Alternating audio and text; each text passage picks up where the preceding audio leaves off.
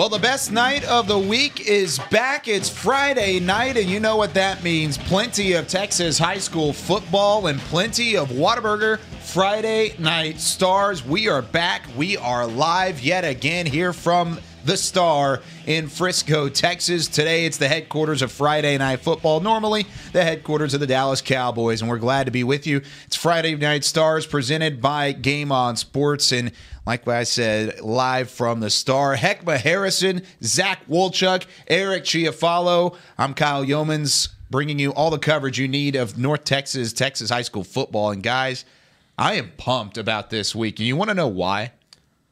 There is no rain right now in the Dallas-Fort Worth area, and I could not be more happy to be giving that news across the area to whoever's watching. We don't have to deal with any delays. Is this the first time all season? It's the second time, week one. Week one. But God, that feels like forever ago. It does. It feels like years ago. It was over a month ago. It's wild. This season's flying by. I'm glad that the rain gods have decided to save us from another Friday night of misery. Thank goodness. And we can get some high school football action in. I couldn't be happier. I know Hekma did his rain dance coming in this morning to keep it out of here. Why it happened. I've been feeling like a meteorologist for the last couple of weeks here. Just like, man, every Friday, when is this going to stop? And we're finally going to get uninterrupted games, and I think we got it. I think we might have it. I don't want to jinx anything because there's a lot of Friday that's left too late to go. Now. We've already jinxed the heck. That's fair. There you go. That's fair. Guys, how we doing this week? How we doing, guys? How we doing, guys? Wonderful. Hekma, how are you? I feel like I haven't seen you in a while. I like that. That's so cute. Whoa. I feel like I hadn't seen you in a while. We're having a little moment here. That rivalry down in the corner. Okay, so I got to bring this up. What rivalry? There's a rivalry have you tried to create here between Hekma and I? It's not going to happen. It's across the table. We agree on a lot of stuff. Exactly. But you disagree on quite a few things as well. Such as? Eric, am I alone in this? Potentially. I don't know. I mean, I don't really understand. I was looking for Eric to back me up. I didn't know where the rivalry was coming at, to be completely honest. No, it's coming from. It is? Yeah, no, you can tell between the two of them. There's definitely a rivalry going on, but we'll talk about that later on as we get started here on Week 5. By the end of the show, we'll be halfway through the regular season of Texas high school football. Jeez, isn't that pretty crazy? That fun, right? Pretty wild. I don't really. It kind of upsets me, to be honest. Yeah, no, it's kind of scary a little bit. I kind of want to throw some extra weeks in there. Luckily, the playoffs are great. Absolutely. Yes. So once you get to playoff football, and we'll have 6 more weeks from there. We're not exactly. We're not halfway through the year yet. But I'm gonna miss just having a full slate of all these district action. I mean, now there's a lot of rivalry games tonight. I mean, and it's about to flip to October. I don't know about you guys. October's my favorite month of the year. Absolutely. Big Halloween guy? Not even Halloween. It's just the change into the season. Yeah, it gets a little cold, and it is really football time. It's where football is. You do have the World Series and everything going on in baseball, but it's really where football is the Lone Star. Yeah, it definitely is, especially in the Lone Star State. I had to go. I like that. Yeah, it was pretty good. Set you up nice. So, with that being said, there are a lot of games to get to. We'll talk about some of the Thursday games later on. Of course, we'll go through all the Friday games. We have a bunch of highlighted matchups. We'll give you scores as they come in, and then also we've got 10 reporters out, actually 9 reporters out on the scene at games around the area. So we'll talk to each one of those and give firsthand accounts of what's going on in Texas high school football. We'll also talk to some of them on the phone later on. I believe we have Preston Stone, quarterback at Parish Episcopal, one of the top quarterbacks in the area. He's going to call in right around 8 o'clock, so stay tuned for that. Hopefully we were able to get Preston on. That's something that's in the works as we speak. Oh, so okay. It should be, we're like 90% sure. Okay, cool. No promises, though? I don't want to, I like to under-promise and over-deliver. Gotcha. Kind of deal here. That's smart. That makes sense. That definitely makes sense. But with all of that being said, let's predict some of these games. It's going to be our starting off point. We're going to start it by predicting the game, flexing a little bit of the brain muscles, as we like to say. Now, and I've got Youmans, are you predicting games? I am predicting games. Just, wow, just like I did last week, Incredible. and the week before, and the week before We that. have to protect ourselves from Eric. Yeah. So the thing about it is we're going to have to start doing this. Like, we're going to have to lock this up on a Friday morning. All right? And then you have the key.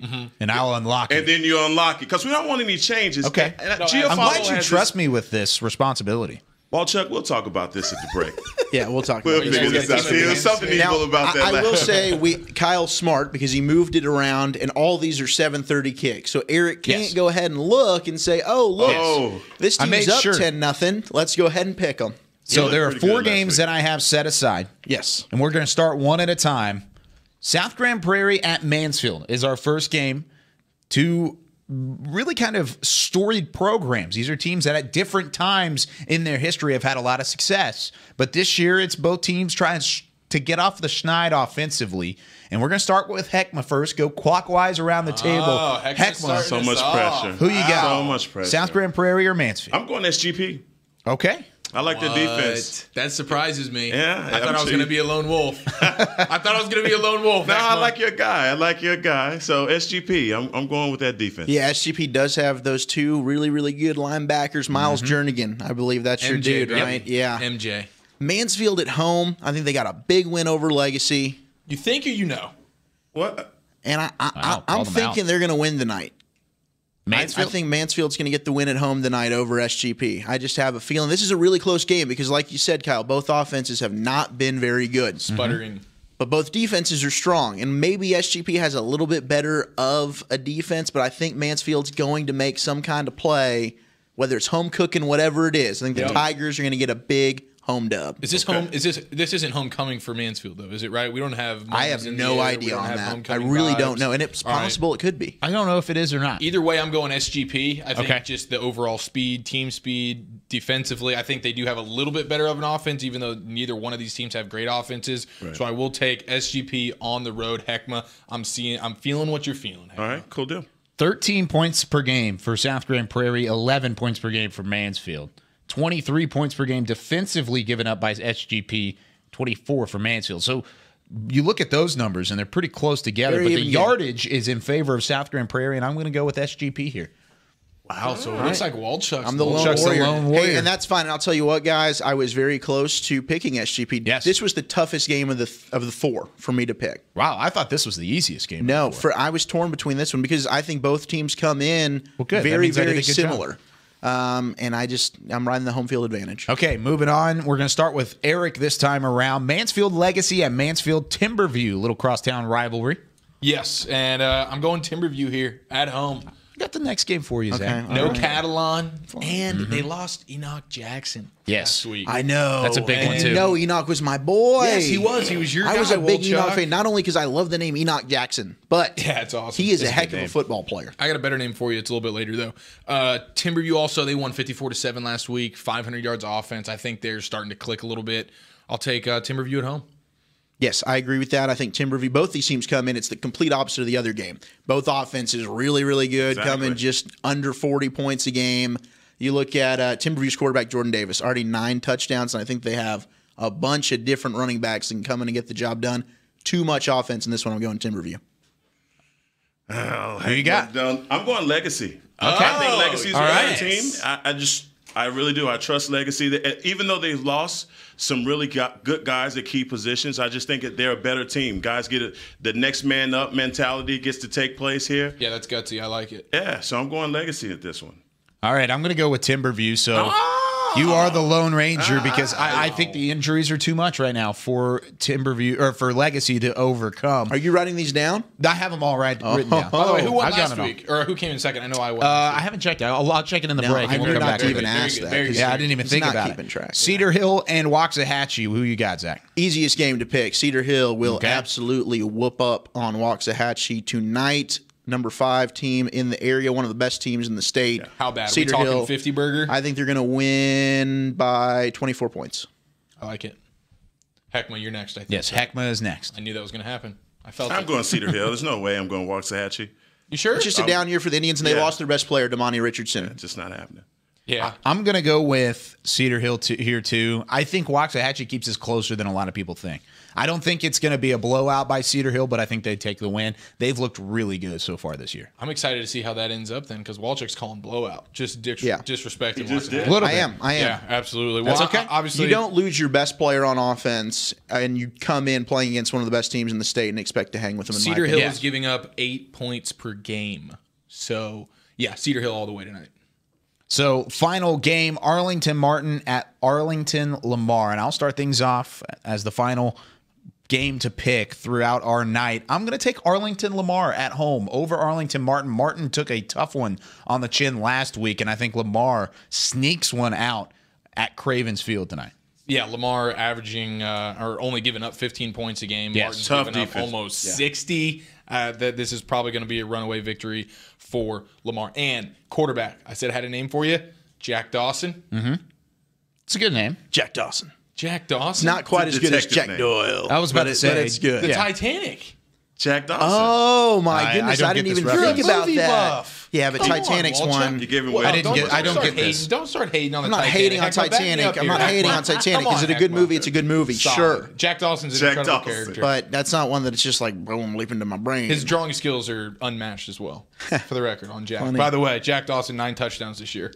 I like 9 touchdowns. With a name like Jack Dawson, I think I'm going with Lamar. He's going to paint a beautiful You're picture going with Lamar. of victory. Yeah. So You're Lamar all the way wrong. across. You're all wrong. Martin's pulling the upset over Lamar. Lamar has not played anybody, in my opinion. Okay. They have a Lamar's good win on upset alert. They have Everybody a good win. Know that now. They have a good win over Richland. Otherwise, they have played very, very easy competition. Martin has a proud history. They are going to come into this rivalry game. They're going to play a lot better. Sophomore quarterback Zach Mundell, he's going to lead them to victory tonight. Wow, that's pretty impressive to look at. That Wolchuk putting them some on confidence, bringing the fire early, baby. Shoulders. I don't think that's that much of an upset. Wow. Okay. I didn't think it would be that Once much you of an come upset into district either. play, anything can happen. Martin's going to win on pride tonight. They're going to get a prideful victory. Prideful win, baby. Prideful for the win. Warriors. It's a proud history Arlington, there, man. History repeats Martin, itself. Lamar, whatever. Both games or both teams looking to pull out a rivalry. Predictions sure to go wrong. There are a lot of rivalry games throughout the week here in week 5, and that's one of the fun things about it. One of those games, Zach, you have a little bit of extra. Do you want to? A little extra involved in these rivalry games. Well, I've got an update for you, Mr. Zach. Oh, do you now? So your alma mater, Yes. Plano West. What? Or no, Plano West is playing your alma mater. I was saying Disrespectful. I was You've saying done your that alma twice. mater and Plano West. Well, it's like Kyle's don't get too Waco upset. University. Yes, exactly. Boy. Well, it's not Waco University. I was saying 2 separate places, okay? Don't get too worked up. Okay. It's hard not Plano is playing Plano West. And my alma mater's which one? You're Plano. Okay. West. Well, the old school. Here's an update from that game. This is a look in from just a couple moments ago. We've got a score on the board. Oh my gosh. In this game. And we're going to go to it really quickly here. Please, Kyron. Cumbie touchdown. No, this is Plano West running on the far side. You look at the far part of the screen, the ball pops out, and it ends up being recovered by Plano West in the end zone. I'm going to see if Chris can play that again. It happens very quickly. Play it in slow-mo, Very, Chris. very quickly. It's on the far right-hand side of the screen. Wolchuk, don't cry. Oh, wow. Yep, there we go. Kind of going back. Punt. Is this a punt? No, it's a kick return. Opening kickoff. And that ball lost inside the 5, rolls into the end zone, and Plano West is there to recover it for the score. And Plano West leads Plano at Clark Stadium 7-0. The Plano Super Bowl. Starting things off right. Wolchuk, you just look defeated already. Look, if Plano wants to lose that game, that's what they're going to have to do. West is looking to win their first game in over 2 freaking years. Upset alert. Oh man, This is not good. You That's put not. Lamar on That's not upset how. That's alert. not how you want to start the game, but it's going to be okay. They're going to get There's the a ball lot of back. football game left Kyron to Cumbie, play. watch out. This is the night. Cumbie's going on fire. Well, we'll get back to some of that game or some of those rivalry games and some of the other games. So first, we'll take a quick break. When we come back, we'll talk about some of the Thursday final scores. Before we get into the Friday scores, we're live from the Star in Frisco. This is Whataburger Friday Night Stars.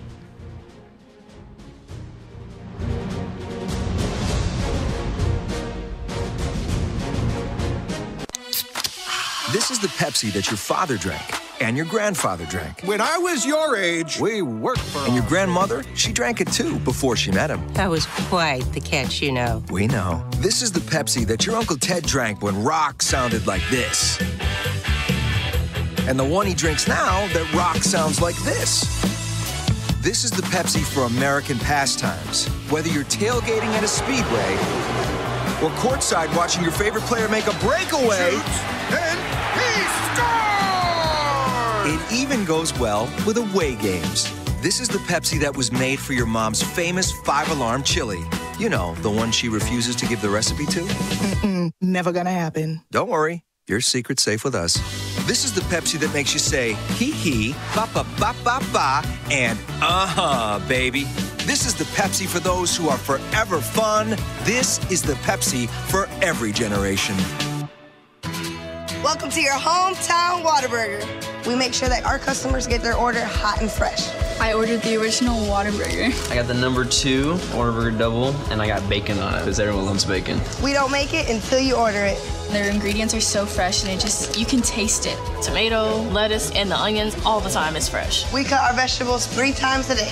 They gave me a hot and fresh burger the way I like it, so I'm happy. Your hometown Whataburger, serving it hot and fresh all day, every day.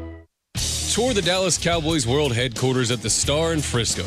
VIP guided tours give Cowboys fans an inside look at the place where the Dallas Cowboys train and work. Fans have the opportunity to see the Cowboys' state-of-the-art war room, grand atrium, a display of all 5 Super Bowl trophies and rings, and more. Connect with the Cowboys in ways you never imagined. VIP guided tours are available daily. Get your tour tickets now at thestarinfrisco.com. That's thestarinfrisco.com. It's true. Everything's better when the Cowboys win, especially Papa John's Pizza. New this season, every time the Cowboys win, you get 50% off regular menu price pizzas the next day at papajohns.com. That's half-price pizzas with promo code CowboysWin. Better ingredients, better pizza. Papa John's, official pizza of your Dallas Cowboys. Limited time offer. Not valid with any other coupons or discounts. Prices, participation, delivery area, and charges may vary. Dr. Pepper is the one you crave. But how do you explain that craving? Imagine a surging river of ice-cold Dr. Pepper, roaring with carbonated mists of desire. You're dangling above it, upside down, like a fishing lure in the wind. 23 flavors tickle your nose, but the river is too far away to taste. Dr. Pepper calls to you. You. Now that is a Dr. Pepper craving. Dr. Pepper, the one you crave. Located at Dallas Cowboys Headquarters at the Star in Frisco, Cowboys Fit offers a comprehensive gym experience with over 60,000 square feet of workout space, personal training, group fitness classes, a heated rooftop pool, and luxury amenities, including the same state-of-the-art equipment used in the Dallas Cowboys team facility. A dedicated recovery lounge featuring hydro massage and cryotherapy, a health and nutrition bar, and so much more. For more information or to join, visit cowboysfit.com. You know those little pins you push in a map? The ones that show you all the places you've traveled to? Well, thanks to American Airlines, you're about to run out of pins. With the most destinations of any airline in the world, American brings you closer to your next trip, wherever it is on the map. So, get ready to explore some new points of interest. The most destinations of any airline in the world. That's American Airlines. Pins not included. Backpack, shorts, and sneakers. Helmets, shoulder pads, knee pads, and cleats. Adidas and JanSport, Under Armour and Nike. Hoodies, jerseys, leggings, and shoes. Start your back-to-school season for less with our head-to-toe selection of sports essentials for under $30 and top brands and footwear under $60. Academy Sports and Outdoors, for all for less. Ever wonder what it's like to play for the Dallas Cowboys? We scratch, we claw, we fight. To sit in the same locker room as your favorite Cowboys players. To run into the end zone. Touchdown, Cowboys! You can do all that and more when you tour AT&T Stadium. Play on the field. See the Dallas Cowboys cheerleaders' locker room and gain access to areas where fans are never allowed on game day. It's all possible with AT&T Stadium Tours. Presented by SeatGeek. Tours are available daily. Visit attstadium.com for details.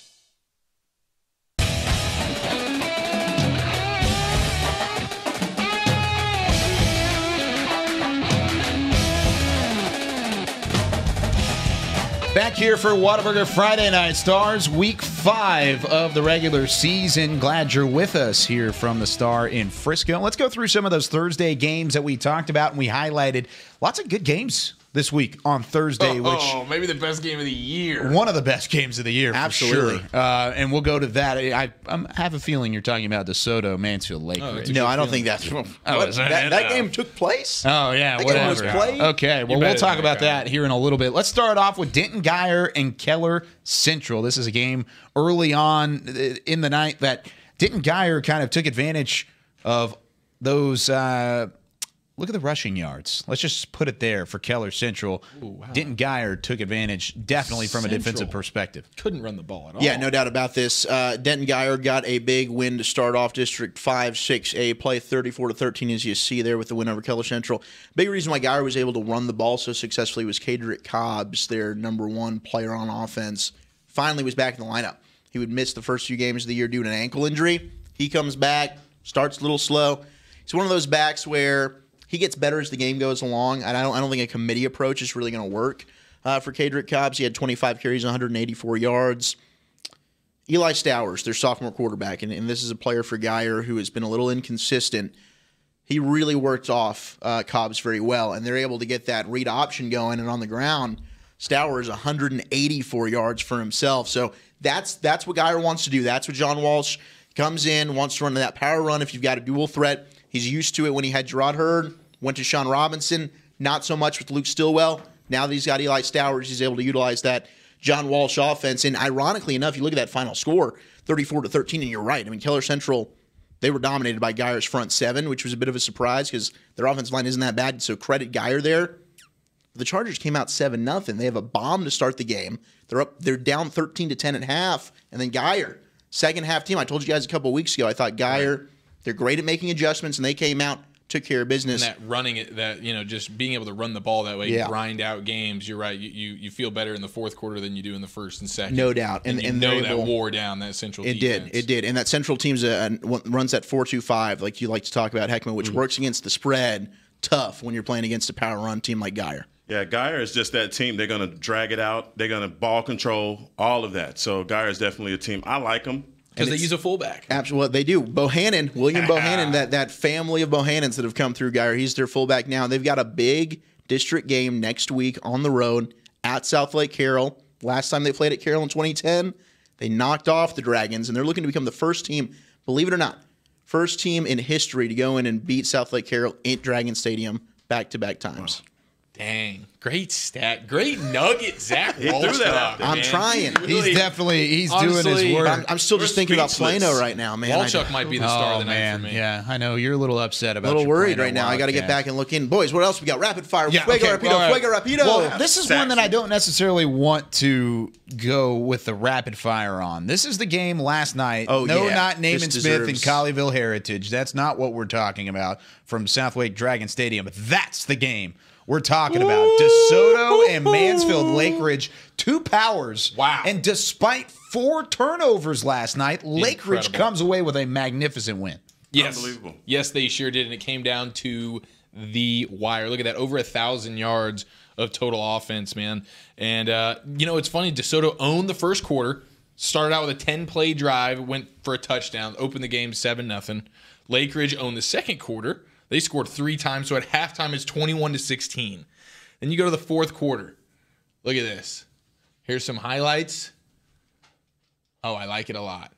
Yeah, that was just fourth down struggles for injury. DeSoto. We got an injury. Injuries throughout. Oh, no. Well, we don't have to talk over the highlights. Continue going through your analysis. I know you get distracted sometimes. Yeah. Well, fourth quarter, Tyson Alexander, DeSoto score, 29-28, a minute 28 left in the game. Amazing throw, man. Yeah, Just no amazing question. throw. That's the game winner right there. Cover 2, and you would expect for the free safety to get over a lot quicker than that. That kid dropped a dime right there in that end zone. Yeah, the offense was just incredible. Here's the DeSoto touchdown. Yeah, this is DeSoto. No, this is DeSoto still struggling on fourth down in terms of this. This is the game winner. Yeah, this is the game winner from right about 38 yards out. Watch this throw on the back shoulder with 2 defenders on him. Bang. Boom. Touchdown, Lake Ridge. 14 seconds left in the game. Just an outstanding game. Rogers limped off the field the previous possession, comes back in. There's a 4th and 12 on that game-winning drive that he converts with his legs, 15 yards, and then he goes down and throws the game winner, and he's showing us. He got something to dance for. Yes, sir. And look at this student section as well after they go over. They are hyped incredible. After a big win over DeSoto. But once again, final score there. It's a huge 34. win for Lake. Chandler Rogers. Oh, it definitely their first year playing up here at 6A, and this is a school that's been a 5A perennial power. They went to the state championship a few years ago, and they've scheduled a non-district to play 6A teams. I didn't think coming into the year that would be a big jump for them, but they are in the district of doom there, playing against some real quality opponents.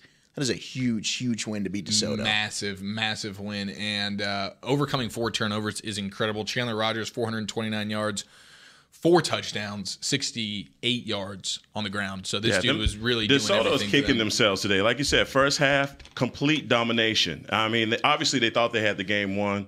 They come back. Mansfield comes back second half and just rolls on them.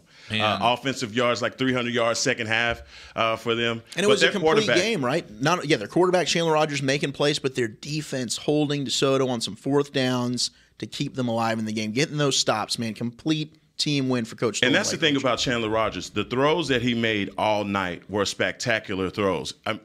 College-level throws, because he was fitting that ball into some real tight spaces last night. And the game winner was no different. And then you think about on that drive, as I mentioned, 4th and 12, he goes on his legs, gets 15 yards, keeps the drive alive, and 5 minutes before that, he was limping off the field with an injury. And the dude's a stud. He's probably going to go ahead. Might go ahead and just name him my star of the night. Yeah, you're exactly right, and we'll get to that later on in the show. Another game last night with a couple different powers, or definitely one power, Euless Trinity. My goodness, they put on a show again, and we saw the student section from Mansfield Lake Ridge earlier in that clip just a couple moments ago, but you got a chance to look at, or you found a clip on Twitter. Yes. It's been retweeted by the Friday Night Stars Twitter, so go follow Friday_Stars and look at the pep rally that Euless Trinity held yesterday morning, but the pep rally was definitely not in vain, because their team showed out on the field. Yeah, they were incredible. It was their 21st victory in a row over their crosstown rival, LD Bell. Imagine the one year, though, that LD Bell finally gets the win. Oh, it's going to be amazing. It's going to be insane. Yes. It's going to be incredible. It's almost going to be like how Plano West celebrates tonight for their first victory against Plano. You know, they might burn down the stadium. Anyhow, Euless Trinity, they got 2 turnovers to start the game. So, I mean, it's literally 14-0 with 7 minutes in the game. You know what I'm saying? 7 minutes into the game, they're up 14-0. And Brandon Theus, man, this dude coming back from an injury, 23 carries, 96 yards and 2 touchdowns. Dude was awesome. Guys, beware of Euless Trinity. This is they're a physical team. They beat you up. Those kids from LD Bell are sore today. Let me tell you. They've been sore for 21 years. 264 yards on the ground. And I mean, these are 3-yard brutal runs that these guys are going for. You're seeing the Trinity offensive linemen blocking these guys at Gatorade buckets. They just don't stop until the whistle blows. So that's a very physical team. They're putting everybody on notice in the Metroplex. And then their quarterback, Ellis, he had an efficient game. Nothing crazy, but 9 for 12, 120 yards and a touchdown. Didn't turn the ball over. I think that's the key. That's the key, man. And Theus and that running game is just spectacular. It really is. Yeah. Moving on from there, the game that was across the hallway last night at the Star in Frisco. Frisco Reedy and Frisco with an impressive win last week, a dominant win over Lebanon Trail. Well, they took the butt end of that Frisco Reedy train because they have been hot as of late, and they shut down the passing attack for the Frisco Raccoons. My goodness, did they ever. Last week, is this 2 weeks in a row now? We got teams throwing for 17 yards in a game.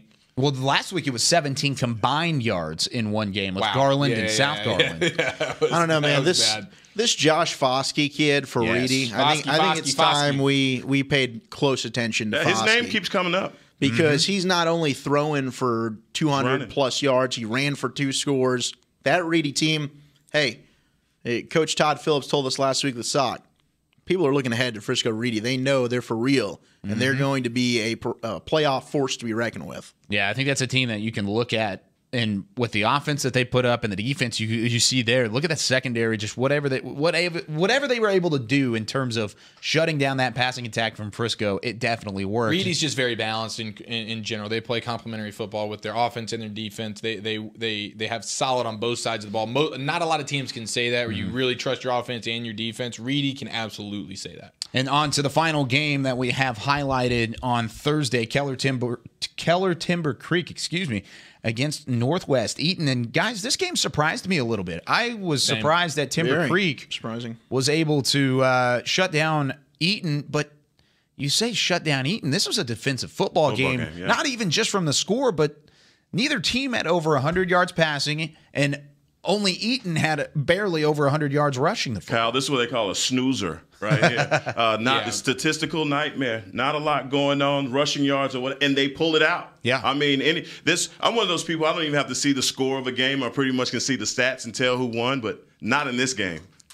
I think for Eaton, honestly, I don't think Eaton got the ball to Titus Swen enough in this game. And I know that they've kind of moved him to receiver now with Dawson Pell being more the lead back, but you can see with limited carries, still, Titus Swen is the back to get the rock. If you're struggling to throw the football, which they were, and you can't get him the ball in the passing game, put him back there and let him carry the rock. Yeah, and it is the red zone offense for Eaton as well. They got a chance. They got some chances down there. They settled for field goals, and they had a turnover in the red zone as well, and 2 turnovers for the game.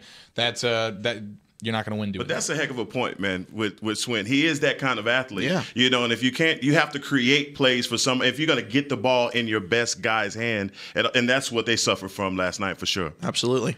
And we've got 22 other games here on Friday that we'll talk about. Those are some of the Thursday scores. We'll go through the rest of them later in the show. But as we go to break, I do want to show you one of our favorites to talk about here on Friday Night Stars, E.J. Smith with Jesuit, of course, son of famous Emmitt Smith. Had a little bit of a touchdown run to start things off against McKinney Boyd in that game. As we'll wait for the highlight. There it is. Look at this. Little counter action. E.J. Smith goes into the pile. Watch this. Here he comes the other direction.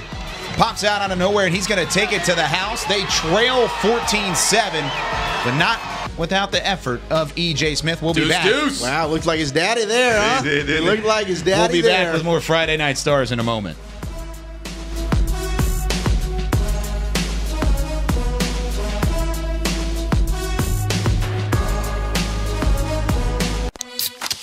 This is the Pepsi that your father drank and your grandfather drank. When I was your age, we worked for And your grandmother, she drank it too before she met him. That was quite the catch, you know. We know. This is the Pepsi that your Uncle Ted drank when rock sounded like this. And the one he drinks now that rock sounds like this. This is the Pepsi for American pastimes. Whether you're tailgating at a speedway or courtside watching your favorite player make a breakaway. and he scores! It even goes well with away games. This is the Pepsi that was made for your mom's famous 5-alarm chili. You know, the one she refuses to give the recipe to. Never gonna happen. Don't worry, your secret's safe with us. This is the Pepsi that makes you say, hee, ba, ba, ba, ba, ba, and baby. This is the Pepsi for those who are forever fun. This is the Pepsi for every generation. Welcome to your hometown Whataburger. We make sure that our customers get their order hot and fresh. I ordered the original Whataburger. I got the number 2 Whataburger double, and I got bacon on it because everyone loves bacon. We don't make it until you order it. Their ingredients are so fresh, and you can taste it. Tomato, lettuce, and the onions all the time is fresh. We cut our vegetables 3 times a day. They gave me a hot and fresh burger the way I like it, so I'm happy. Your hometown Whataburger. Serving it hot and fresh all day, every day. Tour the Dallas Cowboys World Headquarters at the Star in Frisco. VIP guided tours give Cowboys fans an inside look at the place where the Dallas Cowboys train and work. Fans have the opportunity to see the Cowboys' state-of-the-art war room, grand atrium, a display of all 5 Super Bowl trophies and rings, and more. Connect with the Cowboys in ways you never imagined. VIP guided tours are available daily. Get your tour tickets now at thestarinfrisco.com. That's thestarinfrisco.com.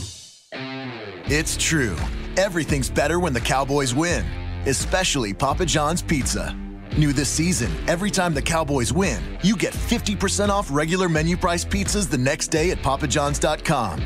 That's half-price pizzas with promo code CowboysWin. Better ingredients, better pizza. Papa John's, official pizza of your Dallas Cowboys. Limited time offer, not valid with any other coupons or discounts. Prices, participation, delivery area, and charges may vary. Dr. Pepper is the one you crave. But how do you explain that craving? Imagine a surging river of ice-cold Dr. Pepper, roaring with carbonated mists of desire. You're dangling above it, upside down, like a fishing lure in the wind. 23 flavors tickle your nose, but the river is too far away to taste. Dr. Pepper calls to you. You. Now that is a Dr. Pepper craving. Dr. Pepper, the one you crave.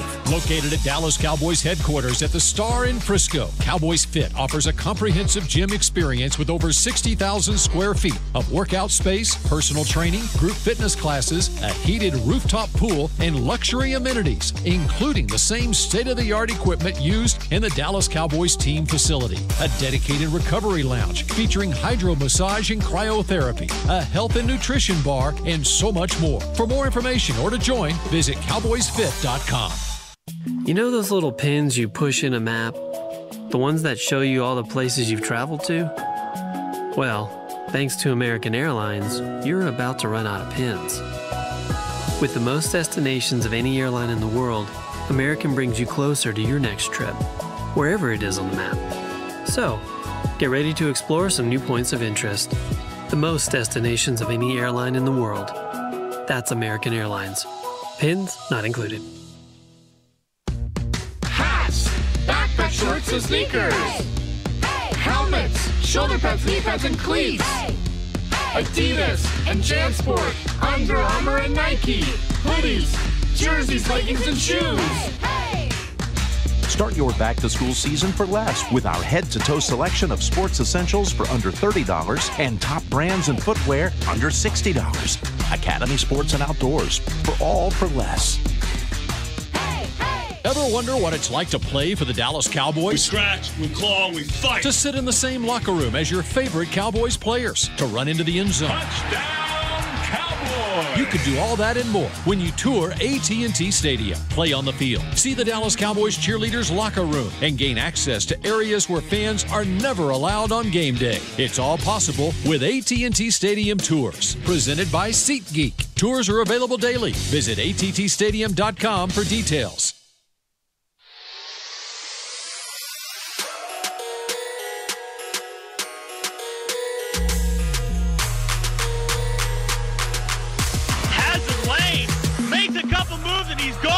It's a foot race to the 50, the 40.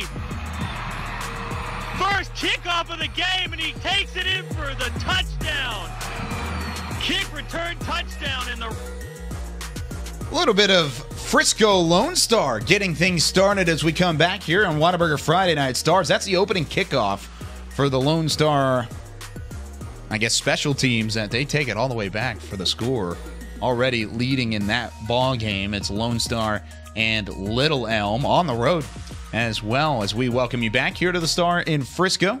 Kyle Youmans, Hekma Harrison, Zach Wolchuk, and Eric Chiofalo bringing you Whataburger Friday Night Stars. Glad you're with us. Let's go through some of these scores, boys, and preview some of the matchups as well. Some of these games are already underway, or most of them are already underway. Allen and McKinney. Let's start this off with the number one team in the country, as we tend to do every week. Well, you thought that Allen would come in and just steamroll over McKinney. Currently 10-7, a little bit of a tight game there. McKinney, a couple of good punts. I'll tell you what, their punt was so good, it was actually listed as a scoring play. It was a 42-yard boomer. Wow. No points from it, but they wanted to put it inside as a scoring play. Love a good punt, man. That's impressive. I got some nuggets on this one. Okay. So coming in, I think that most people are going to just assume Allen's going to run all over McKinney, which could be the case. We've got some stats going on right here. Obviously, lopsided. Undefeated is Allen. Winless is McKinney. But there are some common denominators here. McKinney's new head football coach is Mr. Marcus Shavers. Now, you might not be familiar with Marcus Shavers, but I can guarantee you Allen Eagle fans are. Marcus Shavers, an All-American on the 2005 Allen football team, went on, played at Arkansas, got a head coaching job out in El Paso. Turned that program around. He spent 2 years there. They had won 2 games the season before he got there. I think they went 18-6 in his 2 seasons there. Now he comes over to McKinney, his defensive coordinator, while he played at Allen. The current head coach for Allen, head coach Terry Gamble. So he comes in trying to instill some of that Allen Eagle mentality. In fact, his assistant head coach is Robert Boone, who also played at Allen. So little inside trader here. McKinney trying to kind of build and form what made Allen so successful and has made them successful now for the last 20 seasons. Well, jeez, Wolchuk is just absolutely on fire tonight. You see it? He's definitely did their homework. I thought Chandler Rogers was going to be my star of the night, but it might end up being Wolchuk. You're always my number one star, buddy. Thanks, brother. All right, going from there, let's go to Denton Ryan and Denton. The Denton Ryan Raiders currently in a crosstown matchup. That's a good game overall. Actually, look, there's Naaman Forest again and Colleyville Heritage. That keeps popping its Newman head Smith up for the record. Yeah. Oh, sorry. That's Newman also Smith. a game. That's also a game that's But yeah, being there's played. Denton and Denton Ryan. You look at really the matchup. You expect Denton Ryan and the Raiders to kind of come through and once again steamroll a team, but with their defense. Their defense is going to score Yes. like 90% of their points tonight. Their offense will probably kick a field goal or two. The defense will probably have 3 returns for touchdowns, and it'll be wonderful for Ryan. And I think week in and week out, we've been waiting on Denton Ryan to kind of explode and be that dominant program of the past. Well, the Hennigans are holding him back, right? Isn't it the Hennigans? Look, I mean, Ian Hennigan is their head coach and their quarterback right now. Ian Hennigan's the quarterback, but Amani Bailey on the ground. I mean, that's really going to be the key for this offense. He already has a 34-yard touchdown, so Ryan is up 7-0. It's the District 4-5A opener for both schools. This is a rivalry, man. Tough. Last year was on ESPN, a national televised game. This is a big-time rivalry in the area. It doesn't matter what the records are. You can throw them out. I think the Broncos are going to come out and play inspired football here, but Ryan is the better football team. I mean, you'd expect their defense that already has 6 scores tonight to go ahead and capitalize on really a Bronco offense that struggled. I expected more from their quarterback, Landry Kinney, coming into the year because he actually had a really good freshman season. Yeah, right now he's 3 of 6 for 34 yards. But you talked about how this is a game that on paper you would expect Denton Ryan to steamroll Denton. Well, it's only 7-0. That one score is the only score, and we're already into the second quarter of that matchup. So it's definitely not a blowout as of yet. Let's move on to Flower Mound in Louisville. This is a Flower Mound team that I've kept my eye on for a long time, just because you think that maybe they have a chance to try and end that drought. Well, they're off to a 1-2 start, and it doesn't get any easier with Louisville on the horizon. No, not at all. And I actually talked to the play-by-play guy for the Louisville Fighting Farmers, and Nick Nepic, a partner of mine at 105 The Fan. He said, look, this is probably a de facto playoff game for both these teams. The winner has a chance to be that 4th team that's in out of this district. The loser, probably on the outside looking in. Yeah, it's a big-time matchup. Anytime you can go up against a winning team in your district in terms of Louisville, and then Flower Mound has to try and take advantage of that. Love the early season playing games, you know? Yeah, well, and Louisville already up 6-0 on Flower Mound, and this is a Flower Mound team that they've been there before. They've just narrowly missed the playoffs. Kind of seems like a trend for the Jags. Fort Worth All Saints and Bishop Dune. This is another big-time matchup. It's Bishop Dunn. Excuse me. You guys have did that on purpose. No, you guys have purpose. confused me all night long. It's definitely done, and I know it's done, but you keep saying Dune, and I'm confused. We keep saying Dune. You confused me all night long. Well, this is a TAPS matchup where I expected it to be close, but Bishop Dune has... Done! God! Stop it, Eric. Stop it. All of the athletes are on Bishop Dunn. I mean, Done. literally. They really are. I hope you're done saying Dune, Kyle. Is it Bishop Dunn or Dune? It's done. Well, Bishop, but you've said Dunn's. Dune twice now. I said done just now. No, you've said Dune. I'll twice tell you what, now. Chris. Okay. If we have the ability to go pull the tape back Please later do it, on, because I I said done. That. Oh my gosh. Well, Youmans. Bishop Dunn is winning this game right now 35-0. And it's at the start of the second quarter because they have dominated Fort Worth All Saints in a very surprising, and it's safe to say this game might be Dune already. Did I get it right? With the jokes? Well, Bishop Dunn only gives up 12.5 points a game. Just so you know. So they've given up 0 at this point. That's Eric had right lots of notes for this, and now it's just I did. It's over. Now they're all Well, tell me about this Bishop Dunn football team, because they're sleeping and under the radar. They're filled with D1 recruits. Yeah, no, I mean, the story of this team is really defense, man. Their defense is incredible. You see the stats up there. They only give up 12.5 a game. Last week, they pitched a shutout against San Antonio Cornerstone. So it's no surprise that they're dominating this game, but I wonder if it's all defense, if they got any defensive touchdowns. I can't get any updates on mine. Yeah, it's not up to date. Wolchuk seems to be getting all the updates. And remember last week you were talking about Beeson that went to Duncanville. Yeah, just imagine if this kid was still on that Bishop Dunn team. Yeah. I think he's better off at Duncanville. They're going to play for the 6A state title, but I'm with you, man. They were littered town on that back end. They got my guy Marcus Williams. That's her. Dune had to be disappointed when they lost that guy. I'm so confused and so frustrated. Brian Williams, excuse me. I said Marcus. Marcus Williams is also a safety. That's right, I'm so defeated. Dune. It's Brian. It's Dune. It's Bishop Dune. I've lost it.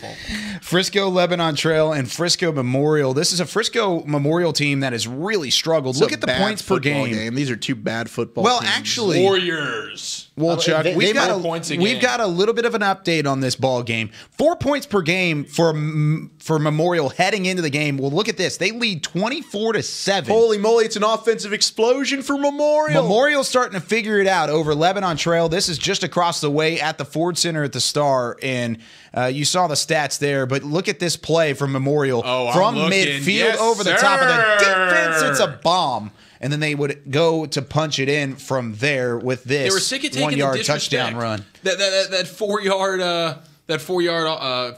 yard passing offense or 4 point scoring offense is just they're tired of taking it, and not punching it into the end zone. Well, they do it there to get a early 24-7 lead. Frisco Lone Star and Little Elm is our next matchup. You saw it pop up there for just a moment. And this is a Frisco Lone Star team. We showed you the highlight coming into this segment, and they took that opening kickoff back for the score. Lone Star, is this a game that they should dominate from top to bottom? You know what? The Lone Star defense is out. They're lights out. Outstanding. 3 of their juniors, and they're led by their juniors on their defense. You got Kalen Ford, Dylan Harris, and also Torrin Pittman, a guy that we've already talked about. Look, Torrin Pittman, again, is a kid he's kind of flying under the radar right now, but he's a tweener at defense. He's just an all-out athlete, a kid that plays in the slot, puts his hand in the ground, he stands up. They may even put this kid at tight end every now and then. But this other guy, I want to tell you, 24, Jalen Ford, man, this kid will knock the paint off a school bus. He's just one of those. He's just a guy knock the paint off a school bus. I'm telling you, man, he plays behind his pads really well. Okay, every time he's making a tackle, it's like a ooh hit every time. And so both of these teams come into tonight's matchup scoring 25 points apiece. But the difference being that Lone Star only allows 6 points on defense. Yeah, that's incredible, and they're led by their juniors. And so what that mean? Next year's going to be fun too. Lone Star's locked and loaded, man. They are really, really good on the offensive side of the ball. I mean, I saw them live and in person with that defensive grudge match with Highland Park, but they've certainly got firepower on offense.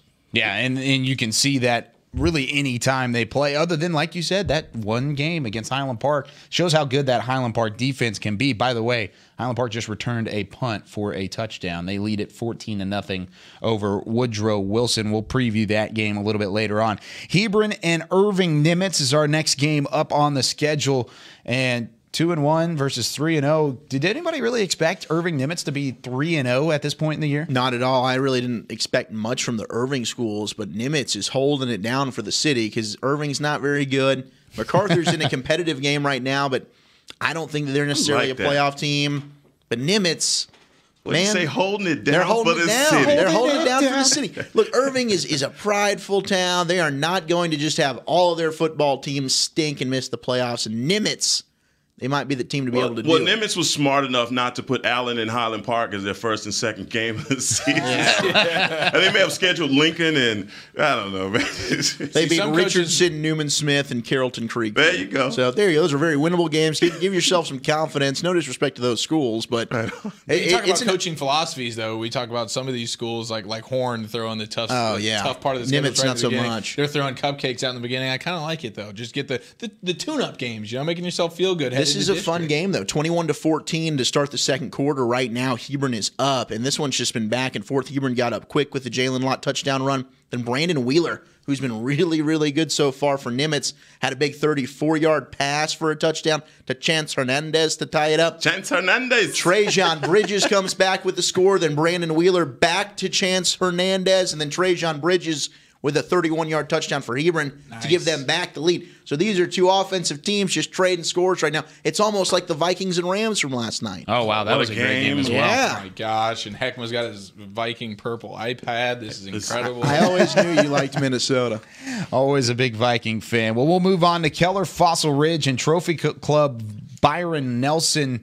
And Byron Nelson really has struggled this year. Were you surprised by that? Eric, I know you're from that neck of the woods. Yeah, definitely. And certainly, anytime you start 0-3, I wasn't expecting this team to do that. You remember they had that tough game against Grapevine, where Grapevine was just going crazy, and their linebacker had a night to remember. But yeah, it's a shame. You start 0-3, and now you're talking about a Fossil Ridge team that has a really good defense, and this is probably going to be another loss for Byron Nelson. You would imagine they do put up some points, but the Fossil Ridge defense, man, is one that we've talked about quite a bit. They had that battle against Denton Ryan a few weeks ago, and that's probably going to end up being too tough for Nelson. Yeah, Keller is definitely a team that, as the years gone on, they have taken on their identity behind their defense, which you hadn't seen a lot of teams in the Metroplex do that. It's been offensive extravaganza, but, Keller Fossil Ridge is definitely a team, another one that's making a bleep on the radar now. No doubt. They're an overtime loss away from being undefeated right now, and they've had some big wins over that Hebron team right now. Absolutely. That's in a good football game, and then I think week 1 they beat Flower Mound. So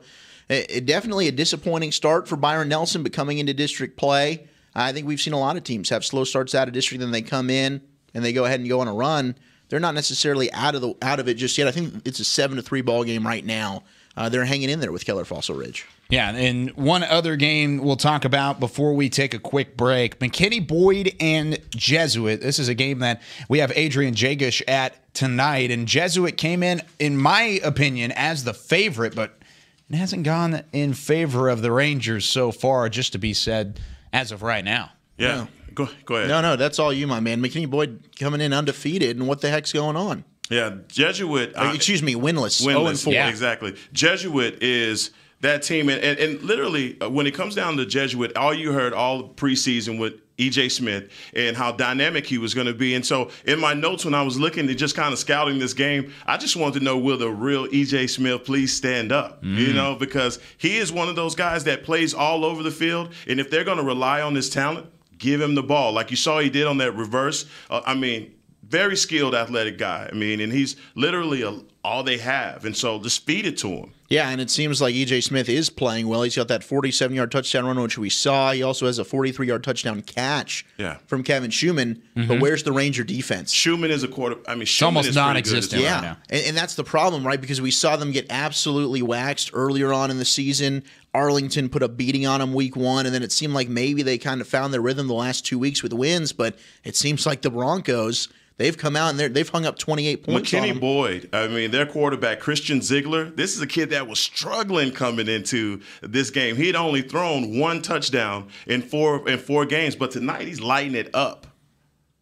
Yeah, defense. And that's one of the big things you look at. E.J. Smith had that touchdown early. Other than that, McKinney Boyd has run all over Jesuit. Jesuit's just been a Jekyll and Hyde team, man. You think that they've got pieces to be a contender, especially with that quarterback and that running back, but the defense has been wildly inconsistent. 5 minutes left in the second quarter in that ball game. So we're not even at halftime yet. McKinney Boyd already has 300 yards of total offense. Crazy, man. Pretty bad so far for Jesuit. But we're going to take a quick break. When we come back, we'll run through some of the other scores going on right now and some of the other games in our highlighted area. Look at this.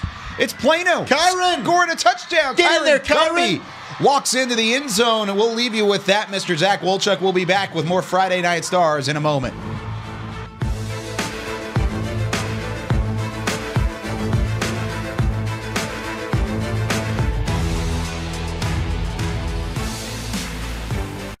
You know those little pins you push in a map? The ones that show you all the places you've traveled to? Well, thanks to American Airlines, you're about to run out of pins. With the most destinations of any airline in the world, American brings you closer to your next trip, wherever it is on the map. So, get ready to explore some new points of interest. The most destinations of any airline in the world. That's American Airlines. Pins not included. Backpack, shorts, and sneakers. Helmets, shoulder pads, knee pads, and cleats. Adidas and JanSport, Under Armour and Nike. Hoodies, jerseys, leggings, and shoes. Start your back-to-school season for less with our head-to-toe selection of sports essentials for under $30 and top brands and footwear under $60. Academy Sports and Outdoors, for all for less. Ever wonder what it's like to play for the Dallas Cowboys? We scratch, we claw, we fight. To sit in the same locker room as your favorite Cowboys players. To run into the end zone. Touchdown, Cowboys! You could do all that and more when you tour AT&T Stadium. Play on the field, see the Dallas Cowboys cheerleaders' locker room, and gain access to areas where fans are never allowed on game day. It's all possible with AT&T Stadium Tours, presented by SeatGeek. Tours are available daily. Visit attstadium.com for details. It's true. Everything's better when the Cowboys win, especially Papa John's Pizza. New this season, every time the Cowboys win, you get 50% off regular menu price pizzas the next day at papajohns.com. That's half-price pizzas with promo code CowboysWin. Better ingredients, better pizza. Papa John's, official pizza of your Dallas Cowboys. Limited time offer. Not valid with any other coupons or discounts. Prices, participation, delivery area, and charges may vary. This is the Pepsi that your father drank and your grandfather drank. When I was your age, we worked for. And your grandmother, she drank it too before she met him. That was quite the catch, you know. We know. This is the Pepsi that your Uncle Ted drank when rock sounded like this. And the one he drinks now that rock sounds like this. This is the Pepsi for American pastimes. Whether you're tailgating at a speedway or courtside watching your favorite player make a breakaway. Shoots, and he scores! It even goes well with away games. This is the Pepsi that was made for your mom's famous 5-alarm chili. You know, the one she refuses to give the recipe to. Never gonna happen. Don't worry, your secret's safe with us. This is the Pepsi that makes you say, hee, ba, ba, ba, ba, ba, and baby. This is the Pepsi for those who are forever fun. This is the Pepsi for every generation. Welcome to your hometown Whataburger.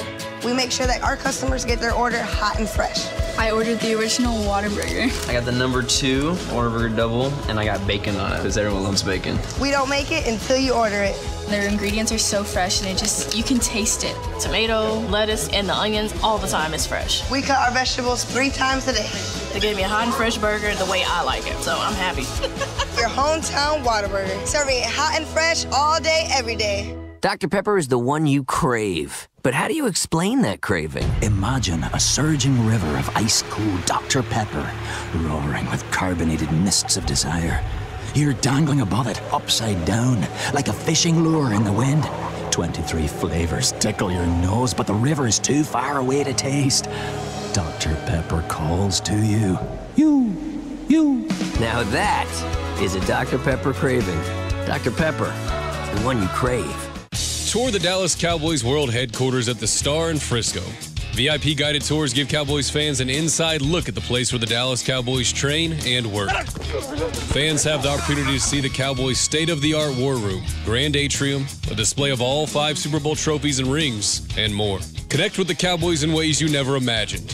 VIP guided tours are available daily. Get your tour tickets now at thestarinfrisco.com. That's thestarinfrisco.com. Located at Dallas Cowboys Headquarters at the Star in Frisco, Cowboys Fit offers a comprehensive gym experience with over 60,000 square feet of workout space, personal training, group fitness classes, a heated rooftop pool, and luxury amenities, including the same state-of-the-art equipment used in the Dallas Cowboys team facility. A dedicated recovery lounge featuring hydro massage and cryotherapy, a health and nutrition bar, and so much more. For more information or to join, visit cowboysfit.com.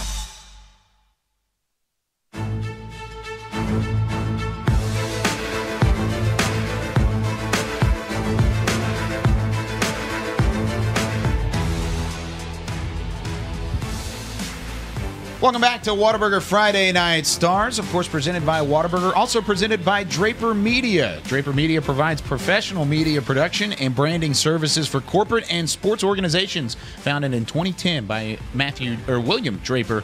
Draper Media is now the premier brand of champions, serving the top Division I teams in college sports, professional sports, and leading television affiliates and corporations. Welcome back to Whataburger Friday Night Stars.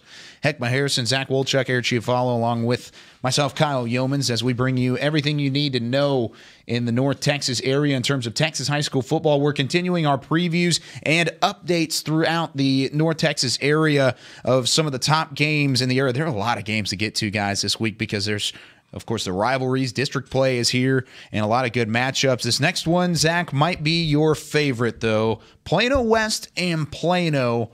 Tell us everything you know about your alma mater and then how they're going to beat Plano West tonight. Well, coming into this one, Plano 1-3, Plano West 0-4. I've mentioned it quite a bit. The Wolves are looking for their first win since September 22nd of 2016. Plano looking to reclaim that rivalry, braggadocious mentality. They're coming in here looking for their third straight victory against the Plano West Wolves. And for West, I'll say this, man. I'll say they've got some firepower on offense. They have a couple of receivers that are quite good when it comes to stretching the field. They're good for a total of 2 touchdowns. You are so proud right now. Well over 20 yards. Wait, where'd that shirt come from? I don't know where it came from. Eric, have you had that the entire time? Eric pulled it out of the hat. It's a maroon out right now at John Clark Stadium. I don't know if you noticed in those highlights, Plano wearing some of the most classic, the throwbacks, most beautiful jerseys in all of high school football. All maroon. Check the paw prints on the color helmets. rush, the Plano color rush. That's not even color rush, baby. That is just all natural. Plano in a tight one right now with Plano West 14-all. This would be extremely embarrassing if the Wildcats can't get it done. Plano, I expect more from you. Kyron Cumby's got a touchdown. Cody Christ, a big 77-yard touchdown pass to Oliver Towns, but West is hanging in there. This Plano defense needs to figure it out, man. Your swagger is on 100 right now. I know. And I bet, Wolchuk, you probably look so good in those all-maroon did I look unis good? back in the day, dude. No. Is that your favorite look? The all-maroon unis back in the day? Oh, it's always been my favorite look, man. Good. All I bet you maroon, look sharp. doubt. I bet you looked great. Yeah. Well, so thing. from 2 Plano schools to another Plano school, Plano East, they've got themselves a tough test tonight against Prosper. That's an undefeated Prosper team, and Plano East also undefeated. Yeah. Both 4-0. This is one of the most exciting games of the night. This is an outstanding matchup. Tell us about it. Yeah, no, this is 2 unbeatens in District 9 6A, and I know East is coming in feeling really confident about their defense. They held Boyd to just a single touchdown last week, and now look at what McKinney Boyd's doing against Jesuits. So East is for real this year, and not only that, I think what makes this game so good is because both teams are extremely balanced. East, though, I think maybe more balanced as an overall football team. Defensively, they're good, and offensively, they're racking up, as you see there, just under 550 yards a game on offense. Last week they had 6 scores. I know that they've had some good talent come through Plano East. Their head coach, Joey McCullough, says this is the best receiving core they've ever had, that he's seen since he's been at East, and he coached at Plano West and played them once a year before that. So East is coming in confident, but Prosper making that move up from 5A to 6A. We talked to Brian Sutcliffe last week. This is an Eagle team. They're not scared or intimidated about anybody, man. Yeah, Sutcliffe brought it up last week, just what they're trying to build there in Prosper, and it looks like it's obviously working with that step up from 5A to 6A.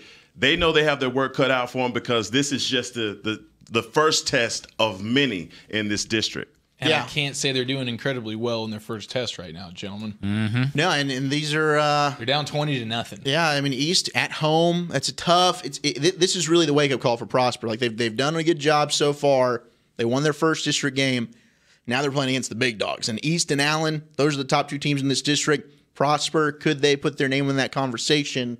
Right now, East is saying your time's just not quite yet. Are they tapping them on the forehead right now? Hey, you're getting there. You're getting there, Keegan Shoemaker. You're getting there, boys. You guys got some talent on that side of the football. Wayne Anderson running the football, but we're putting you in your place for right now in 6A. Easy wow. Now. And we'll talk with a couple individuals from this game. Derek Finch is there as our reporter right now, and then also we'll probably talk to Brian Sutcliffe, voice of Prosper Athletics, later on in the show. He might not be as chipper as he was last week. Yeah, he was very chipper last week. He was loving those Prosper Eagles last week. But as of right now, just got a text from Derek Finch. This game's actually in a delay.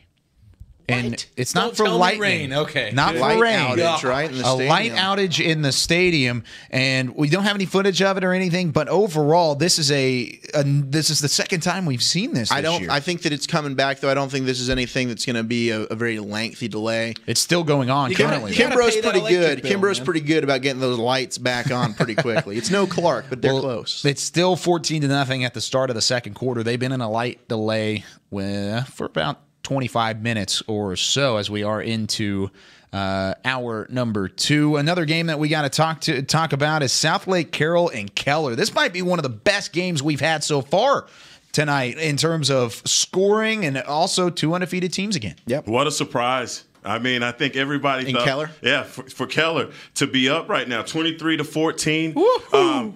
You know, the Dragons came out, they scored on their first possession, big play, and Keller just answered every play. You know, when they made a big play, they matched them. And so, guys, this is going to be a shootout at the end of the night. We're going to have to watch this game. Riley Dodgers, guys, again, when you think Southlake, you think offense, because that's why they brought him in to score a lot of points. But surprisingly, it's supposed to be the Southlake Carroll defense is really what's been keeping them in a lot of games, like our team, Denton Ryan. You know, two programs kind of on same pace, basically. Well, I mean, Southlake does have Will Bowers is an outstanding quarterback. See, that's the thing right now with Ryan. If you wanted to compare those two teams, and defensively, I get what you're saying, but I think Southlake Carroll, in terms of knowing for sure you've got some offense to back it up, it's there. Yeah, T.J. McDaniel, Will Bowers, they've got some playmakers, but on defense, led by R.J. Mickens, who's making his presence felt in this one. Absolutely. Well, and we've seen Southlake get off to a slow start offensively in the opening game of the season against South Grand Prairie, and they followed that up with a fourth quarter of that game that was an offensive outburst. Let's see if they can do that again. But as you mentioned, the defense kept them in that game. Right now, they've already given up 23 points. They're down 9 points already in this game. So the defense is going to have to do something. But we've seen this offense get off to a slow first half start and then close the game very well. Maybe they can do it again. And I think that the big thing for Keller is they've established the run game. And Chobo, their outstanding running back, has over 80 yards already in this football game. What is that again? Chobo? Chobo. Gosh, the names, man. It's another Enoch. Incredible. It's another Enoch. Enoch and Chobo, who's one of the best running backs in the area for Keller. A big reason why they're undefeated to start the season. He's still red hot, and he's putting a pounding on the Dragons. And that's the thing. Wear him down too, right? Exactly. Yep. That's the thing. When you see it, good running game, good defense, wins a game every time, sir. So as we continue through the Friday scores and what's going on right now, we preview some of the best matchups. The game across the hallway is now at halftime. You know what that means, Mr. Zach Wolchuk. Wolchuk's time to shine. For the second week in a row, let's take a quick look inside the Ford Center, the Battle of the Bands. Oh, the snare, baby. Second week in a row. I think this might be the same band we looked at last week. And we've got a little bit of the music. It is the same band. Yes. They've got that seashell back. Yeah. Well, this is not recorded footage, I promise. Yeah. This is live. This is happening right now. Look at that. Live. This is awesome. Battle of the Bands, guys, baby. Man. Just wanted to give a quick look, and we'll continue. We need a memorial. That used to be me. You're exactly right. Well, Chuck, that used to be you. But you're right. This is the second week in a row we've seen Lebanon Trail. Yep. No. Nope. Hekma was not a band. It's Mrs. Hekma. Yeah, there it is. Yeah, color guard. We'll get back to football, though. We just wanted to itch or scratch that itch for you, Wolchuk. I saw that across the way. I knew you were excited. Anytime we can get some band action, I'm about it. Definitely so. Arlington Bowie and North Crowley is our next matchup we want to talk about. And these are two teams that North Crowley hasn't necessarily looked too great. Bowie looked really good to start the season, but it's kind of stumbled since then. Yeah, I mean, it's a Bowie team that I pegged as watch out. And I thought last week's game against Rockwall, I was thinking maybe they could come out and give Rockwall a run for their money. Not so much. It was competitive. Rockwall pulled warm-ups? No, I mean, overall, it was a competitive football game. It wasn't a blowout. Yeah, it wasn't a blowout. I mean, it was close at halftime. Bowie's had time to have a week off to prepare for this game. It's scoreless right now. We know they're going to play good defense. The question is, can the Vols get enough offense? Right now, North Crowley in a deadlock 0-all, but I'm thinking Arlington Bowie's going to get this win. At least I'm hoping, because I can't predict a team to be a dark horse and them not produce for me. Yeah, that would not be good, Wolchuk. That would not be. It would not look good. It would be a blemish on your rather perfect resume. It would be a blemish on my soul. Yeah, blemish it would not be on good. the soul. But there's a lot of yards. I mean, both of these teams put up a lot of yards. I mean, Malcolm Mays, let's go. Burner. I know Malcolm Mays running the football for Bowie. Crowley gives us a ton of points. This is, I mean, Bowie's got to come away with this victory. Yeah, I mean, they've definitely got a lot of time left in that football game, and we'll see what the score is here in just a little bit. But moving on, Arlington-Martin and Arlington-Lamar, crosstown rivalry. This is a game we predicted earlier. And Martin 0-3, Lamar 3-0. I think all across the board we picked Lamar in this football game? No, I picked Martin. Yeah. Okay, that was you picked upset Martin. alert. Wolchuk my put upset Lamar alert on of the night. Upset alert. How's that working for you right now? Ooh, Lamar's up 21-0. Hey, second half for Martin. It's all Martin's good, a second baby. half team. It's all good for Definitely Martin. They're coming It's back. going to have to be a second They're going to have to. I thought you said that proud Captain history. Obvious. I thought the proud history of Martin was going to propel them to a victory over Lamar tonight. It might. It still might. It's not looking too good. Lamar's putting a spanking on him. Jack Dawson. Lamar defense. Jack Dawson. I guess I shouldn't pick it against a guy named Jack Dawson. Jack Dawson's going to paint a beautiful picture. It's really been Jordan Williams on the ground. He's got 14 carries, $115, averaging over 8 yards a touch. Also has a touchdown. And right now, Zach Mundell, the Manziel Magic. That was your guy. That was your guy coming into the game. Well, this game against Rockwell last week was a TXA 21 game, so I got to go back and watch some of it. And there was a little bit that I liked from that Mundell. He's a moxie, young kind of guy. Didn't seem like the moment was too big for him. He was composed? He was very composed out there. I thought he was going to come out and run the football well, but so far not so happening. much. I do have an update, gentlemen. We just talked about Southlake and Keller. Yeah. What did Southlake do? They answered the call. Yeah. A TJ McDaniel 8-yard touchdown makes it a 21-23. The Knights watch over there just answering the call. 90 seconds to halftime. That's a fun game, Keller and Southlake here. Oh, it's amazing. And we talk about crosstown rivals. I mean, that's a little bit of a crosstown. I mean, I wouldn't say it's overly been a huge rival because of Southlake, but that is, they're practically neighbors. Yeah, explosive offense. The Dragons can score at any time.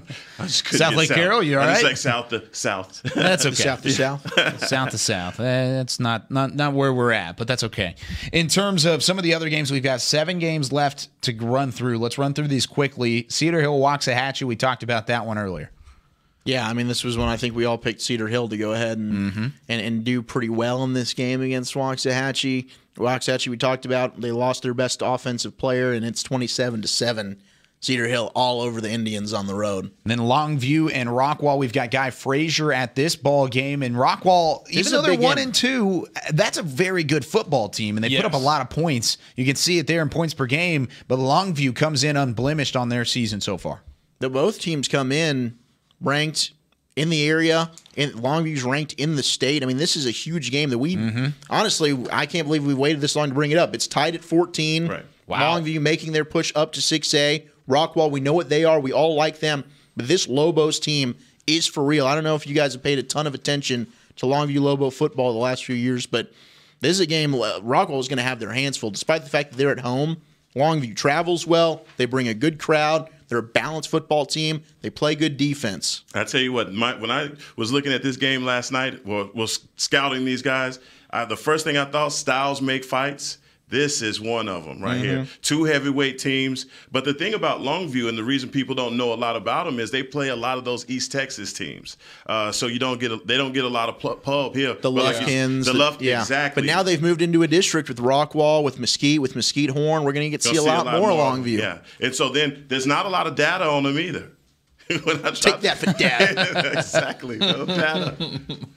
Yeah, so Rockwall's a heck of a team. Yeah, moving on from there, Mansfield, Legacy, Mansfield, Timberview, another game that we predicted, but really these are 2 squads that Legacy, injuries, that's been the story of their season. Timberview, just kind of a disappointing start. How's that working out for my prediction? It's a close one. It's 8-7. Timberview up by 1 point. So, hey, another one of those rivalry games. You throw the records out, and Legacy, I think, on paper coming into this one, would have been very close. A lot of people probably would have picked Legacy. The injuries are the reason, and no doubt, man. With how good Timberview's offense has been, I think why a lot of people lean Timberview in this game. Yeah. And then Mesquite Horn and Mesquite Horn finally looks like they could have a game where they have a get well scheduled matchup, and they could take down Mesquite. Like probably their team is begging district play to start, right? They're like, oh my gosh, we've played a gauntlet here. Can we please get district play to go? The gauntlet is definitely what they've gone through. Couldn't have had a tougher schedule. Again, definitely chomping at the bit to be a part of the district play, and now they're taking advantage of it. Yeah, we've still got that Mansfield Legacy, Mansfield Timberview up there, but we are talking about Mesquite Horn and Mesquite in their matchup. And Mesquite tied at Horn, 7. Yeah, tied at 7 right now. Mesquite Horn 0-4 against a 2-1 Mesquite team.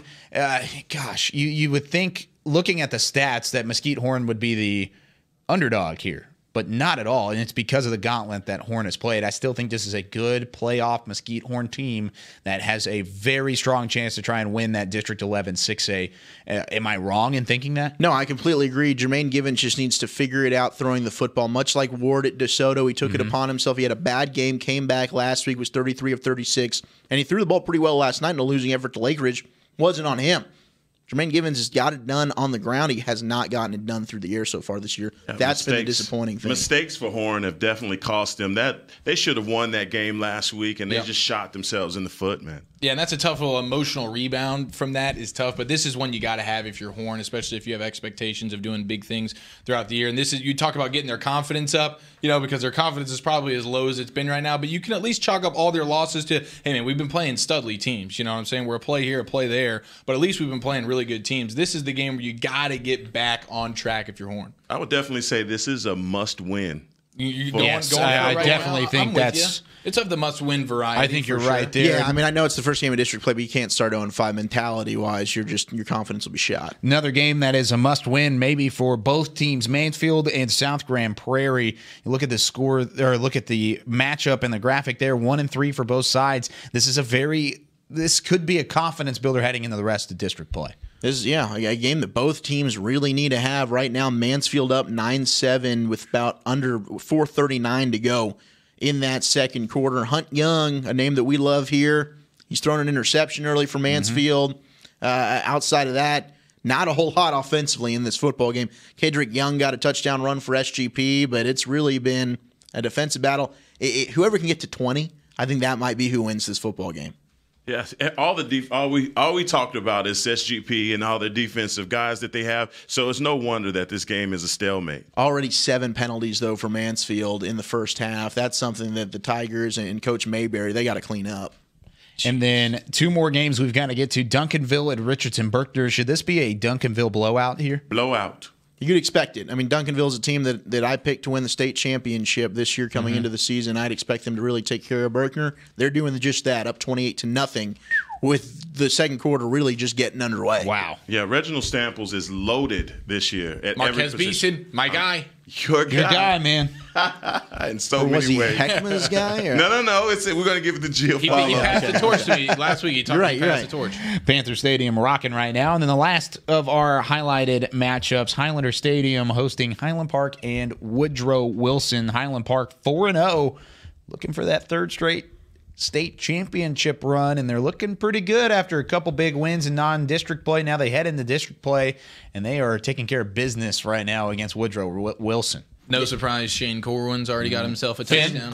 Finn Corwin, excuse me. Finn the man. Finn. Yeah, 63-yard touchdown, and then the punt return. You said it. I think it was Case Savage, and an 80-yard punt return for the Fighting Scots. You know what number that Savage is wearing, Zach Wolchuk? What number? Number 88. Oh, for Cade Sostad. Well, I don't know if it's 4, but that is the number that Cade Sostad wore. Yeah, for the playmaker. But that'll do it for our highlighted matchups. When we come back, it's the best part of the night. We start talking about live scores, and we start talking about some of our reporters bringing in some of that emotion at halftime, scores rolling in. We'll update you on all of them. This is a Plano West score, Zach Wolchuk, as we head to break. No, we don't want this. Well, now you're just getting audio. We don't even have it. Wow, Chris is doing in terms you of. favors. I don't want to look. Yeah, he didn't want to let you look at it. Chris, I love you. You're my guy. We'll look at that Plano West when we come back on Whataburger Friday Night Stars.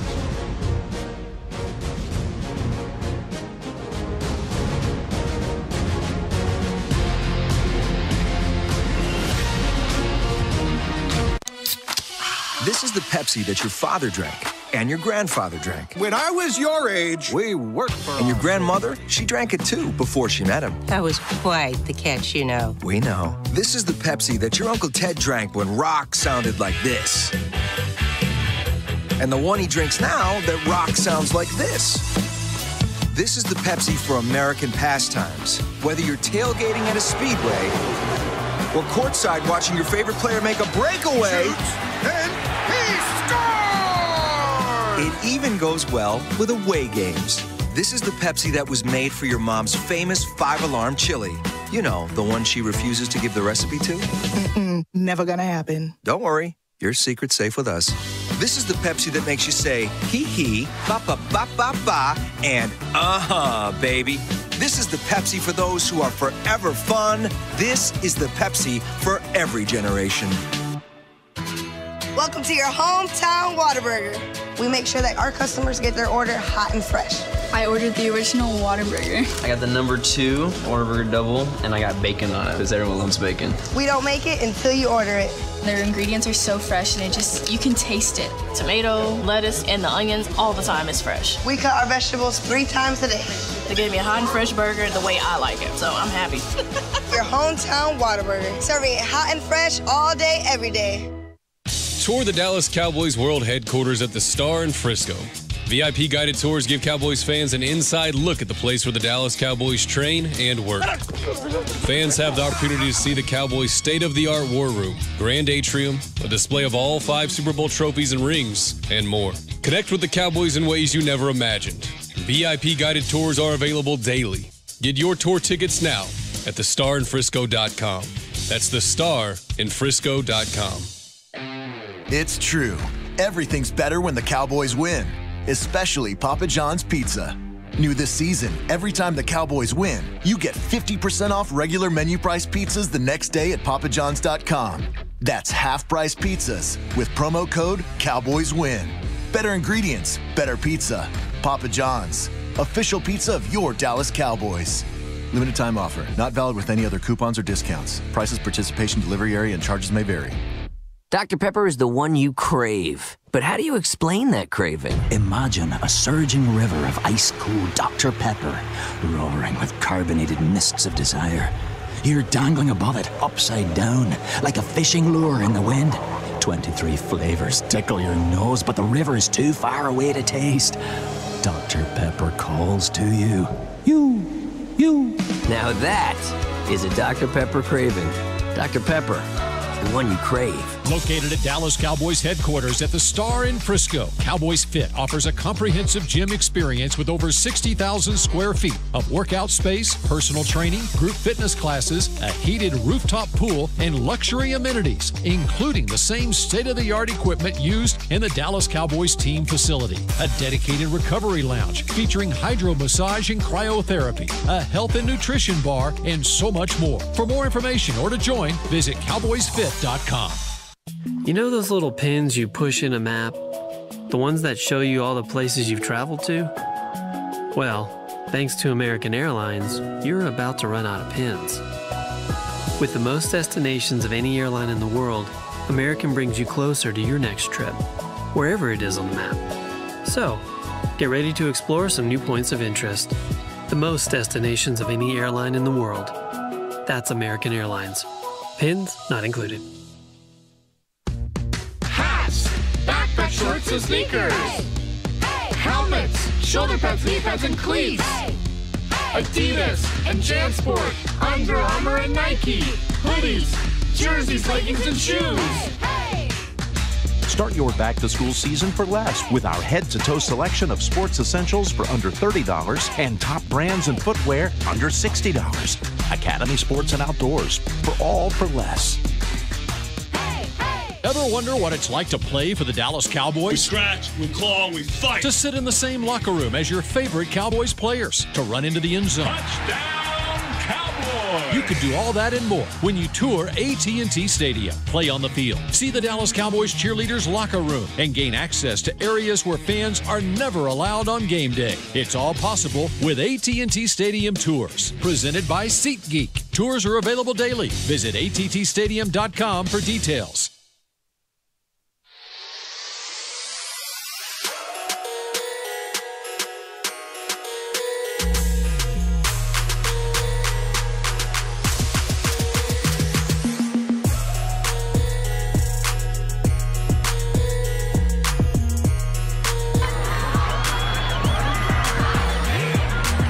Back here on Whataburger Friday night Night Stars, and there's Plano West finding their way into the end zone, much to the disarray of Zach Wolchuk. Look at the crowd there, though, at Clark Stadium. That place is hopping, and that is a very highlighted rivalry. And here's Rockwall on the other end at one of the best games of the night. Rockwall, Longview, barrel your way into the end zone, young man, as the Yellow Jackets strike first. That game, I believe, is tied at 7 right now between Longview and Rockwall. So we join you back at the Star in Frisco, Whataburger Friday Night Stars. Glad you're with us. Just a couple of the touchdowns that we've gotten footage from our reporters on. We'll talk to some of those reporters here in just a little bit, but as we start going through these scores, it's finally this is the time where we get to look at actual scores and run down a list, because of the rain over the past 3 or 4 weeks, we have not been able to do so. We're going to start off with 6A. The 6A scores, Zach Wolchuk is going to take you through the 6A scores,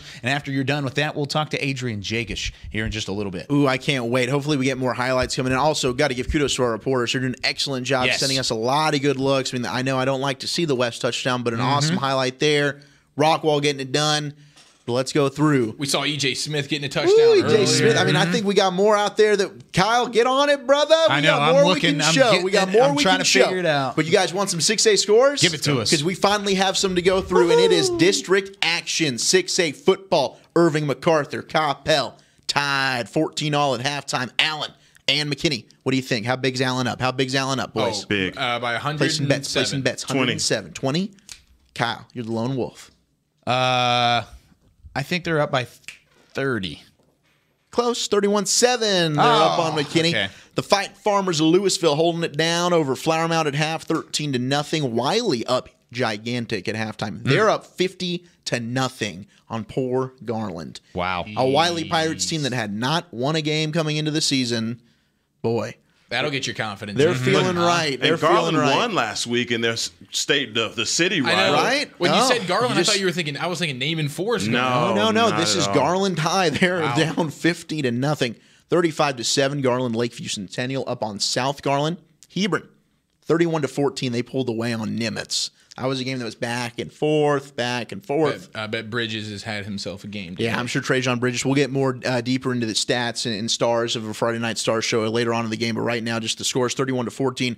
Fossil Ridge is up 7-3 on Byron Nelson. So surprising. No change since we last talked about that. So Byron Nelson hanging in there. Not surprising though that it's really Keller Fossil Ridge's defense that's carrying the weight there. 28-14 at half. Boyd on Jesuit. We'll have an update from Adrian here in just a moment. Tied at 14.5. Plano and Plano West. I mean, I know you throw records out the window, but this was one I was really hoping Plano would have salted away by now. 26-7 East up on Prosper, one of the best matchups of the weekend. 13-3 North Garland on Rowlett. 23-21 Keller and South Lake Carroll, another game to watch. Bowie, where's the offense coming? They're up 14-0. They just had a couple of quick scores. They're up on North Crowley. Arlington Martin. That's what I'm going to get wrong. 35-0. Lamar absolutely spanking the poor Warriors.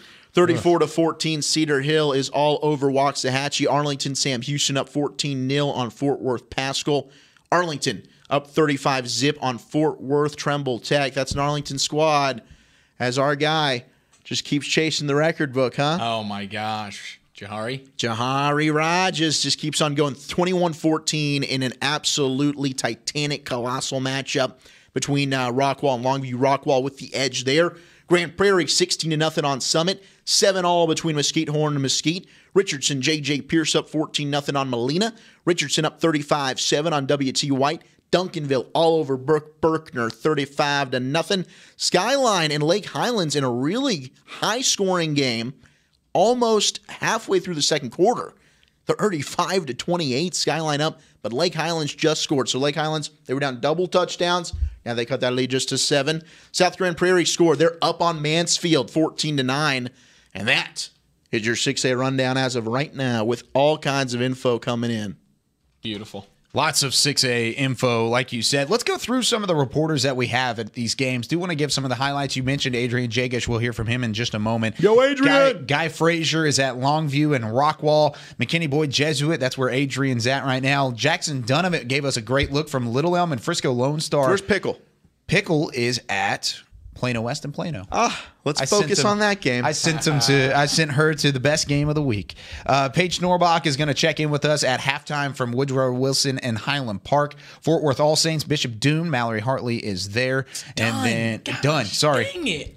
Are you saying that on purpose now? I think you did it on purpose. No, it's I think it's a bit. Saji Adam is at Arlington Martin and Arlington Lamar. It is a bit now. I just want to see when y'all don't notice it. I know we're always on it like Hawks, like Hebron Hawks.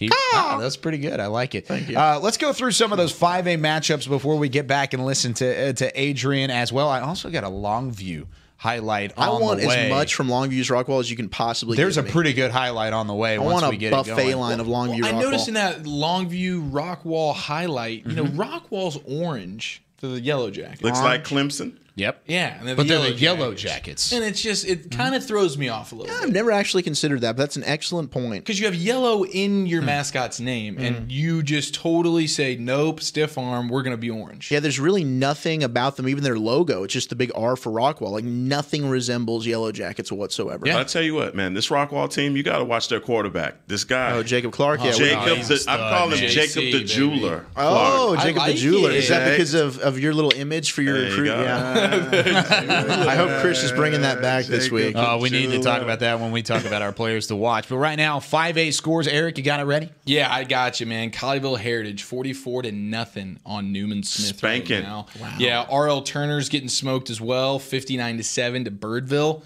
Denton Ryan's up 21-7 at halftime right now on Denton. Denton Braswell and Lovejoy. Lovejoy's up 20-10. We've seen Lovejoy put up some crazy offensive numbers this season and last season. But Frisco Centennial and the Colony. Colony's up right now 28-14. Frisco Heritage and Frisco Wakeland is a 35-21 Wakeland advantage. Lebanon Trails down 14-24 to Frisco Memorial. Oh, so that game's actually two bad teams, but they're playing a competitive football game. Yeah, and that's right here in our backyard at the Ford Center here. Shots fired. And then Lone Star and Little Elm. Lone Star's up 7-0. They took that, I think it was the opening kickoff return for a touchdown, and then no one scored since then. They are in the third quarter now. Grapevine is putting it on Carrollton Creek View 42-7. They're about to kick off third quarter. And then let's see here. My Northwest Texans are doing their thing against Fort Worth Southwest, 35-7 right now. I wonder if Moses is out. Oh, yeah, he's definitely out. Part in the Red Sea, no question. No question. Legacy, Hekma, up 13-8 right now on Timberview. Wow. I think Hekma was a lone wolf on the That's Legacy surprising. right there. Hey, I like that. Looking good, Hekma. Looking good. Burleson. I went on a limb on a couple, so I love the fact that you did that. And you failed miserably on your upset alert. Hey, you know what? It happens. You don't try. You may have to wear a tutu when you do that, when you fail miserably. Yeah, yeah. Ooh. Which is what he should have Then we're limiting after the people. Mesquite Horn Allen game. Then we're limiting people going out on a limb. No, try and pick an upset. Yeah, the limbs are great for people to go out on. I mean, that's true. You want that. You want that. If anybody's wearing a tutu, where was Hekma's tutu after the Mesquite Horn Allen game? Hey, it's fair. Stop bringing up old stuff. I'm just talking about right now. Let's live in the present. Let's live in the moment. I'll wear the tutu. I'll own it. Well, in this moment right now, Burleson Centennial's up 10-7 on Midlothian. Royce City's up 7-3 on Forney.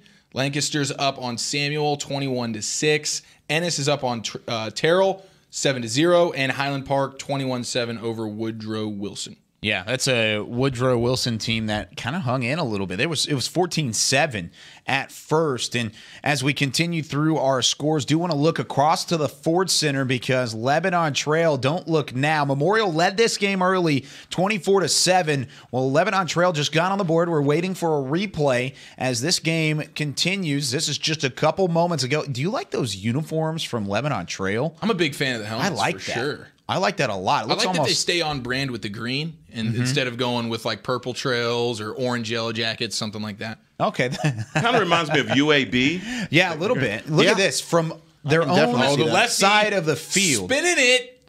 Look at this. Dime. Right on the money. He ran away from everyone. Left-hand quarterback. He put that one on the rope. I know. I love the lefty quarterback. He's got a good look here. Oh, yeah. That's a good throw. Yeah. Led them perfectly. That was gorgeous. Well, Lebanon Trail's on their way back. They trailed that game at one point 24-7. It's now 24-21 at the Ford Center just across the way. We'll continue going through some scores, but we're going to take a little bit of a break here, try and get some of those highlights up. But one of the highlights that I mentioned earlier, Longview against Rockwall. Let's take a look at this highlight as we go to break. Look at this catch. My goodness. Boom. Bobbled, and he holds on. Whataburger Friday Night Stars. We'll be back in a little bit.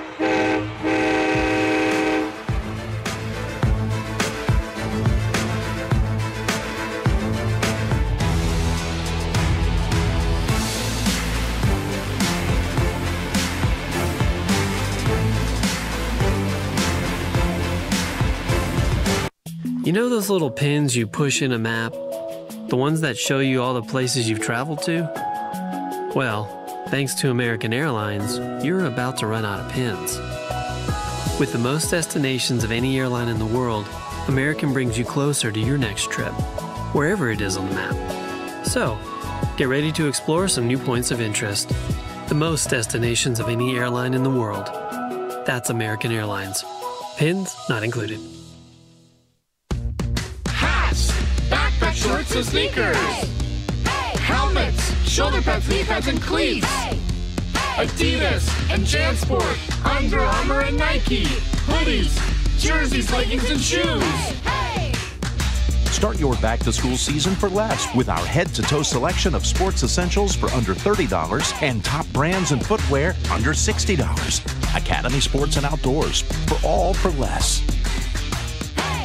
Ever wonder what it's like to play for the Dallas Cowboys? We scratch, we claw, we fight. To sit in the same locker room as your favorite Cowboys players. To run into the end zone. Touchdown, Cowboys! You could do all that and more when you tour AT&T Stadium. Play on the field. See the Dallas Cowboys cheerleaders' locker room. And gain access to areas where fans are never allowed on game day. It's all possible with AT&T Stadium Tours. Presented by SeatGeek. Tours are available daily. Visit attstadium.com for details.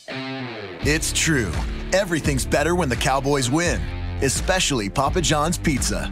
New this season, every time the Cowboys win, you get 50% off regular menu price pizzas the next day at papajohns.com.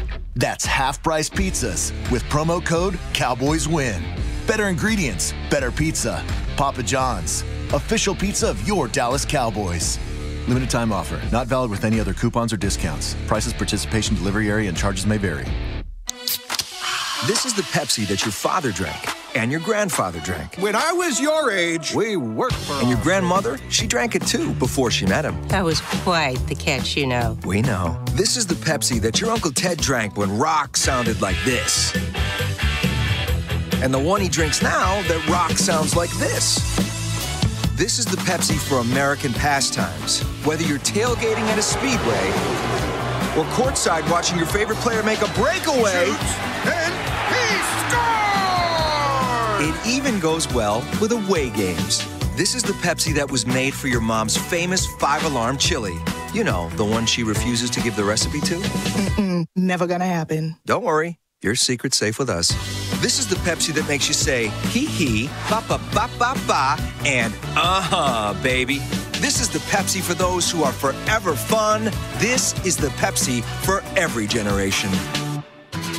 Welcome to your hometown Whataburger. We make sure that our customers get their order hot and fresh. I ordered the original Whataburger. I got the number 2 Whataburger double, and I got bacon on it because everyone loves bacon. We don't make it until you order it. Their ingredients are so fresh, and you can taste it. Tomato, lettuce, and the onions all the time is fresh. We cut our vegetables 3 times a day. They gave me a hot and fresh burger the way I like it, so I'm happy. Your hometown Whataburger. Serving it hot and fresh all day, every day. Dr. Pepper is the one you crave. But how do you explain that craving? Imagine a surging river of ice-cold Dr. Pepper, roaring with carbonated mists of desire. You're dangling above it, upside down, like a fishing lure in the wind. 23 flavors tickle your nose, but the river is too far away to taste. Dr. Pepper calls to you. You. Now that is a Dr. Pepper craving. Dr. Pepper, the one you crave. Tour the Dallas Cowboys World Headquarters at the Star in Frisco. VIP guided tours give Cowboys fans an inside look at the place where the Dallas Cowboys train and work. Fans have the opportunity to see the Cowboys' state-of-the-art war room, grand atrium, a display of all 5 Super Bowl trophies and rings, and more. Connect with the Cowboys in ways you never imagined. VIP guided tours are available daily. Get your tour tickets now at thestarinfrisco.com. That's thestarinfrisco.com. Located at Dallas Cowboys Headquarters at the Star in Frisco, Cowboys Fit offers a comprehensive gym experience with over 60,000 square feet of workout space, personal training, group fitness classes, a heated rooftop pool, and luxury amenities, including the same state-of-the-art equipment used in the Dallas Cowboys team facility. A dedicated recovery lounge featuring hydro massage and cryotherapy, a health and nutrition bar, and so much more. For more information or to join, visit cowboysfit.com.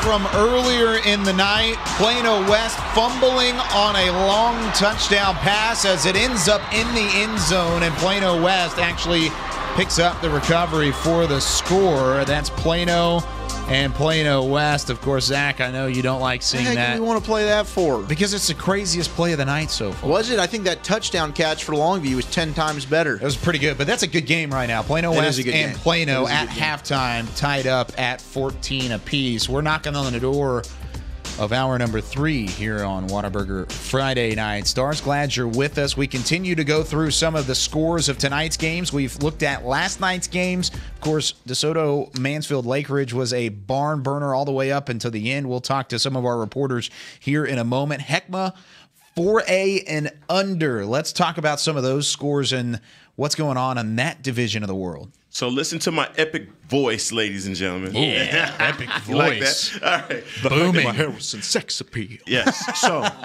Salina, 50-7 over Sanger. Ooh, shutting them down, boys. Shutting them down.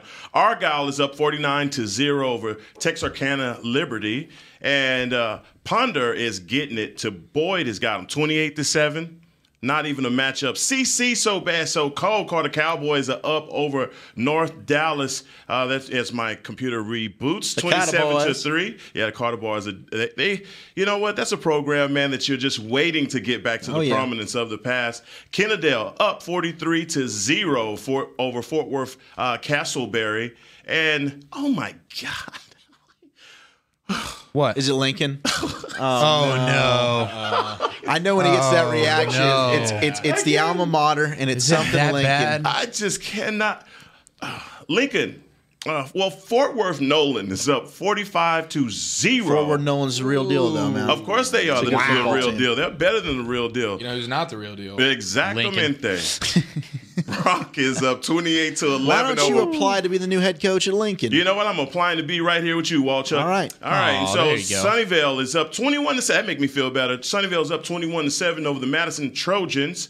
Midlothian Heritage is up 16-12 over someone that my purple iPad just updated me. Don't leave me out, Hey, guys. that's all right. There's a lot of updates coming in. We don't need to worry ourselves about that. No, I got a good one.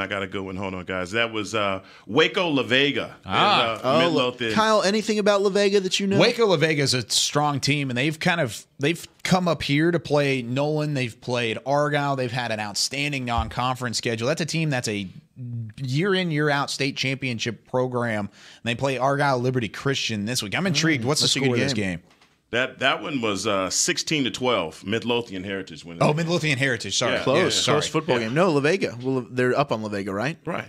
Yes. Well, I said they played Argyle Liberty Christian. I meant Midlothian Heritage was their opponent in that ball game. And so the last score I got here, guys, is Alvarado 35-17 over Carrollton Ranchview.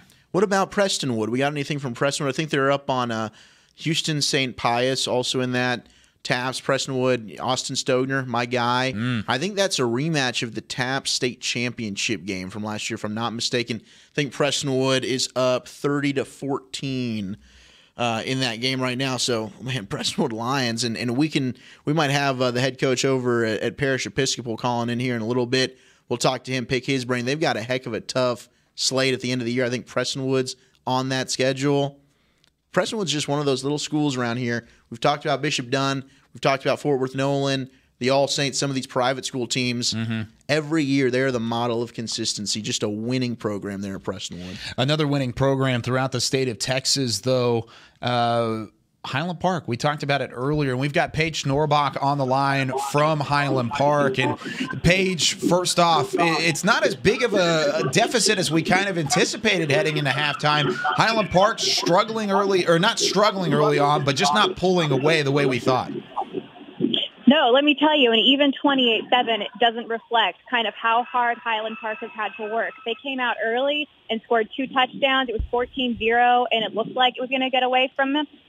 But then Woodrow Wilson immediately responded, and from then on, it's been a very contentious game. Yeah, and what does Chandler Morris look like so far? Of course, he had the touchdown pass to Finn Corwin that was across the middle. What has he looked like, and how has he played against Wilson so far? You know, he's actually looked a little frustrated. This is the 5th time I've seen him play this season, and I just got to say he hasn't looked as settled. And that's got to be because Woodrow Wilson is performing much better than expected. In fact, in first quarter, defensive coaches were telling the defense, stop getting cocky. This isn't a team you can ignore. And soon after that, the game started to turn. So Chandler Morris is kind of getting frustrated that he can't make things happen the way he has been used to and the way he wants to. Paige, Zach here with you. You sound, to be honest, a little disappointed with Highland Park. I know you've gotten to see just about every game they've played over the last few seasons. What is it Highland Park's not doing as well as they're accustomed to, or what is it that Woodrow Wilson's maybe doing well? You know, Highland Park has been making some silly mistakes. There have been missed catches. There have been missed tackles. They just haven't been looking like the consistent team that they have. I will say for Woodrow Wilson, what's been interesting, and Kyle, you can attest to this, is that Highland Park is used to playing teams that are rather far away. So when they come home, the other teams don't travel. It's not as much of a hostile environment. But Woodrow Wilson is less than 4.5 miles away from Highland Park. Their stands are packed with fans. There has been chants of, I believe that we will win. We all remember that one. And it's just been kind of a much more hostile environment that Highland Park is used to playing on their home turf. Paige, what has Woodrow Wilson been doing defensively to give Morris these fits? You know, it's halftime right here, and it's a little loud, so I didn't quite catch that one. If you could repeat it. Woodrow Wilson defensively, you said Morris is kind of not looking like himself and acting a little bit different. What do you think Woodrow Wilson is doing defensively to kind of throw him off his game? You know, Woodrow Wilson defensively has just played really well. Their guys up front are being aggressive, and Highland Park's offensive line is having to go toe-to-toe with them. Chandler Morris has been under a lot of pressure. He's having to read the defense and make his decisions quickly. Paige, can I ask you, do you know how to pronounce the quarterback for Woodrow Wilson's last name? Lucas Wolchuk, is that right? It's Wolchuk, yes. Wolchuk, okay. Okay, well, there you go. Almost like Wolchuk. Learn something new every day. And he is the one responsible for Woodrow Wilson's sole touchdown right now. There you go. What was it, Wolchuk? Wolchuk. With a J. Wow. Okay, so almost Wolchuk. Almost, yeah, it is pretty close. Wolchuk. Is that why you asked that question? No, I just saw it, and it's not a name that I knew how to pronounce, so I figured let's take a stab at it. I know Paige will know it. She's a master pronunciation. She is definitely a masterful sideline reporter. Paige, thanks so much. We'll definitely talk to you soon.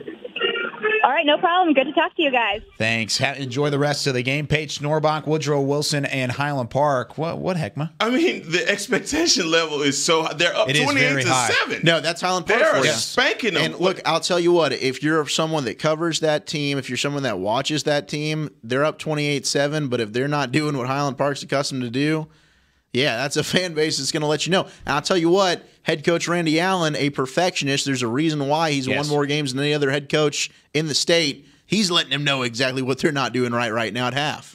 Yeah, you look at that is not right. That was the other way around. It said 28-7, Woodrow Wilson. It is Highland Park up 28-7. It's not as bad as what we originally said, but we are talking negatively about a team that's up by 3 touchdowns. I agree with you, Hekma. Look, when you're back-to-back state champions, the bar is higher than the typical bar. So like Eric asked, he's like, what are they doing to give this guy fits? Nothing. He's torching them. They're not scoring on every single possession, so he's upset. Every time you see a scout running on a highlight, this guy is wide open and there's no one else around. So I don't understand what's going on here. Guys, they have 203 total yards in the first half. They are spanking these guys. I mean, aside from the one turnover, I guess that's the one miscue they have. Yeah, Chandler Morris, 172 yards, 3 touchdowns. I guess he's got 1 interception, and he's not happy with himself about it. He slammed his helmet down. They haven't been able to establish a run game. I mean, credit Woodrow Wilson. They've only allowed 31 yards on the ground. So that's something for Highland Park. I'm just saying, guys, look, I've never been a part of anything that is like that is a high expectation right there when you're beating a team by 3 touchdowns and everybody's saying, hey, what are they doing wrong? Yeah, no, it's just like Allen's just playing terrible tonight. They're only up 31-7 right now in the third quarter on McKinney, and Allen's just clearly didn't show up. That's called don't throw the baby out with the bathwater, guys. I mean, Jesus. Yeah, we are being a little tough on Highland Park. Yeah, a little bit tough. I don't know if it was us necessarily. Paige comes in and it's just, guys, this is it's almost as if they're down. Well, it was 14-7 up until the last couple minutes of that second quarter. We do have a highlight coming in. Saji Adams sent this from Arlington Martin and Arlington Lamar. This is a long pass. We'll look at it here just a second. We're waiting for that highlight, and there it is. There. Oh, no, that's Mallory Hartley giving a report. At Bishop Dunn Stadium, and all I can say is, wow. The Falcons have completely dominated the Saints on both sides of the ball tonight with a score of 38-0. Bishop Dunn's defensive back Brian Williams has already had 2 pick sixes and 1 touchdown on a punt return, and it's not even the third quarter yet. So he will definitely be a player to watch here in the second half. I do have 1 injury to report, though, for the Falcons, and it is number 9, Brennan Scott. He did hurt his ankle early in the second quarter, but he has returned to the game. So I will give you more updates on him if he hurts it again later in the second half. That's all I have right now, and I will be back with an update at the end of the game. Back to you guys in the studio. So a surprise report from Mallory Hartley, but she gave some great stats. Hey, Mallory can step on in whenever she liked to. That was awesome. That was, and I love hearing about my guy Brian Williams, 2 pick sixes. Man, he is running it. Best recruit in the area. He's flexing his muscle, showing you why. Wow, 48-0. Or that was the score last time. Don't have the update in terms of the statistics there, but she gave it to you there. That was the Fort Worth All-Saints and Bishop Dunn. Now let's take a look at the touchdown that we were talking about from Arlington Martin and Arlington Lamar. Arlington Lamar in the blue over the top of the entire defense. You saw it on the left side of your screen there, just very, very faintly, but it was a pretty good throw. I saw it earlier, and I just kind of dropped my jaw in awe of the throw that was made as Arlington Lamar leads that game 35-8. Shout out to Jack Dawson, man, putting it wherever he wants to. 9 touchdowns coming into the game. He's adding to that right now. It's not Martin's time anymore. No. They are Lamar is no longer on Wolchuk's upset alert for this week. No, Lamar, we can take him off the upset alert. Lamar, you're playing your little tookies off, man. But for Martin, they're just not playing. It wasn't a shot against Lamar. I just expected more from that Martin program, and they're getting whooped up on. I figured that proud history was going to put them over the top. I thought so too. Thought that they would at least be competitive. Not today. Not so much right now. Not so much. So you kind of talked about and alluded to an upset alert, any game like that. Let's look through some of these top-notch games. Is there any team right now that is on upset alert? Allen, no. 34-7. Denton Ryan, not necessarily. They're just about to start the third quarter. They're up 21-7. Denton hanging around, though. I got one. Little Lamb. Little Lamb has tied this game 7-7 with Frisco Lone Star. Yeah, 7-7 in the fourth quarter. That one already in the final chapter. That would definitely be an upset. How about Plano East and Prosper? How's that game going at halftime? Well, it's 26-7. Plano East is up big on Prosper, and is that an upset in your mind? No. You think Plano East the entire way? I thought Plano East would win this game. I thought that, maybe what's disappointing and not necessarily an upset or anything, but I thought Prosper would be a little bit closer. I mean, I thought this one would be tight, and there's still a whole half of football left. So it's not over by any means, but East has really had their way, not only through the air. Brandon Mallory, 15 of 21, a pair of touchdown passes for Plano East, but on the ground as well. Trey Scott Jones and Joseph Carter each have a touchdown. They've alternated carries. There's a lot of balance there. And East defense, I mean, they're the real deal. You want to talk about a team that maybe has a chance against Allen. Heck, I know you're searching for teams. I am. East is the one that I think will give Allen a run for their money this year in district play. Yeah, it definitely looks like that in the way that they're playing a very good Prosper Eagles team right now. Another good game that's just about to start in the third quarter. McKinney Boyd and Jesuit. We've got Adrian Jagish at that ball game. Adrian, tell us about what's going on. Ladies and gentlemen, it is officially halftime here at the Jesuit Dallas Rangers versus the McKinney Boyd Broncos game, and people are floored. They're surprised. They are in disbelief because right now, McKinney Boyd is leading the game 28-14. I think everybody expected Jesuit Dallas to win this game in an easy, breezy win because last week they had a back-to-back win, and the Broncos were on a 4-game losing streak, and looks like the Broncos might turn that around. I'll keep you guys updated with more updates. Thanks so much, Adrian. And that has since gone from halftime into the third quarter. E.J. Smith with a 12-yard touchdown run. So Jesuit working their way back. 28-21 is that current score, but still not the game that we really expected out of the Rangers. And this isn't the first time we've said that throughout the show. No. Hey, I got another game, guys, that we hadn't talked a lot about, and this is the North Garland Rowlett Eagles. Yes.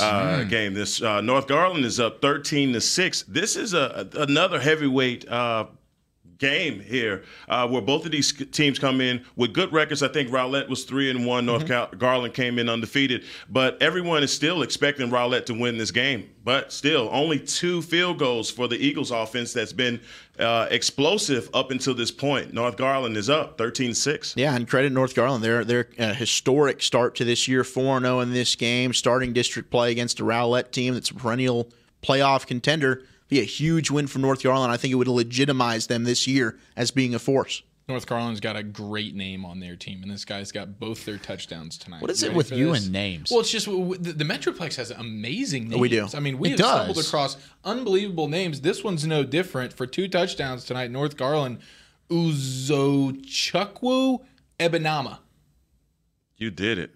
I think I nailed close. It. Can I buy a vowel? Yeah, well, you can buy about 10 off me with that name right there. I think it's Uzochukwu. Okay. Well, you're the expert. There were a few of these that came through Allen. One of them played at Texas A&M, but it was a last name spelled very similar to this person's first name. Gotcha. So no relation. I don't think so. Great point by you, though. Yeah, he did make a point, but I don't know if it was a great one, but I appreciate it, Eric. No, it was. Dude, that was a great pronunciation by you, man. Thank you. You guys are too much. Zach, before we go to break, let's hit some of those other 6A scores, and we'll talk about that a little bit more in depth whenever we come back for hour number 3. Absolutely. Allen up 34-7. They tacked on a field goal. Denton Ryan up 27-7 now on Denton High. They're now up by 20. Hekma already mentioned Lone Star and Little Elm tied at 7. We just talked about East and Plano East on Prosper 26-7. Rowlett down to North Garland 13-6. Keller and South Lake Carroll at half. It's 23-21.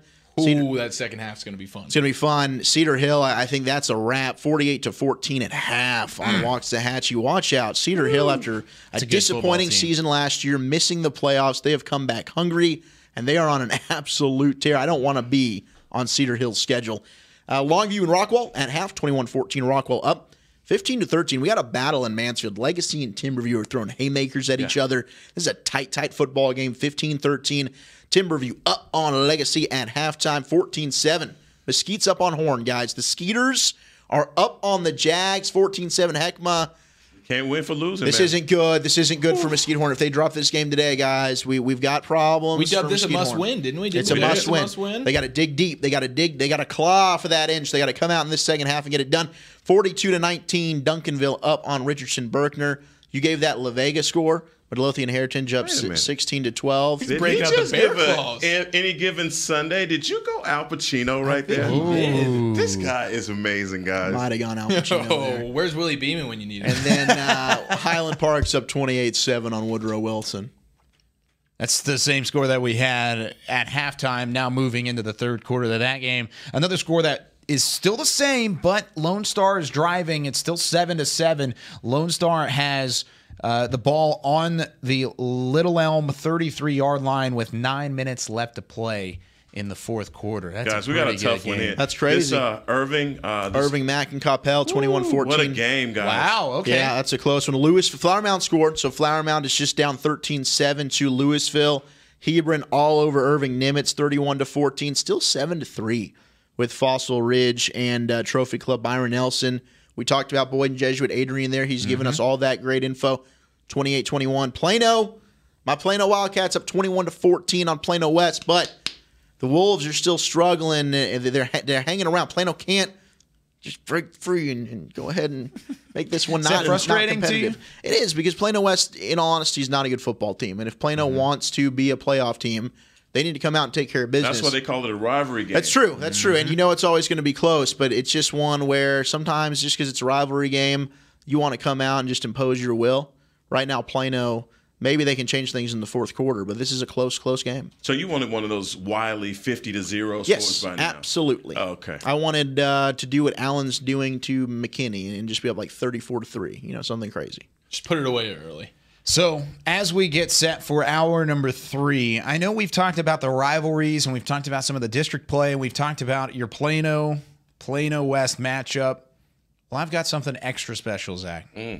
Extra special for you. Is it a battle of the bands? It's the battle of the bands. Plano style.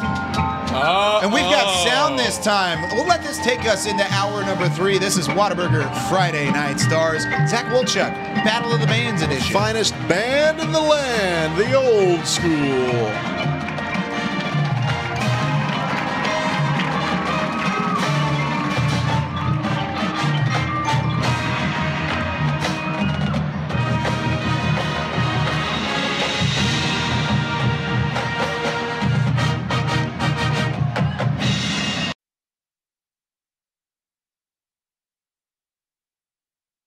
That show you all the places you've traveled to?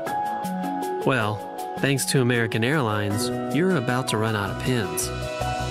With the most destinations of any airline in the world, American brings you closer to your next trip, wherever it is on the map. So, get ready to explore some new points of interest. The most destinations of any airline in the world.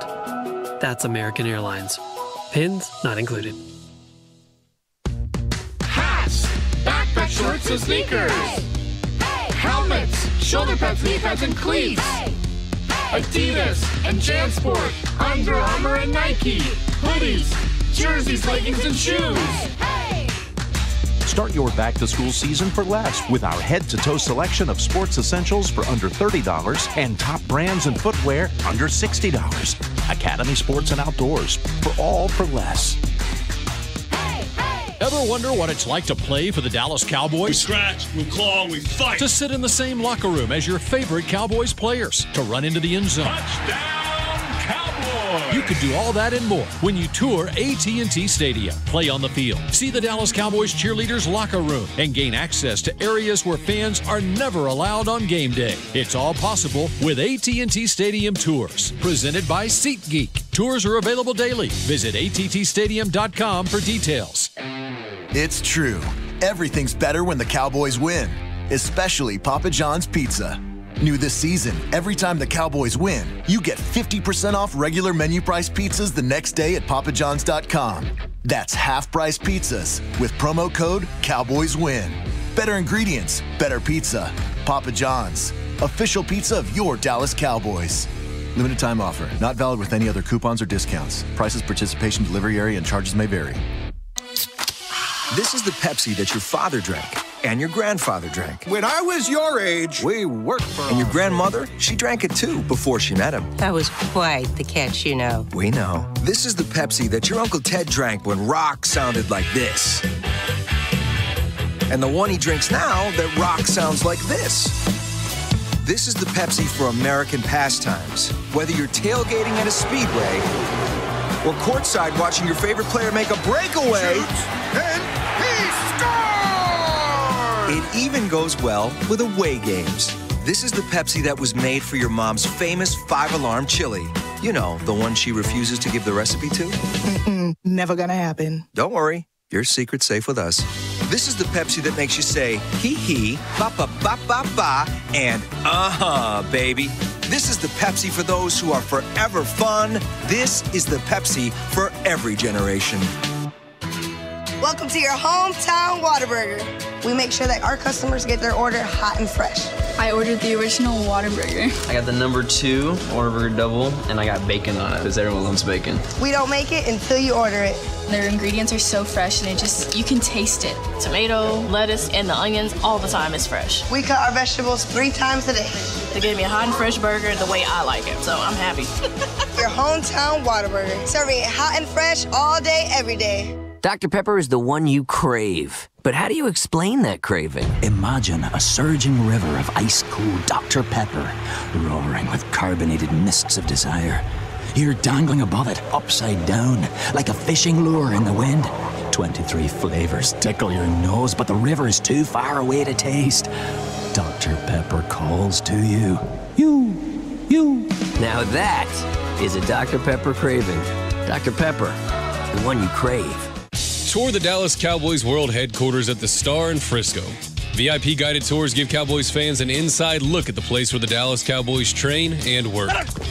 Fans have the opportunity to see the Cowboys' state-of-the-art war room, grand atrium, a display of all 5 Super Bowl trophies and rings, and more. Connect with the Cowboys in ways you never imagined. VIP guided tours are available daily. Get your tour tickets now at thestarinfrisco.com. That's thestarinfrisco.com. Located at Dallas Cowboys Headquarters at the Star in Frisco, Cowboys Fit offers a comprehensive gym experience with over 60,000 square feet of workout space, personal training, group fitness classes, a heated rooftop pool, and luxury amenities, including the same state-of-the-art equipment used in the Dallas Cowboys team facility. A dedicated recovery lounge featuring hydro massage and cryotherapy, a health and nutrition bar, and so much more. For more information or to join, visit cowboysfit.com.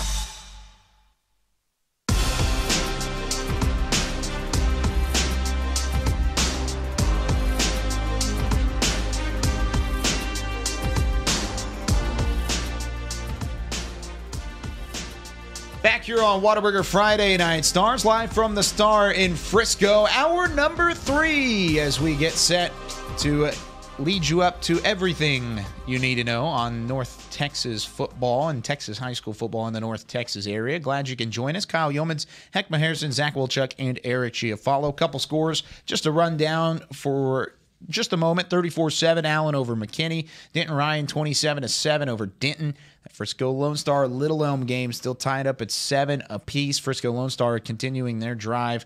Plano East over Prosper right now 26-7. Rowlett trailing North Garland 13-6. South Lake Carroll 29. Keller 23. That game in the third quarter, and South Lake Carroll's about to punch one in again. They're inside the red zone. Jesuits climbed all the way back. They've tied it at 28 against McKinney Boyd, and Irving Mack just scored. They're up 21-14 on Coppell. Yeah, what about Jesuit, man, climbing back in that game? Yeah, how about it? What they needed. 28-14 at the half. They made some adjustments. They must have saw something and said, hey, guys, come on. I bet E.J. Smith has something to do with that. Well, he was having a great first half. It was really just defensively. They weren't able to get any stops against the Broncos. It seems like maybe they came out in the second half a little better. And we talked about this a little bit in terms of the non-district schedule for Mesquite Horn, maybe playing a little bit of factor with that confidence. They trail Mesquite right now 14-7. Wow. So Mesquite Horn still struggling to try and get that first win of the season, that game at halftime.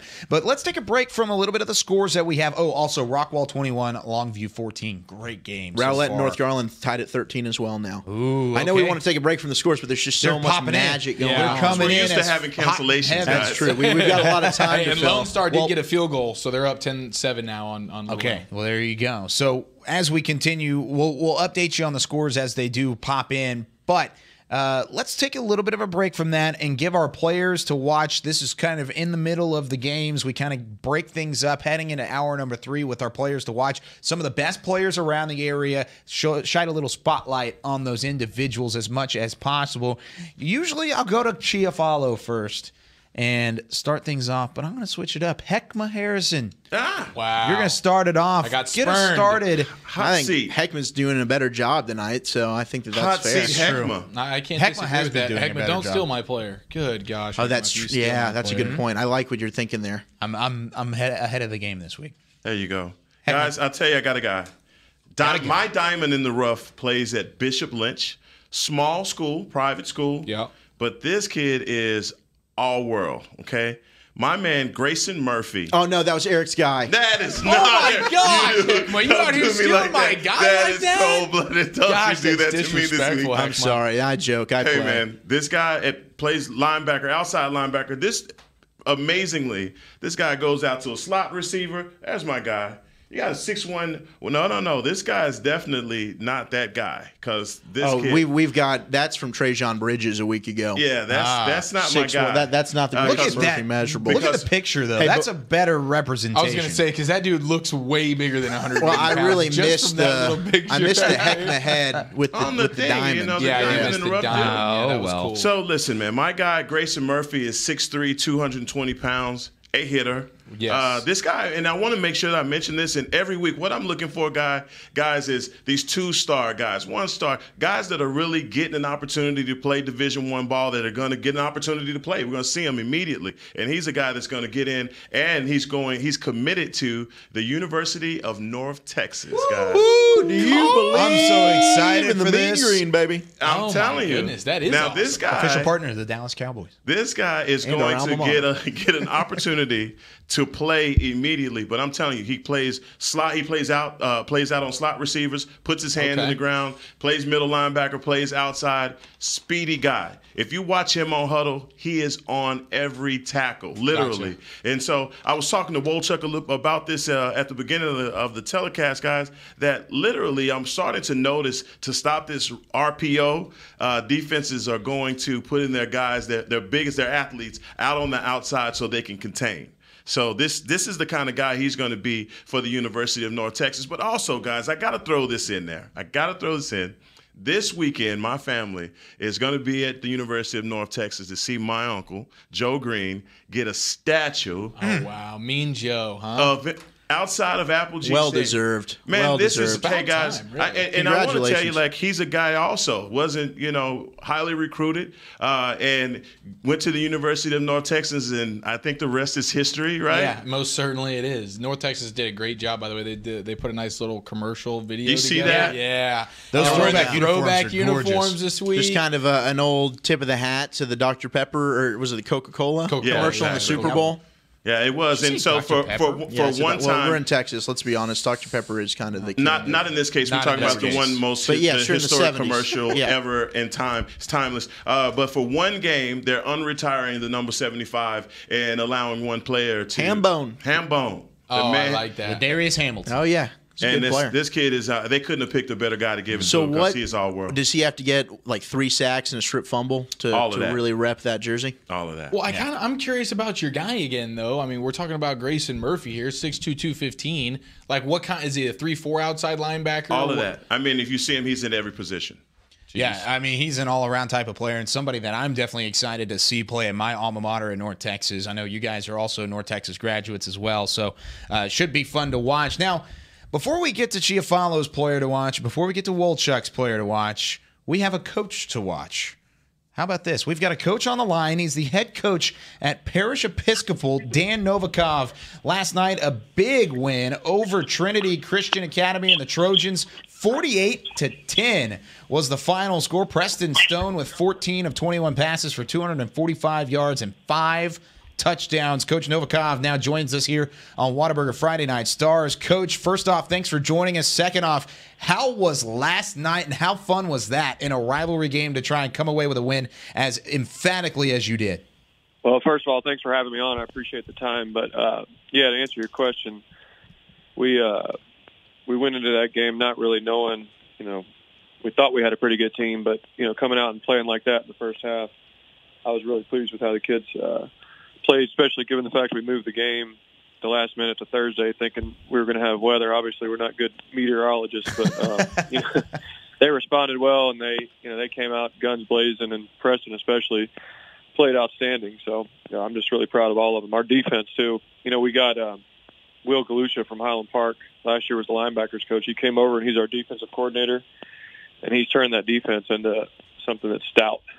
Coach Zach Wolchuk here with you. You guys have had an unbelievable start to the season. You touched on a little bit about your quarterback, Preston Stone, who's also already 19 touchdowns just 4 games in. How good is Preston as just a sophomore? I think people forget just how young he is.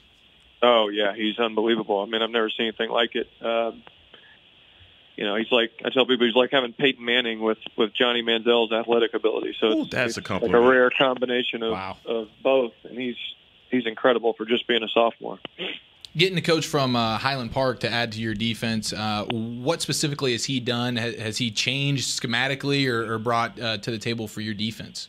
Yeah, we're in a 4-2-5 now, but it's just the way they, you obviously guys know the way they go about doing things and the system. They're just, he just brought us a discipline and an attitude of toughness, and his coaching is outstanding. We've just been able to really get the kids to buy into playing team defense, and that's really, in my opinion, been the biggest difference between our team from last year and this year.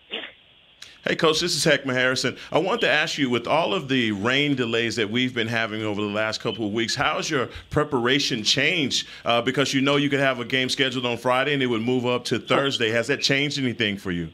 No, other than you don't get the normal preparation time. So our kids, we always tell them to be ready to play at all times. I make them bring their jersey to school every day just in case. You never know what's going to happen. I'm not kidding you. One day we changed the game at Wednesday night at 11:45 p.m. and played that Thursday. So you never know what's going to happen. But the weather, I've never experienced anything like that. But we had one canceled on us, so now we're gun shy, and we want to make sure we get them all in. If it even looks like it's going to rain, we changed it to a different day so we can play the game. That's definitely a smart decision, and a lot of people kind of forget about the coaching matchup last night. You versus Mike Singletary, the head coach at Trinity Christian Academy. What was it like coaching against Mike Singletary, and not only coaching but beating him by 38? Oh, I've got the utmost respect for him. So, it's kind of surreal to look over there and see a Hall of Famer across the way coaching the guy who's coaching the NFL. So it's kind of like you ask yourself, is this really happening? And then, he was nothing but gracious and great, and he's going to do an outstanding job over there. I think he's a great coach. They're going to build something special when you have a guy like that leading your program. But, you just look at it and you can't help but pinch yourself, and I remember being a little kid watching the '85 Bears and that defense. So it's pretty neat. Did you ever lock eyes looking across the field? Were they as scary, as intimidating as they appeared to be from highlights? No, I tried not to. No, we did. We spoke briefly after the game, and he was, like I said, nothing but gracious and first class. Awesome. Coach, we talk about your quarterback, Preston Stone, but who else on your offense has really impressed you that maybe some people maybe don't know about yet? Oh, we got a group of receivers that I would put up against any group in the state, starting with Preston's brother, Parker, who's got an SMU offer, and then we got the 2 Overton brothers on the outside that are twins that are 6'4" from Allen that can both. I think both of them are averaging over 30 yards a catch. And then you got Tyler Hamilton, who's a returning senior, who's got 3 or 4 touchdowns. They're all over 200 yards receiving. They all have several touchdowns. So they're hard to defend when they're going, because there's 4 of them that can all go. And then to top it off, Logan Rayburn is the returning district leader for our district in taps, and he's playing on defense most of the time. But he also last night had a 46-yard long one. So those 5 guys make it pretty difficult on defenses along with Preston. And then our offensive line has 3 kids with offers on it, and Jalen North and Sam Burns and Austin Serrano. So, those are the guys that Preston gets a lot of the notoriety, but I think he'd be the first to tell you that it's the other guys that really make this thing go, especially the 2 monsters on the outside with the 2 guys on the slot. It's hard to cover. And then we got a tailback that's Cedric Benson's cousin, another one from Irving MacArthur, Curran Lynch, and Darius Boyd. That's a 3-headed monster. So there's a whole lot. The hardest part I have is I wish they could play with 2 footballs so we could get everybody the ball enough. So boost their numbers a little bit. I like it. Well, Coach, you've done an outstanding job making Parrish one of the elite programs in TAPS for this year, and you've got some stiff competition coming up with Prestonwood Christian Academy and Bishop Dunn coming up on the schedule. How do you think you guys match up with some of the perennial powerhouses from TAPS? Oh, we like to think we match up. I guess we're going to find out, right? Yeah. The games are scheduled, the refs are hired, so we're going to find out in a couple of weeks. But I hope we match up well. that's our goal, is to win every game they put on the schedule. So we'll see here shortly, but I like our team. I just, we'll find out. Yeah, you definitely will, Coach. Good luck in the next couple of weeks. Some big-time games with Fort Worth Christian, Bishop Dunn on the horizon as we get set to really get into the meat of that schedule. Coach, thanks for joining us.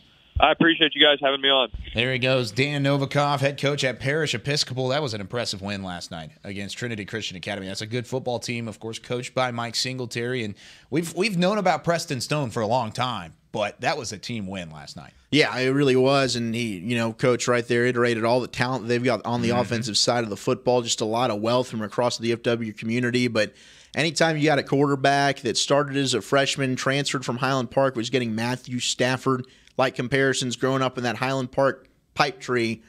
He said Manziel Payton. He's a kid that can run, but he's got the intelligence. He's got that athletic ability to kind of just make magical plays happen with his legs like a Manziel, but then he's got the football intelligence to be able to just go up to the line of scrimmage. That's a heck of a combination right there. Unreal. Yeah, that's incredible. And there's a reason. Preston Stone is probably going to have his pick to go play Division I college football before it's all said and done, wherever he wants to go. Well, he's got good genes because his brother said he's got an SMU recruit, and he's a receiver. His brother's a big boy. Yeah, well, and he talked about the two twin brothers who were both 6'4", from Allen. I mean, my gosh, these guys must have a juggernaut out there. No, it's awesome to see Parish now being able to take on Prestonwood. I talked about them a little earlier. They've perennially kind of been the team in taps in that area, but Parish is the real deal this year, boys. Yeah, they definitely are. Another team that is the real deal, or at least they look like it, Arlington Lamar up on Arlington Martin. We've got an update from Saji Adam, and I have a feeling this is going to be anti-Arlington Lamar or Arlington Martin, because Lamar has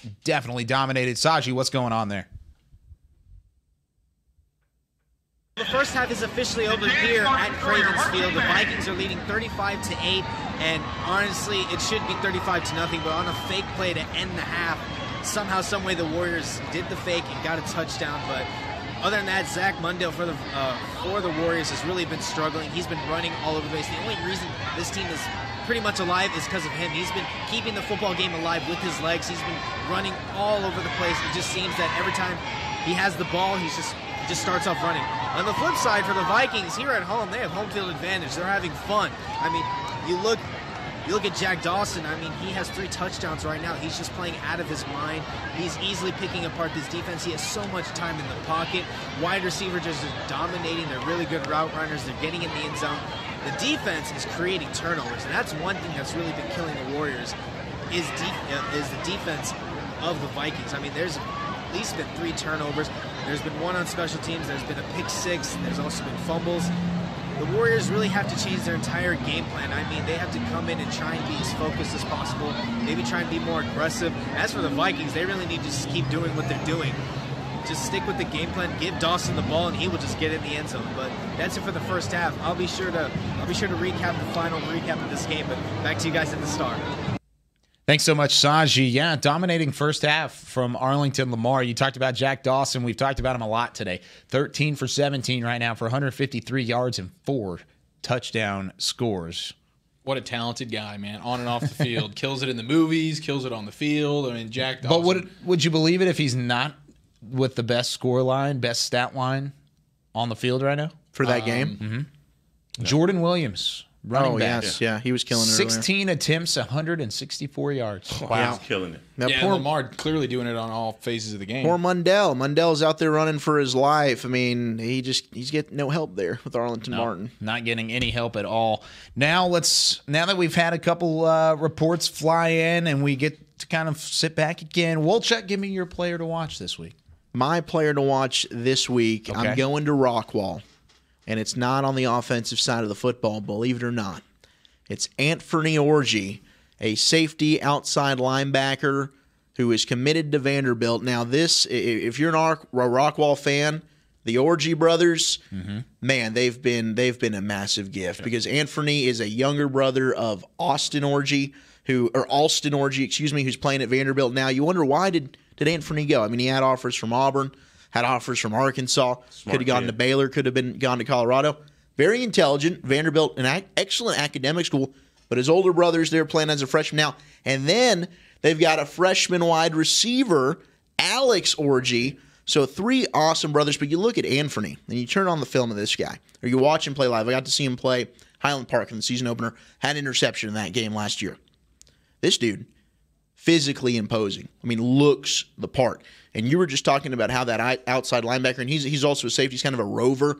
Almost, they'll play him in the slot a lot, and he can hold his own out there in coverage. He is the perfect blend of linebacker to match today's NFL. Right. You've got to have guys that can run, chase, cover. More of a strong safety. Definitely. And that's what he is. Kind of like a Deion Buchanan for the Arizona Cardinals. Had an outstanding career in college, first-round draft pick. As a safety, they move him down inside the blocks.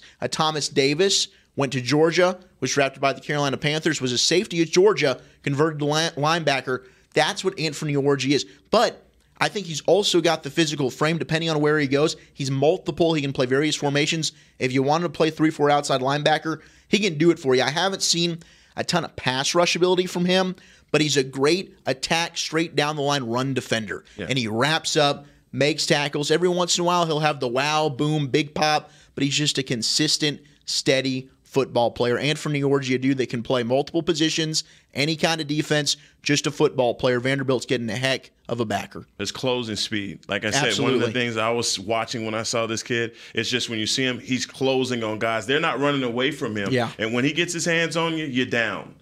He's not, but this guy doesn't do a lot of arm tackling at all. He squares up, and he always takes good angles. Yes. And he's always watching the quarterback. If you watch him play, he's always keying on the quarterback eyes, reading the field. Very instinctive and intuitive player. Just finds the football. And Rockwall, a team that has a ton of offensive production, he's the captain and the leader of that Rockwall defense. Is he going to be? You see him being a linebacker at the next level? I think he'll be an outside linebacker. Outside linebacker. Yes, sir. Yep. Gotcha. Well, and that's such a valuable position to have, especially now, like you mentioned, in today's football, having those maybe a little undersized linebackers, but fast, good in coverage, able to cover running backs out of the backfield, because offenses are just living on that right now. Those running backs out of the backfield. If you have a guy that can take that away or guard a tight end, these athletic tight ends that we see now, that's just a great thing to have. He sounds like a stud. Yeah, he absolutely is. I love Anthony Orji. From the moment I got to see him play live, I was like, man, keep tabs on that kid. Now he's one of the best recruits in the area. He had a pick 6 last week. Yep.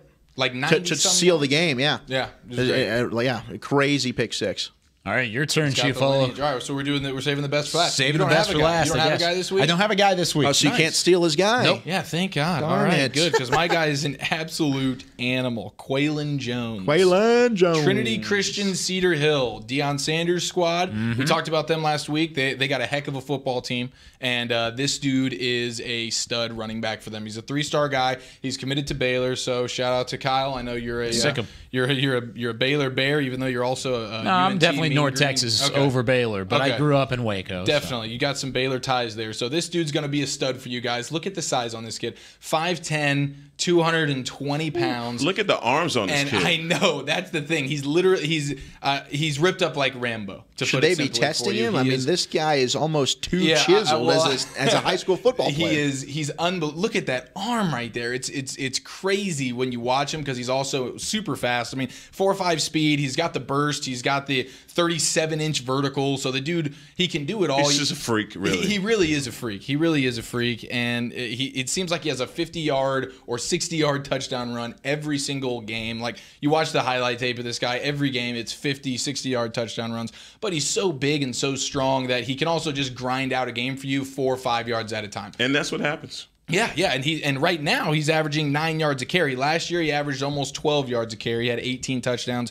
This year, right now, 107 yards a game, 9 yards a carry, and 5 touchdowns so far. I would like to see him do a little more out of the backfield. Yeah. But you're also talking about a Trinity Christian Cedar Hill team that is loaded with talent. They got guys all over the place. That scares you a little bit in terms of his offensive line is stellar. So he doesn't have to do everything for this team because they have so much talent around him. So you wonder about that. But the dude's a player, and he's an absolute freak show. We need to check the birth certificate on this kid because he's as grown as it gets at the high school level. Yeah, and he's a guy that we talked about a little bit. They don't even need to give him the ball a ton. I mean, he's really doesn't touch the rock more than 10 to 15 times a game because they just run teams, and every time he touches it, it's a lightning play. Yeah, and his burst through the hole is exceptional. He gets down the sideline, his speed, he can show the long speed, but he's also quick, one cut, boom, low center of gravity. The dude is extremely tough to tackle, but you almost feel like, man, I almost feel like you should be like truck sticking more people just because of how big he is.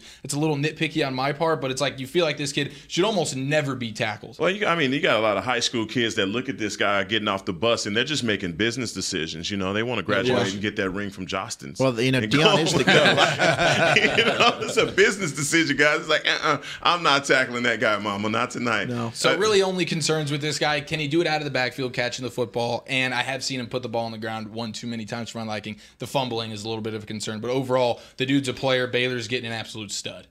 Yeah, definitely so. And I love how it says 5'10.5". It just kind of add that half inch. Basically 5'11". Chris is all the way detailed in everything that he does. But got some other updates coming in, some highlights coming in. Plano schools putting up some money. This is one you'll like, Wolchuk. Let's start this off. This is Cody. Is this Cody Christ? Yes. Is that how you say his last name? Cody Christ. Look at this play. Give it to me. Give it to me. And it leads in to Plano East. This is from 77 yards out. You'll look off to the right side of your screen. He catches a little shovel pass, and then he gone. Christ, sideline, foot race. One man to beat. Nope. Touchdown, Plano and the Wildcats. Continuing, this is Plano East against Prosper. Prosper gives up the long bomb. Over the top of the entire Mallory defense. dropping dimes. That was quarterbacks tonight just winning. Beautiful throw. Whataburger Friday Night Stars will return here in just a moment.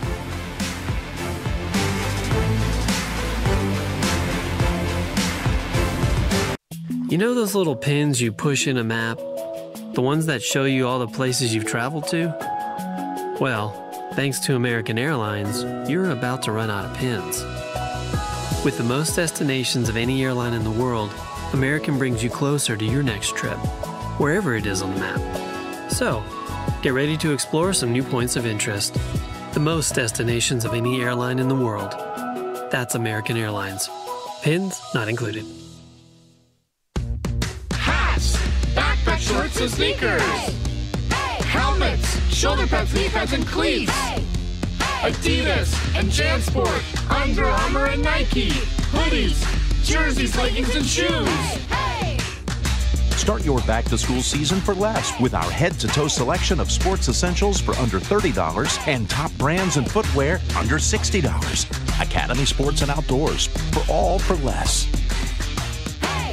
Ever wonder what it's like to play for the Dallas Cowboys? We scratch, we claw, we fight. To sit in the same locker room as your favorite Cowboys players. To run into the end zone. Touchdown, Cowboys! You could do all that and more when you tour AT&T Stadium. Play on the field. See the Dallas Cowboys cheerleaders' locker room. And gain access to areas where fans are never allowed on game day. It's all possible with AT&T Stadium Tours. Presented by SeatGeek. Tours are available daily. Visit attstadium.com for details.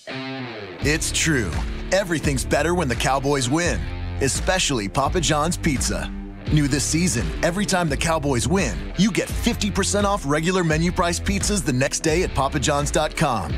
That's half-price pizzas with promo code CowboysWin. Better ingredients, better pizza. Papa John's, official pizza of your Dallas Cowboys. Limited time offer, not valid with any other coupons or discounts. Prices, participation, delivery area, and charges may vary. This is the Pepsi that your father drank and your grandfather drank. When I was your age, we worked for And your grandmother, she drank it too before she met him. That was quite the catch, you know. We know. This is the Pepsi that your Uncle Ted drank when rock sounded like this. And the one he drinks now that rock sounds like this. This is the Pepsi for American pastimes. Whether you're tailgating at a speedway or courtside watching your favorite player make a breakaway. Shoots, and he scores! It even goes well with away games. This is the Pepsi that was made for your mom's famous 5-alarm chili. You know, the one she refuses to give the recipe to. Never gonna happen. Don't worry, your secret's safe with us. This is the Pepsi that makes you say, hee hee, ba ba ba ba ba, and baby. This is the Pepsi for those who are forever fun. This is the Pepsi for every generation. Welcome to your hometown Whataburger. We make sure that our customers get their order hot and fresh. I ordered the original Whataburger. I got the number 2 Whataburger double, and I got bacon on it because everyone loves bacon. We don't make it until you order it. Their ingredients are so fresh, and you can taste it. Tomato, lettuce, and the onions all the time is fresh. We cut our vegetables 3 times a day. They gave me a hot and fresh burger the way I like it, so I'm happy. Your hometown Whataburger. Serving it hot and fresh all day, every day. Dr. Pepper is the one you crave. But how do you explain that craving? Imagine a surging river of ice-cold Dr. Pepper, roaring with carbonated mists of desire. You're dangling above it, upside down, like a fishing lure in the wind. 23 flavors tickle your nose, but the river is too far away to taste. Dr. Pepper calls to you. You. Now that is a Dr. Pepper craving. Dr. Pepper, the one you crave.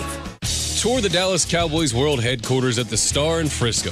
VIP guided tours give Cowboys fans an inside look at the place where the Dallas Cowboys train and work. Fans have the opportunity to see the Cowboys' state-of-the-art war room, grand atrium, a display of all 5 Super Bowl trophies and rings, and more. Connect with the Cowboys in ways you never imagined. VIP guided tours are available daily. Get your tour tickets now at thestarinfrisco.com. That's thestarinfrisco.com. Located at Dallas Cowboys Headquarters at the Star in Frisco, Cowboys Fit offers a comprehensive gym experience with over 60,000 square feet of workout space, personal training, group fitness classes, a heated rooftop pool, and luxury amenities, including the same state-of-the-art equipment used in the Dallas Cowboys team facility. A dedicated recovery lounge featuring hydro massage and cryotherapy, a health and nutrition bar, and so much more. For more information or to join, visit cowboysfit.com.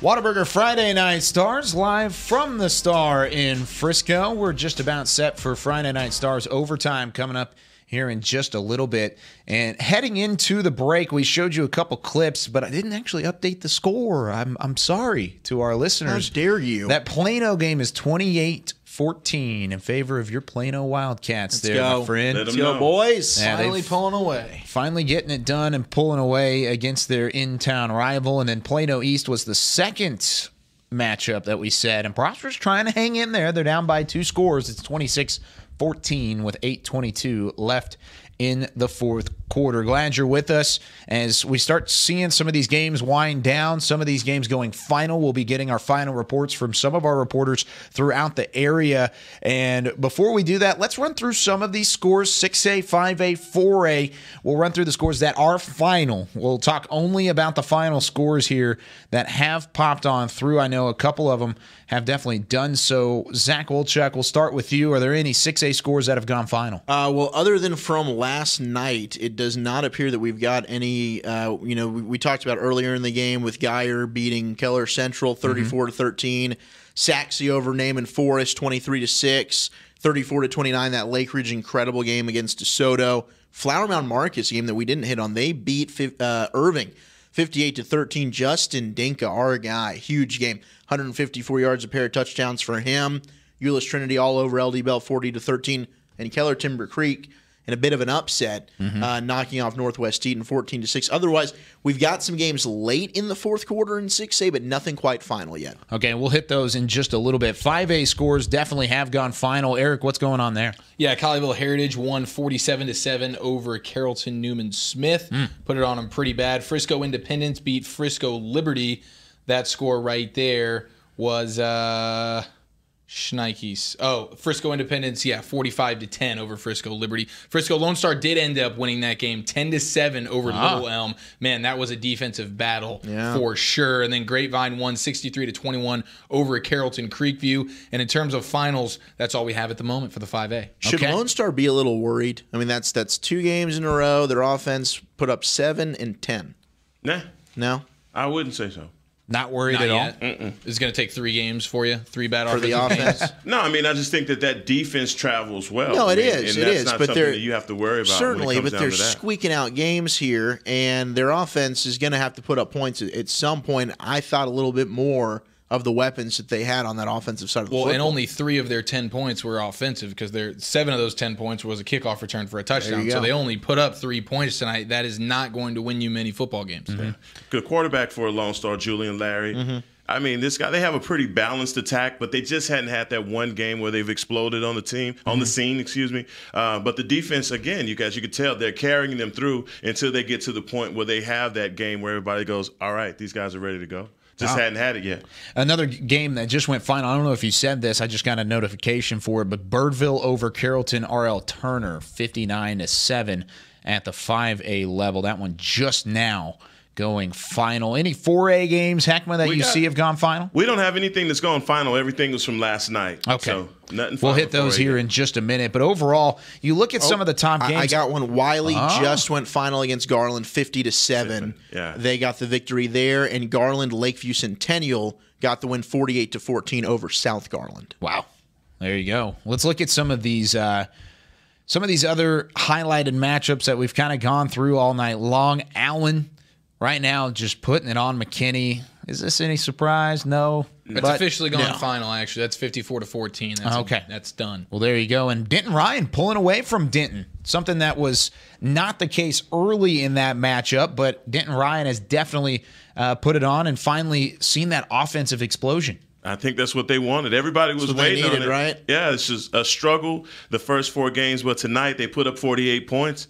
Look like they're out of their way. Yeah, and they just scored another one here at the end to go ahead and tack that on 48-7. They are really just putting it all over. Drew Sanders had himself there was a kick block. He's doing it on all 3 phases, offensive and special teams.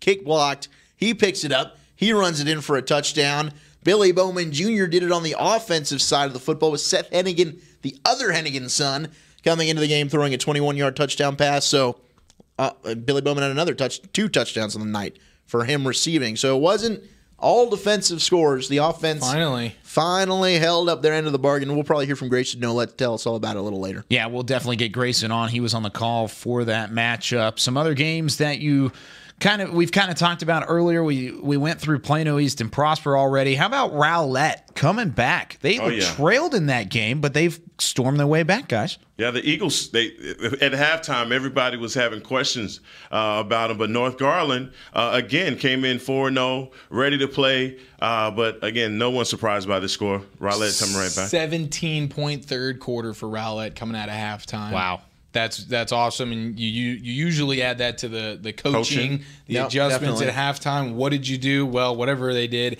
it worked. And for North Garland to be their first loss of the year, so Rowlett taking care of business there. Keller scored. They cut that lead against South Lake Carroll. It's 44-37 with just under 10 to play in the fourth quarter. South Lake Carroll putting that second half offense. We talked about it. They had the first game of the season. They were slow coming out of the gates offensively. The second half, specifically the fourth quarter of that first game, they really turned it up. South Lake in this second half, same thing. Longview Rockwall, guys. Not it. 35 all. Unbelievable football game. I can't wait to hear more from Guy Frazier about Longview and Rockwall. Hopefully he sure picked the right game to go to, didn't he? You knew, hey, those were the 2, Rockwall, Longview, South Lake Carroll, and Keller. And then East and Prosper, those 3 were kind of the big unbeaten matchups. Everybody coming in there. And Rockwall Longview's living up to the billing, man. That's a heck of a football game. Yeah, you're exactly right. And I've actually got a highlight coming in from Guy here in just a moment. That was the game-tying touchdown, and we'll tell that in just a little bit. We talked about Frisco Lone Star. Jackson Donovan is about to call in. We'll talk to Jackson in just a moment. Big touchdown for Flower Mound. Flower Mound scored with 8:04 to go in the fourth quarter. They're up 35-27 on the Fightin' Farmers. Big game between 2 bubble playoff teams there. Is this a play-in game? I think it might be. I think it is a play-in game.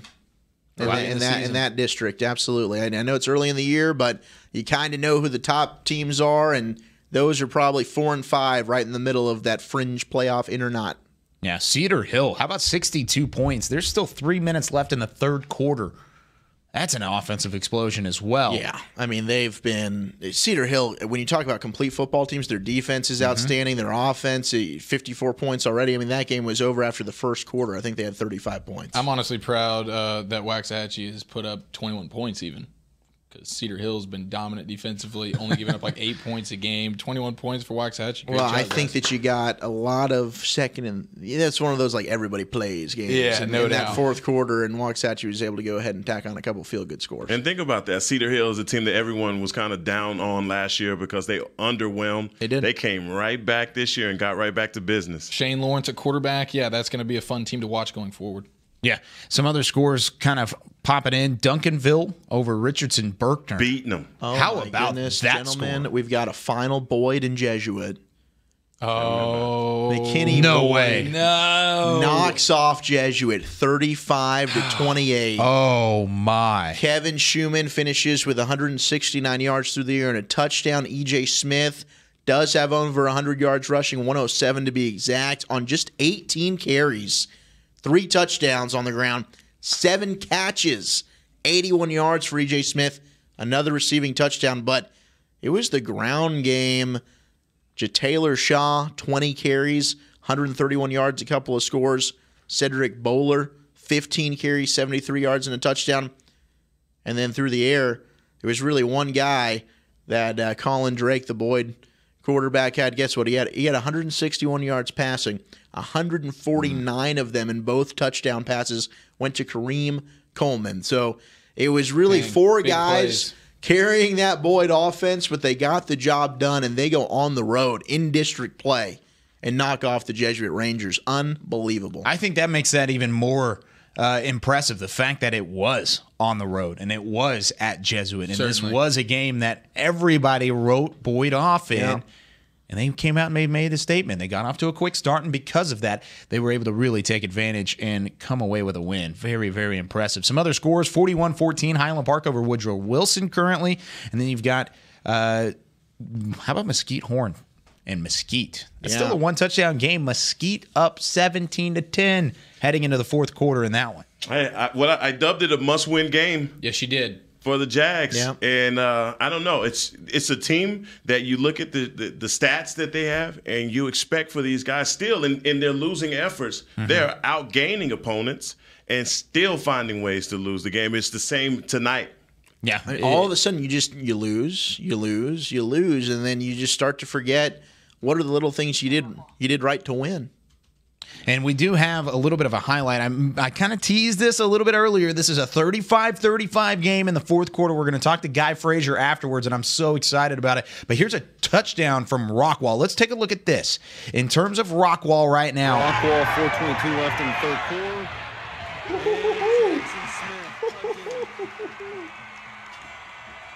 Wow. Jackson Smith, and look at the throw from Jacob Clark.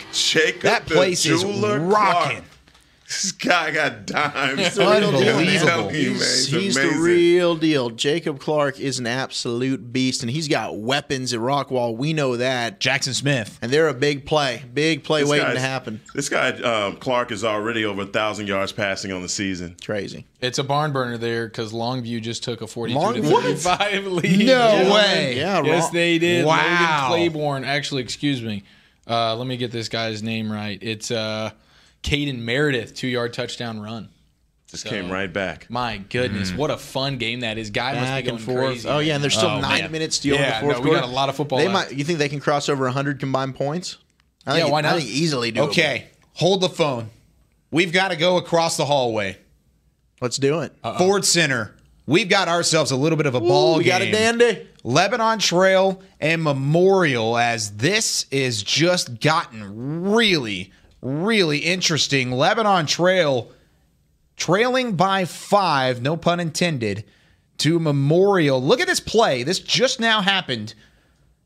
Off to the right, gets a great block on the outside, and he looks like he's going to score tiptoes, but he steps out at the 3. toe win in my That would have taken the lead in a timeout called by Memorial. We're going to come back to this game here in just a moment to see the conclusion of it. That's from the Ford Center. It has been a wild game. And two teams that just couldn't score any points. Memorial offense did not exist. They woke up this morning and said, guys, I think it's time to start playing some football. Yeah, they've been averaging 4 points a game until tonight. Yeah, that's 4 points per game, and they've given up 54 points per game. Absolutely crazy. And that offense has done its job so far. I'm excited to see this. This is an unbelievable game, guys. The first half, we had all but wrote those guys off. But like you said, Kyle, things just got real. Definitely so. Let's go ahead and go back to the Ford Center and see what's happening. 40 seconds left in the ball game. They're going to hand it off here. Far side stuffed on 1st and goal from the 3-yard line. That clock's going to run. One more timeout left for Lebanon Trail. You see it up at the top of the screen. Man, this is a great ball game. Yeah, they need to get up to the line now. Those helmets are incredible. Getting that snap off, handoff far side. Defense from Memorial. I don't think they called it. It's a great jump by 7 right there, and he's fired up. It did look like maybe he jumped early, but he also seemed like he could have timed that perfectly. And now you got to burn your last time out. Yep. Lebanon Trail trying to fight for that second win of the season. You get a replay here. Great play just coming through that side gap. And look at the speed from 7 Looks like there. Anthony Orgy out there making a play from behind. And we got it all coming up for all the marbles here in just a second. Guys, that's hard to do. Chase down the play from behind. I mean, absolutely. That's a perfectly timed defensive play right there. While we wait on that, we got another final rolling in. Coppell holds on to beat Irving MacArthur 28-21, and Louisville is at the Flower Mound 31-yard line, banging on the door, trying to come back and at least tie that football game with under 5.5 to go in the 4th. Yeah, lots going on around the North Texas area. We're going to continue to keep you posted. We're not going to go to break just yet, just so we can see the ending of that Memorial and Lebanon Trail game coming up in just a moment. I'm sad we're on a delay. I mean, we're a couple minutes behind. I know this is happening. It looks real time to us. We're definitely behind at this moment, but it's fun to watch this kind of play out live on screen. And we also are waiting in. Adrian Jagish is going to join us after the break here in just a little bit. But let's go back to the Ford Center. 15 seconds left. No more timeouts on the clock. Back to snap, throw, back of the end zone. That might have been caught. No. Out of bounds. 4th down on the way. 4th down, boys. Oh, man. This is the ball game. I don't know that I'm in love with the fade call there, but you know that you had to get the ball in the air and either needs to be caught or incomplete to stop the clock there. Keaton with 11 Ballou. seconds still. And this is it. I mean, 4th down and goal from the 7. I believe in the lefty quarterback. Lefty quarterback. Yeah, you got to look at it. Let's go back. Ford Center. Oh, boy. Across the hallway. For all the marbles, guys. That quarterback, that's Lucas Rexon, 5'7", 142 pounds. He's going to run it himself, trying to get a block. Nobody there. And Memorial is going to win their first football game of the season. Quarterback draw to the short side of the field. What a terrible call. What an absolutely awful. That's the first win in school history? I think that's the first win in Memorial school history.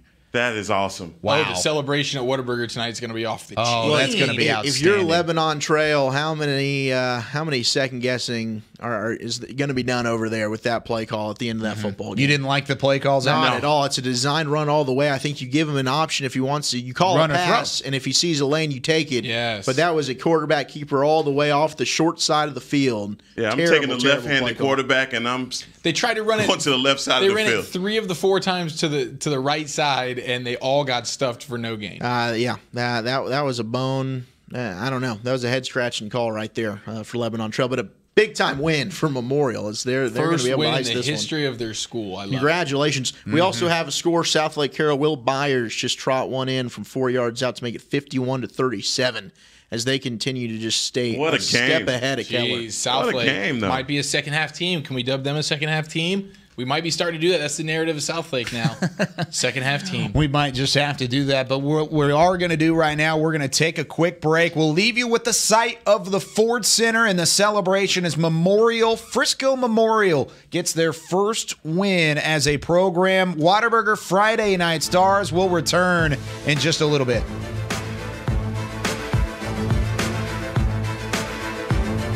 You know those little pins you push in a map? The ones that show you all the places you've traveled to? Well, thanks to American Airlines, you're about to run out of pins. With the most destinations of any airline in the world, American brings you closer to your next trip, wherever it is on the map. So, get ready to explore some new points of interest. The most destinations of any airline in the world. That's American Airlines. Pins not included. Hats, backpack shorts and sneakers. Helmets, shoulder pads, knee pads, and cleats. Adidas and JanSport, Under Armour and Nike. Hoodies, jerseys, leggings, and shoes. Start your back-to-school season for less with our head-to-toe selection of sports essentials for under $30 and top brands and footwear under $60. Academy Sports and Outdoors, for all for less. Ever wonder what it's like to play for the Dallas Cowboys? We scratch, we claw, we fight. To sit in the same locker room as your favorite Cowboys players. To run into the end zone. Touchdown, Cowboys! You could do all that and more when you tour AT&T Stadium. Play on the field. See the Dallas Cowboys cheerleaders' locker room and gain access to areas where fans are never allowed on game day. It's all possible with AT&T Stadium Tours. Presented by SeatGeek. Tours are available daily. Visit attstadium.com for details. It's true. Everything's better when the Cowboys win, especially Papa John's Pizza. New this season, every time the Cowboys win, you get 50% off regular menu price pizzas the next day at papajohns.com. That's half-price pizzas with promo code CowboysWin. Better ingredients, better pizza. Papa John's, official pizza of your Dallas Cowboys. Limited time offer, not valid with any other coupons or discounts. Prices, participation, delivery area, and charges may vary. This is the Pepsi that your father drank and your grandfather drank. When I was your age, we worked for And your grandmother, she drank it too before she met him. That was quite the catch, you know. We know. This is the Pepsi that your Uncle Ted drank when rock sounded like this. And the one he drinks now that rock sounds like this. This is the Pepsi for American pastimes. Whether you're tailgating at a speedway or courtside watching your favorite player make a breakaway. And he scores! It even goes well with away games. This is the Pepsi that was made for your mom's famous 5-alarm chili. You know, the one she refuses to give the recipe to? Never gonna happen. Don't worry, your secret's safe with us. This is the Pepsi that makes you say, hee, ba, ba, ba, ba, ba, and baby. This is the Pepsi for those who are forever fun. This is the Pepsi for every generation. Welcome to your hometown Whataburger. We make sure that our customers get their order hot and fresh. I ordered the original Whataburger. I got the number 2 Whataburger double, and I got bacon on it because everyone loves bacon. We don't make it until you order it. Their ingredients are so fresh, and you can taste it. Tomato, lettuce, and the onions all the time is fresh. We cut our vegetables 3 times a day. They gave me a hot and fresh burger the way I like it, so I'm happy. Your hometown Whataburger. Serving it hot and fresh all day, every day. Dr. Pepper is the one you crave. But how do you explain that craving? Imagine a surging river of ice-cold Dr. Pepper, roaring with carbonated mists of desire. You're dangling above it, upside down, like a fishing lure in the wind. 23 flavors tickle your nose, but the river is too far away to taste. Dr. Pepper calls to you. You. Now that is a Dr. Pepper craving. Dr. Pepper, the one you crave. Tour the Dallas Cowboys World Headquarters at the Star in Frisco. VIP guided tours give Cowboys fans an inside look at the place where the Dallas Cowboys train and work. Fans have the opportunity to see the Cowboys' state-of-the-art war room, grand atrium, a display of all 5 Super Bowl trophies and rings, and more. Connect with the Cowboys in ways you never imagined. VIP guided tours are available daily. Get your tour tickets now at thestarinfrisco.com. That's thestarinfrisco.com. Located at Dallas Cowboys Headquarters at the Star in Frisco, Cowboys Fit offers a comprehensive gym experience with over 60,000 square feet of workout space, personal training, group fitness classes, a heated rooftop pool, and luxury amenities, including the same state-of-the-art equipment used in the Dallas Cowboys team facility. A dedicated recovery lounge featuring hydro massage and cryotherapy, a health and nutrition bar, and so much more. For more information or to join, visit cowboysfit.com.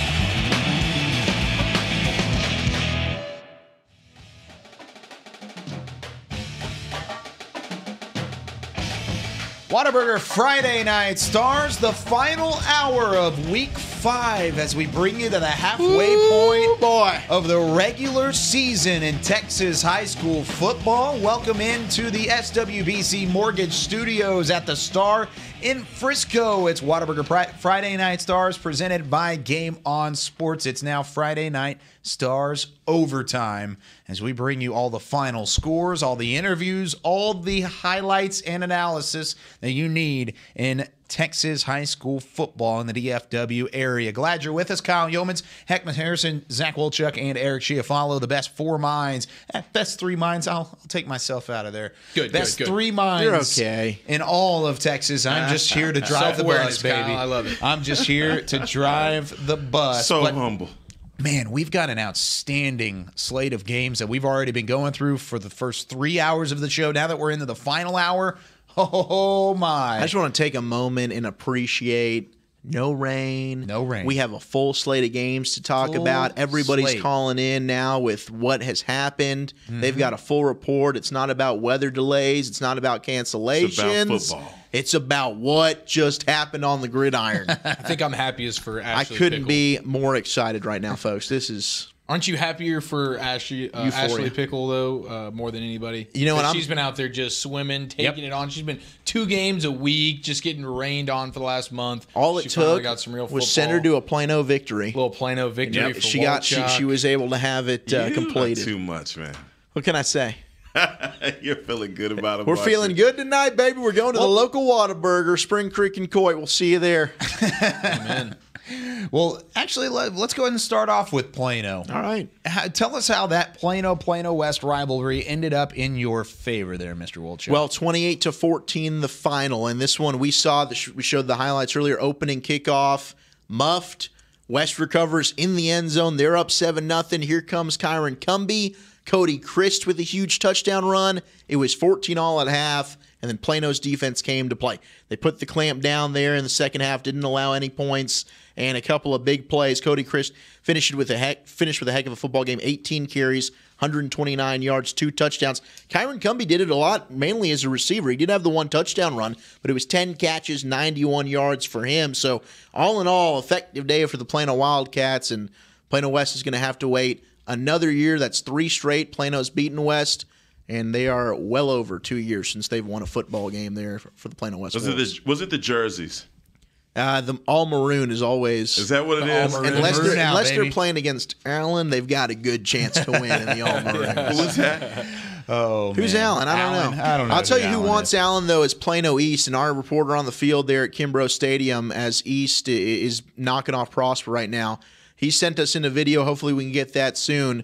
Apparently the Plano East student section is chanting, "We want Allen." Ooh. Be careful what you I completely agree. I love the confidence. Yeah, it might have to be the good. student section of the week later on. Another game that we have now seen gone final, Frisco Lone Star at Little Elm. Frisco Lone Star, really, this is a team that we thought might blow out Little Elm or at least make it a couple score win. Well, they ended up winning 10-7. We've got Jackson Donovan on the phone. Jackson was at this game on the scene, and Jackson, was this a case of Little Elm kind of maybe not dominating the football game, but just kind of controlling Lone Star, or was Lone Star just kind of off their game today?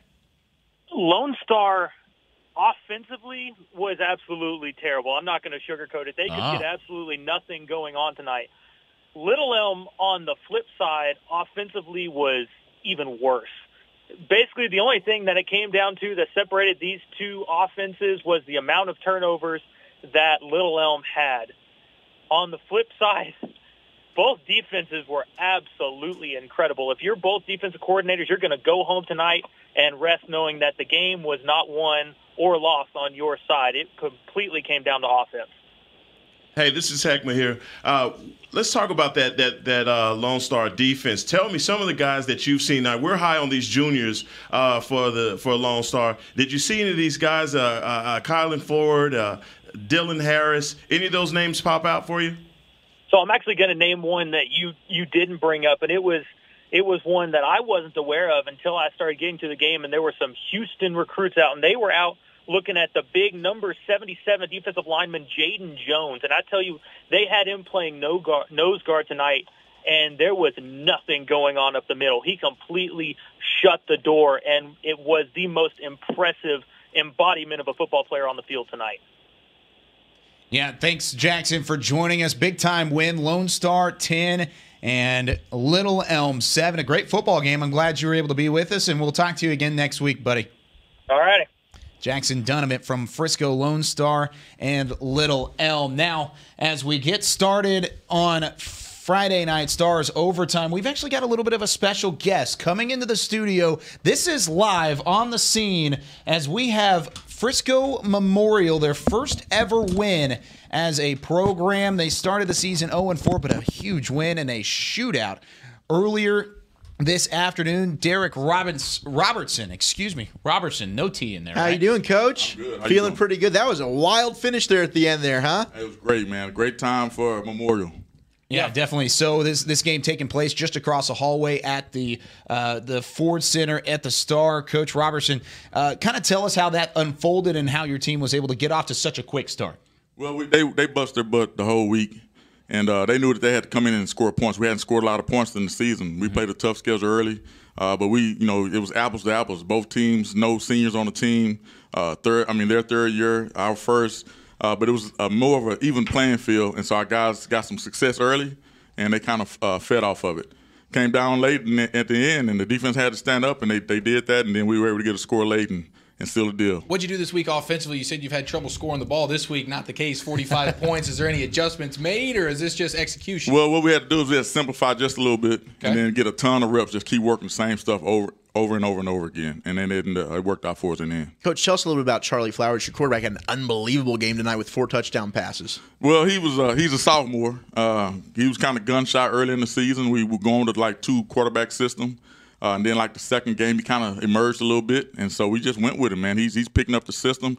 Sometimes he doesn't step up in the pocket like he needs to, but that's, it's to be expected. He's young, but he did a really great job for us. Coach, this is your first win of the program. Yes, sir. Now you are building. That's right. That's all right. Coach, it's your first win, and obviously you're building this program from the ground up. What are some of the things that you're trying to instill in your program and going forward, especially in the area that's so littered with talent? Yeah, well, our program is built on discipline, commitment, and academic success. That's it. And so we're trying to instill a blue-collar mentality, hard work. Where we come from, we don't know how to just give up. We feel like regardless of how much talent we have, we got to try to outwork you. That's right. And at some point, you're going to be out. Somebody's going to have more talent, and you just got to work harder.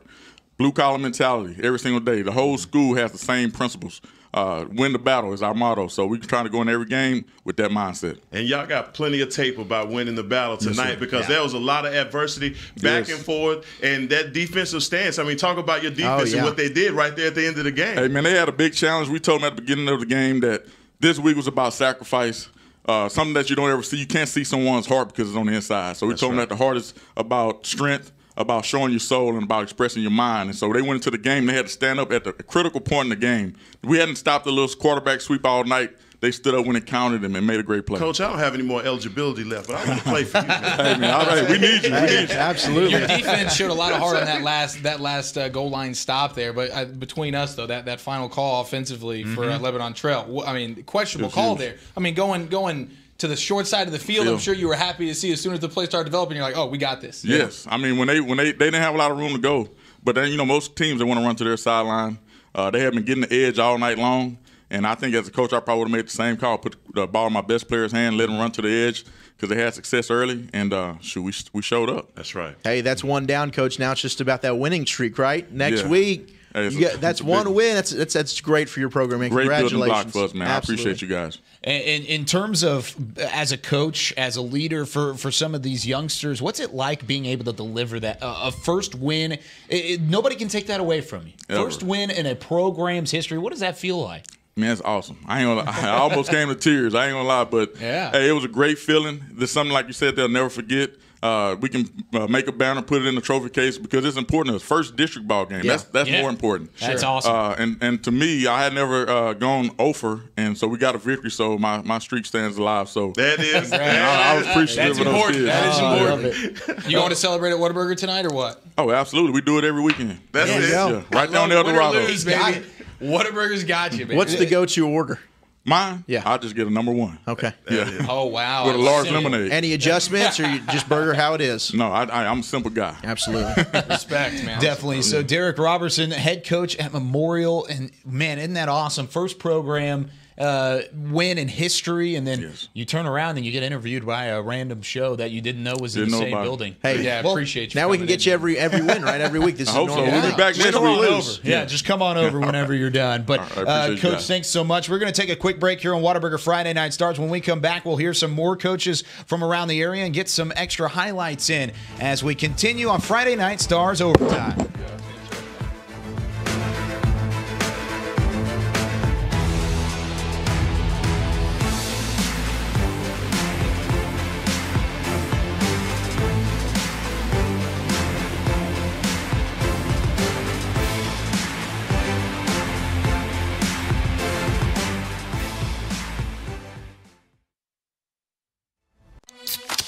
This is the Pepsi that your father drank and your grandfather drank. When I was your age, we worked for. And your grandmother, she drank it too before she met him. That was quite the catch, you know. We know. This is the Pepsi that your Uncle Ted drank when rock sounded like this. And the one he drinks now that rock sounds like this. This is the Pepsi for American pastimes. Whether you're tailgating at a speedway or courtside watching your favorite player make a breakaway. And he scores! It even goes well with away games. This is the Pepsi that was made for your mom's famous 5-alarm chili. You know, the one she refuses to give the recipe to? Never gonna happen. Don't worry, your secret's safe with us. This is the Pepsi that makes you say, hee, ba, ba, ba, ba, ba, and baby. This is the Pepsi for those who are forever fun. This is the Pepsi for every generation. Welcome to your hometown Whataburger. We make sure that our customers get their order hot and fresh. I ordered the original Whataburger. I got the number 2 Whataburger double, and I got bacon on it because everyone loves bacon. We don't make it until you order it. Their ingredients are so fresh, and you can taste it. Tomato, lettuce, and the onions all the time is fresh. We cut our vegetables 3 times a day. They gave me a hot and fresh burger the way I like it, so I'm happy. Your hometown Whataburger, serving it hot and fresh all day, every day. Tour the Dallas Cowboys World Headquarters at the Star in Frisco. VIP guided tours give Cowboys fans an inside look at the place where the Dallas Cowboys train and work. Fans have the opportunity to see the Cowboys' state-of-the-art war room, grand atrium, a display of all 5 Super Bowl trophies and rings, and more. Connect with the Cowboys in ways you never imagined. VIP guided tours are available daily. Get your tour tickets now at thestarinfrisco.com. That's thestarinfrisco.com. It's true. Everything's better when the Cowboys win, especially Papa John's Pizza. New this season, every time the Cowboys win, you get 50% off regular menu price pizzas the next day at papajohns.com. That's half-price pizzas with promo code CowboysWin. Better ingredients, better pizza. Papa John's, official pizza of your Dallas Cowboys. Limited time offer. Not valid with any other coupons or discounts. Prices, participation, delivery area, and charges may vary. Dr. Pepper is the one you crave. But how do you explain that craving? Imagine a surging river of ice-cold Dr. Pepper, roaring with carbonated mists of desire. You're dangling above it, upside down, like a fishing lure in the wind. 23 flavors tickle your nose, but the river is too far away to taste. Dr. Pepper calls to you. You. Now that is a Dr. Pepper craving. Dr. Pepper, the one you crave. Located at Dallas Cowboys Headquarters at the Star in Frisco, Cowboys Fit offers a comprehensive gym experience with over 60,000 square feet of workout space, personal training, group fitness classes, a heated rooftop pool, and luxury amenities, including the same state-of-the-art equipment used in the Dallas Cowboys team facility. A dedicated recovery lounge featuring hydro massage and cryotherapy, a health and nutrition bar, and so much more. For more information or to join, visit cowboysfit.com. You know those little pins you push in a map? The ones that show you all the places you've traveled to? Well, thanks to American Airlines, you're about to run out of pins. With the most destinations of any airline in the world, American brings you closer to your next trip, wherever it is on the map. So, get ready to explore some new points of interest. The most destinations of any airline in the world. That's American Airlines. Pins not included. Hats, backpack shorts and sneakers. Helmets, shoulder pads, knee pads, and cleats. Adidas and JanSport, Under Armour and Nike. Hoodies, jerseys, leggings, and shoes. Start your back-to-school season for less with our head-to-toe selection of sports essentials for under $30 and top brands and footwear under $60. Academy Sports and Outdoors, for all for less. Ever wonder what it's like to play for the Dallas Cowboys? We scratch, we claw, we fight. To sit in the same locker room as your favorite Cowboys players. To run into the end zone. Touchdown, Cowboys! You could do all that and more when you tour AT&T Stadium. Play on the field. See the Dallas Cowboys cheerleaders' locker room. And gain access to areas where fans are never allowed on game day. It's all possible with AT&T Stadium Tours. Presented by SeatGeek. Tours are available daily. Visit attstadium.com for details.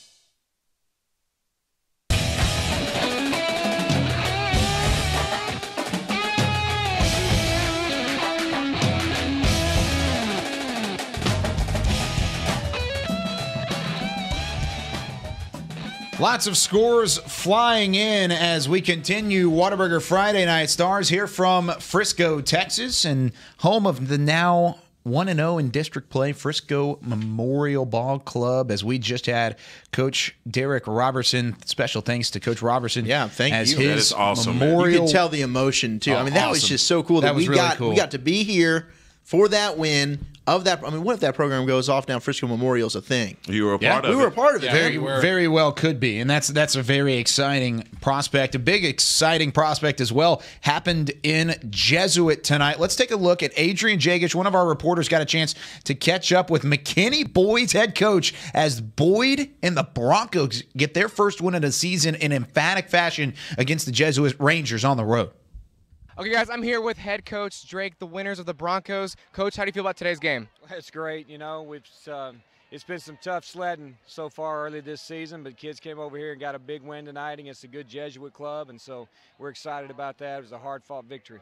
Well, in the beginning of the first half, it was sort of like the Broncos were leading, and then after the second half, it looks like the Jesuits were kind of catching up, but ended up being that you guys followed through and ended up winning this game, breaking y'all's losing streak. How do you feel about that? Well, it feels good, no doubt. You know, I thought we did. We started fast. You know, they came out in the third quarter. They got the opening kick of the second half and really managed the clock well, ran the football well. Kind of had us against the ropes. We made a had a big pass play right there to score the touchdown that put us ahead by 7. You know, in the fourth quarter, and then held on. So it was great to see the kids play for 4 full quarters and give a good fight. So. Anyway, we're excited about that. Awesome. Great. Congratulations, Coach. Thank you.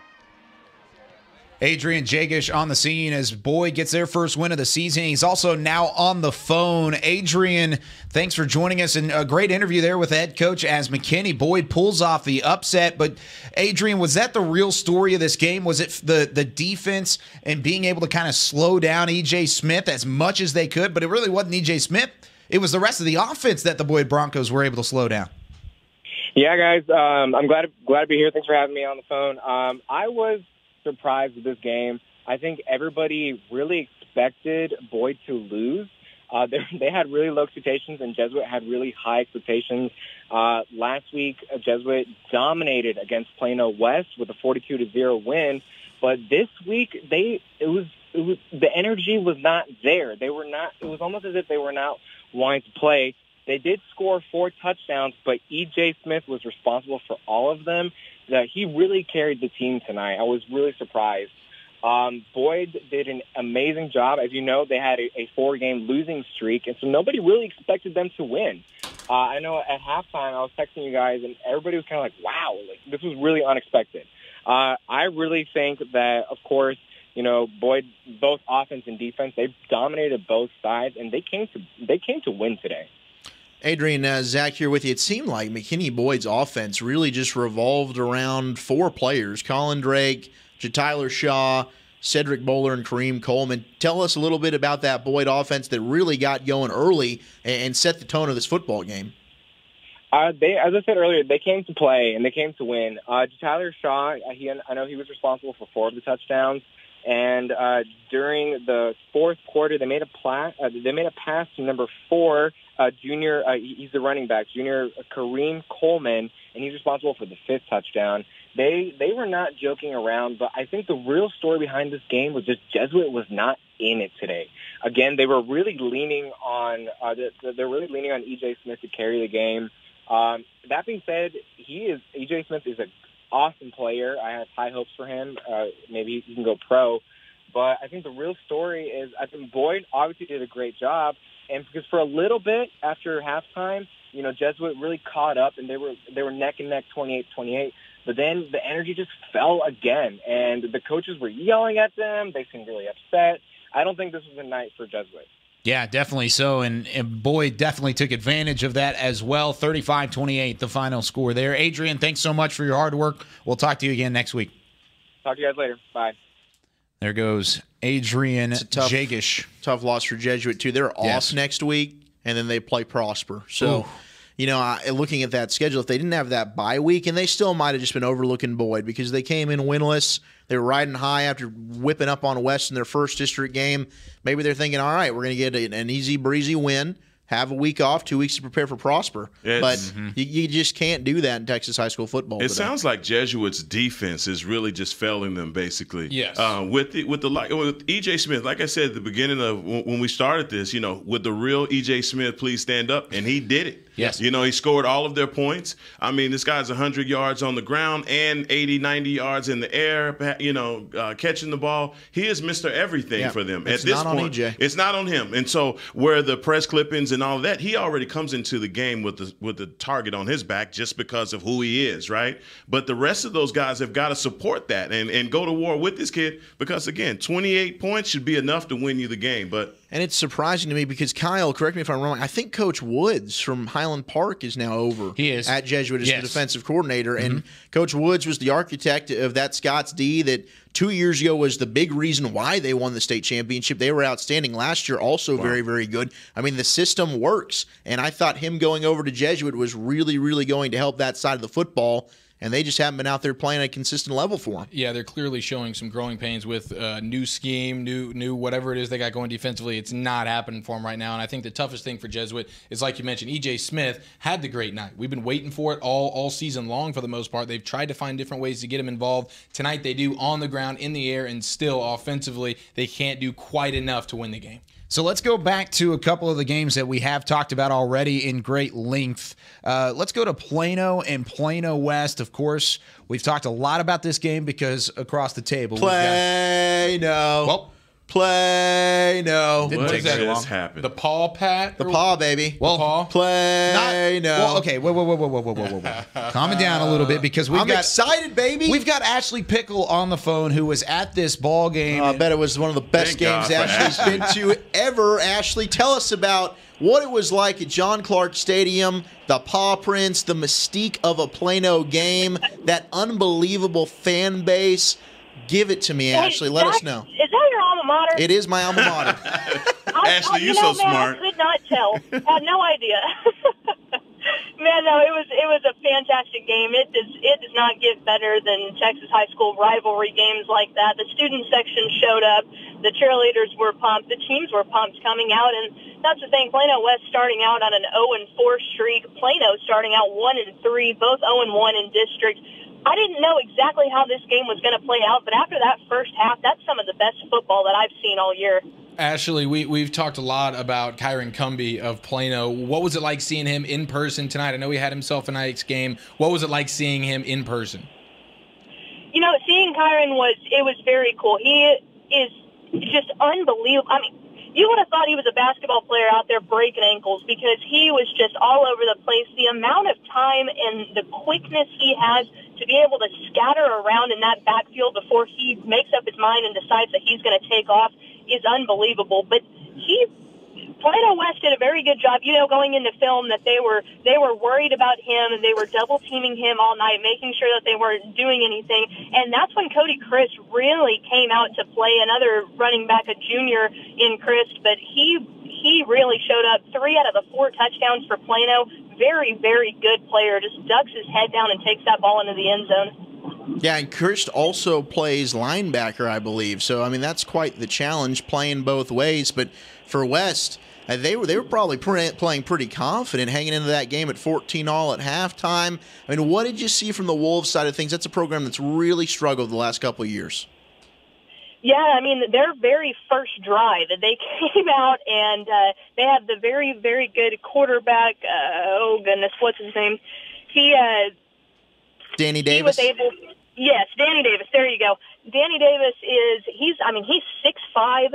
He's a well-sized player. He's coming out just towering over these guys, and he's not scared to run the ball. But when he came out his first drive, he threw that 60-yard touchdown pass that was then fumbled, and then they recovered it in the end zone, and that was a big momentum shift for West right there. Everyone, I was standing on the Plano sideline at the time, and you'll hear the coaches, and one of them just went, "What in the world just happened?" Like they really were. You could see a look of shock on their face that, one, they were gutsy enough to go ahead and pull out a 60-yard pass to start off the game, and then the fact that they recovered it, it was a momentum shift. For a while, I really thought that West was in it. Obviously, they did too, leading into halftime, and then Plano, I don't know what Coach said to them at halftime, but they came out ready to roll in that second half.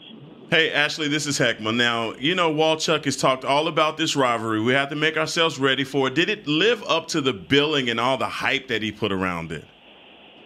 The first half definitely did. It was rivalry football. It seemed like the playbooks were just completely out of the way. There was guys all over the field. Crazy stuff was happening. The first half definitely did. I was a little disappointed in the rivalry aspect of the second half. Oh, wow. You look at the stats up on the sheet right now, and Plano really kind of dominated in terms of total yardage. That balanced attack, was that something that you talk about in the first half? It was a close game. Was that mostly in the second half in terms of the yardage gained? Exactly, yeah. In that first half, it was back and forth on possessions. I mean, 7-7 to end the first, 14-14 to end the second, and they were scoring one after another. There was long periods in the middle of the quarters, it seemed like, where it was just back and forth possession. So they kind of mirrored after each other, which was making it such the good rivalry atmosphere in that first half. But yeah, the second half is where Plano just racked up those yards. Ashley, you sent us some beautiful footage of the Plano band there at the half. What'd you think of the bands? You've gotten to see a few now. So I mean, what'd you think of these two? Well, Jack, I'm probably just going to break your heart. No, that's fine. I've never been a huge defender of the Plano band. I care more about the team. Okay, good. Because Plano West pulled out an oboe solo, and I don't know how much. Ooh. Obviously, I'm assuming Zach, you know a lot about band. It seems like, or maybe just fond of it. But the oboe solo was unbelievable. It's hard enough to play an oboe, but to go out there in front of a football crowd and make it sound like. It was beautiful. It was awesome. So Plano West took the battle of the bands for me tonight for sure. Hey, wow. That's fine, Ashley. We appreciate that as long as you enjoyed the game. He's so salty right now. Plano won on the scoreboard. That's all that matters. He said scoreboard. He just pulled the scoreboard out on you, Ashley. This guy's literally reaching in his bag right now. He's finding nothing. Scoreboard. Shout out to the oboes. Shout out to the oboes, indeed. Ashley, thanks for your hard work again. I'm sorry this becomes a weekly occurrence.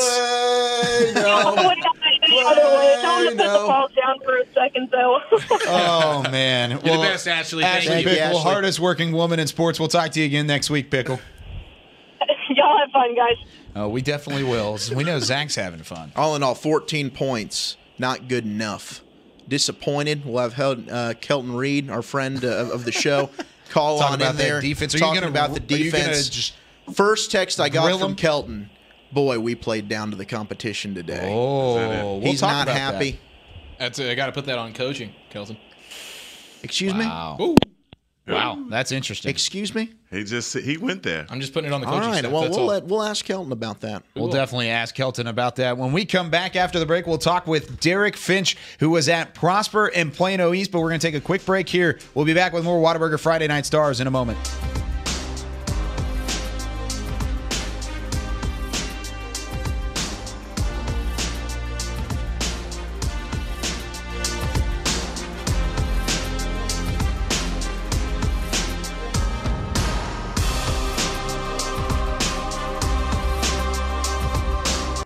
You know those little pins you push in a map?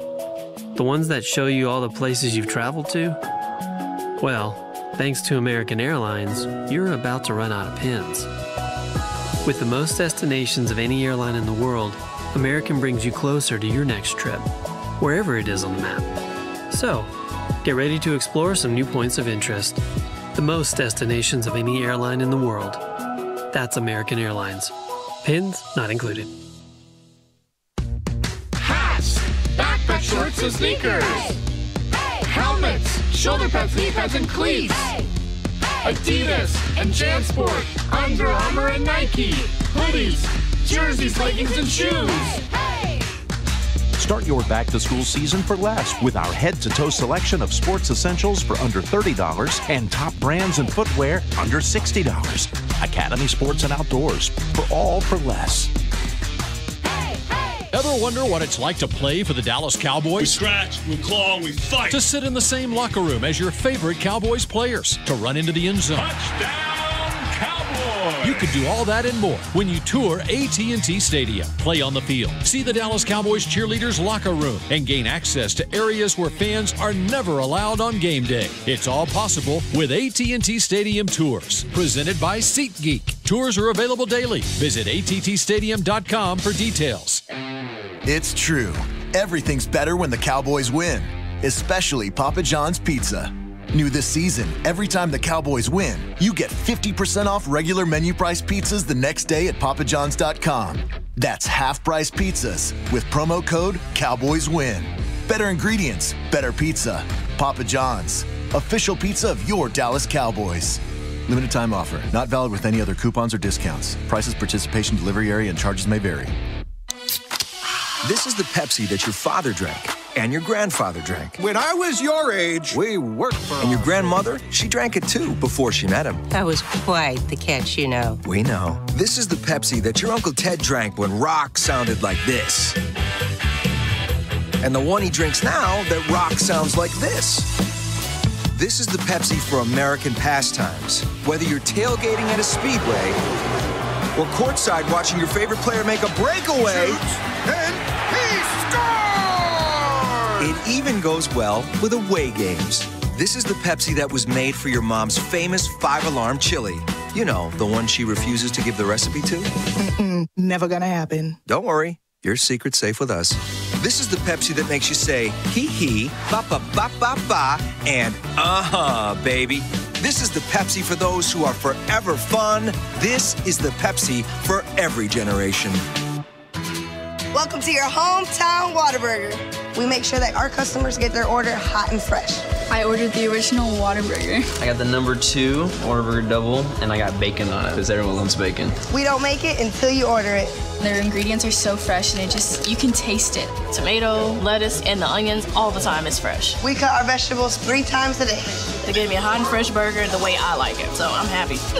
Your hometown Whataburger. Serving it hot and fresh all day, every day. Dr. Pepper is the one you crave. But how do you explain that craving? Imagine a surging river of ice-cold Dr. Pepper, roaring with carbonated mists of desire. You're dangling above it, upside down, like a fishing lure in the wind. 23 flavors tickle your nose, but the river is too far away to taste. Dr. Pepper calls to you. You. Now that is a Dr. Pepper craving. Dr. Pepper, the one you crave. Tour the Dallas Cowboys World Headquarters at the Star in Frisco. VIP guided tours give Cowboys fans an inside look at the place where the Dallas Cowboys train and work. Fans have the opportunity to see the Cowboys' state-of-the-art war room, grand atrium, a display of all 5 Super Bowl trophies and rings, and more.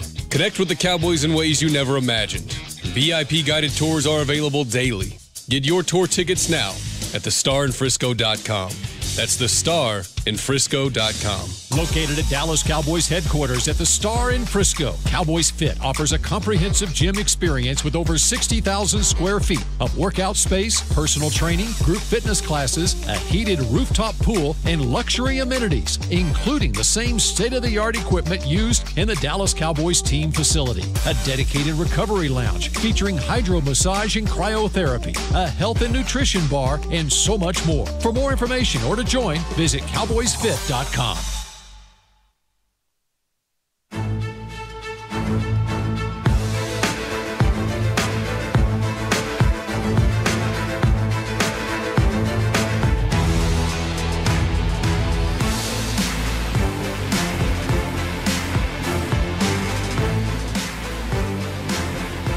Whataburger Friday Night Stars continuing the overtime section as we're from the Star in Frisco, head to headquarters of the Dallas Cowboys.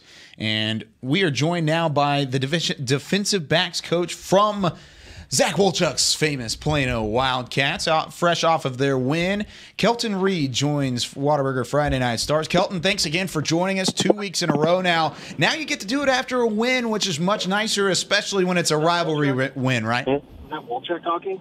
Uh-oh. No, that's Kyle Youmans Nope, talking. that's Kyle Youmans talking. We're talking to you now. right now. What up, Kelton? You got us? Kelton Reed. Kelton. Uh-oh. We might have lost Kelton Reed, but maybe he just can't hear us yet. Unfortunately, either that or it's Derek Finch. Is this Derek Finch on the phone? There's nobody on the phone. This is a mystery. This is.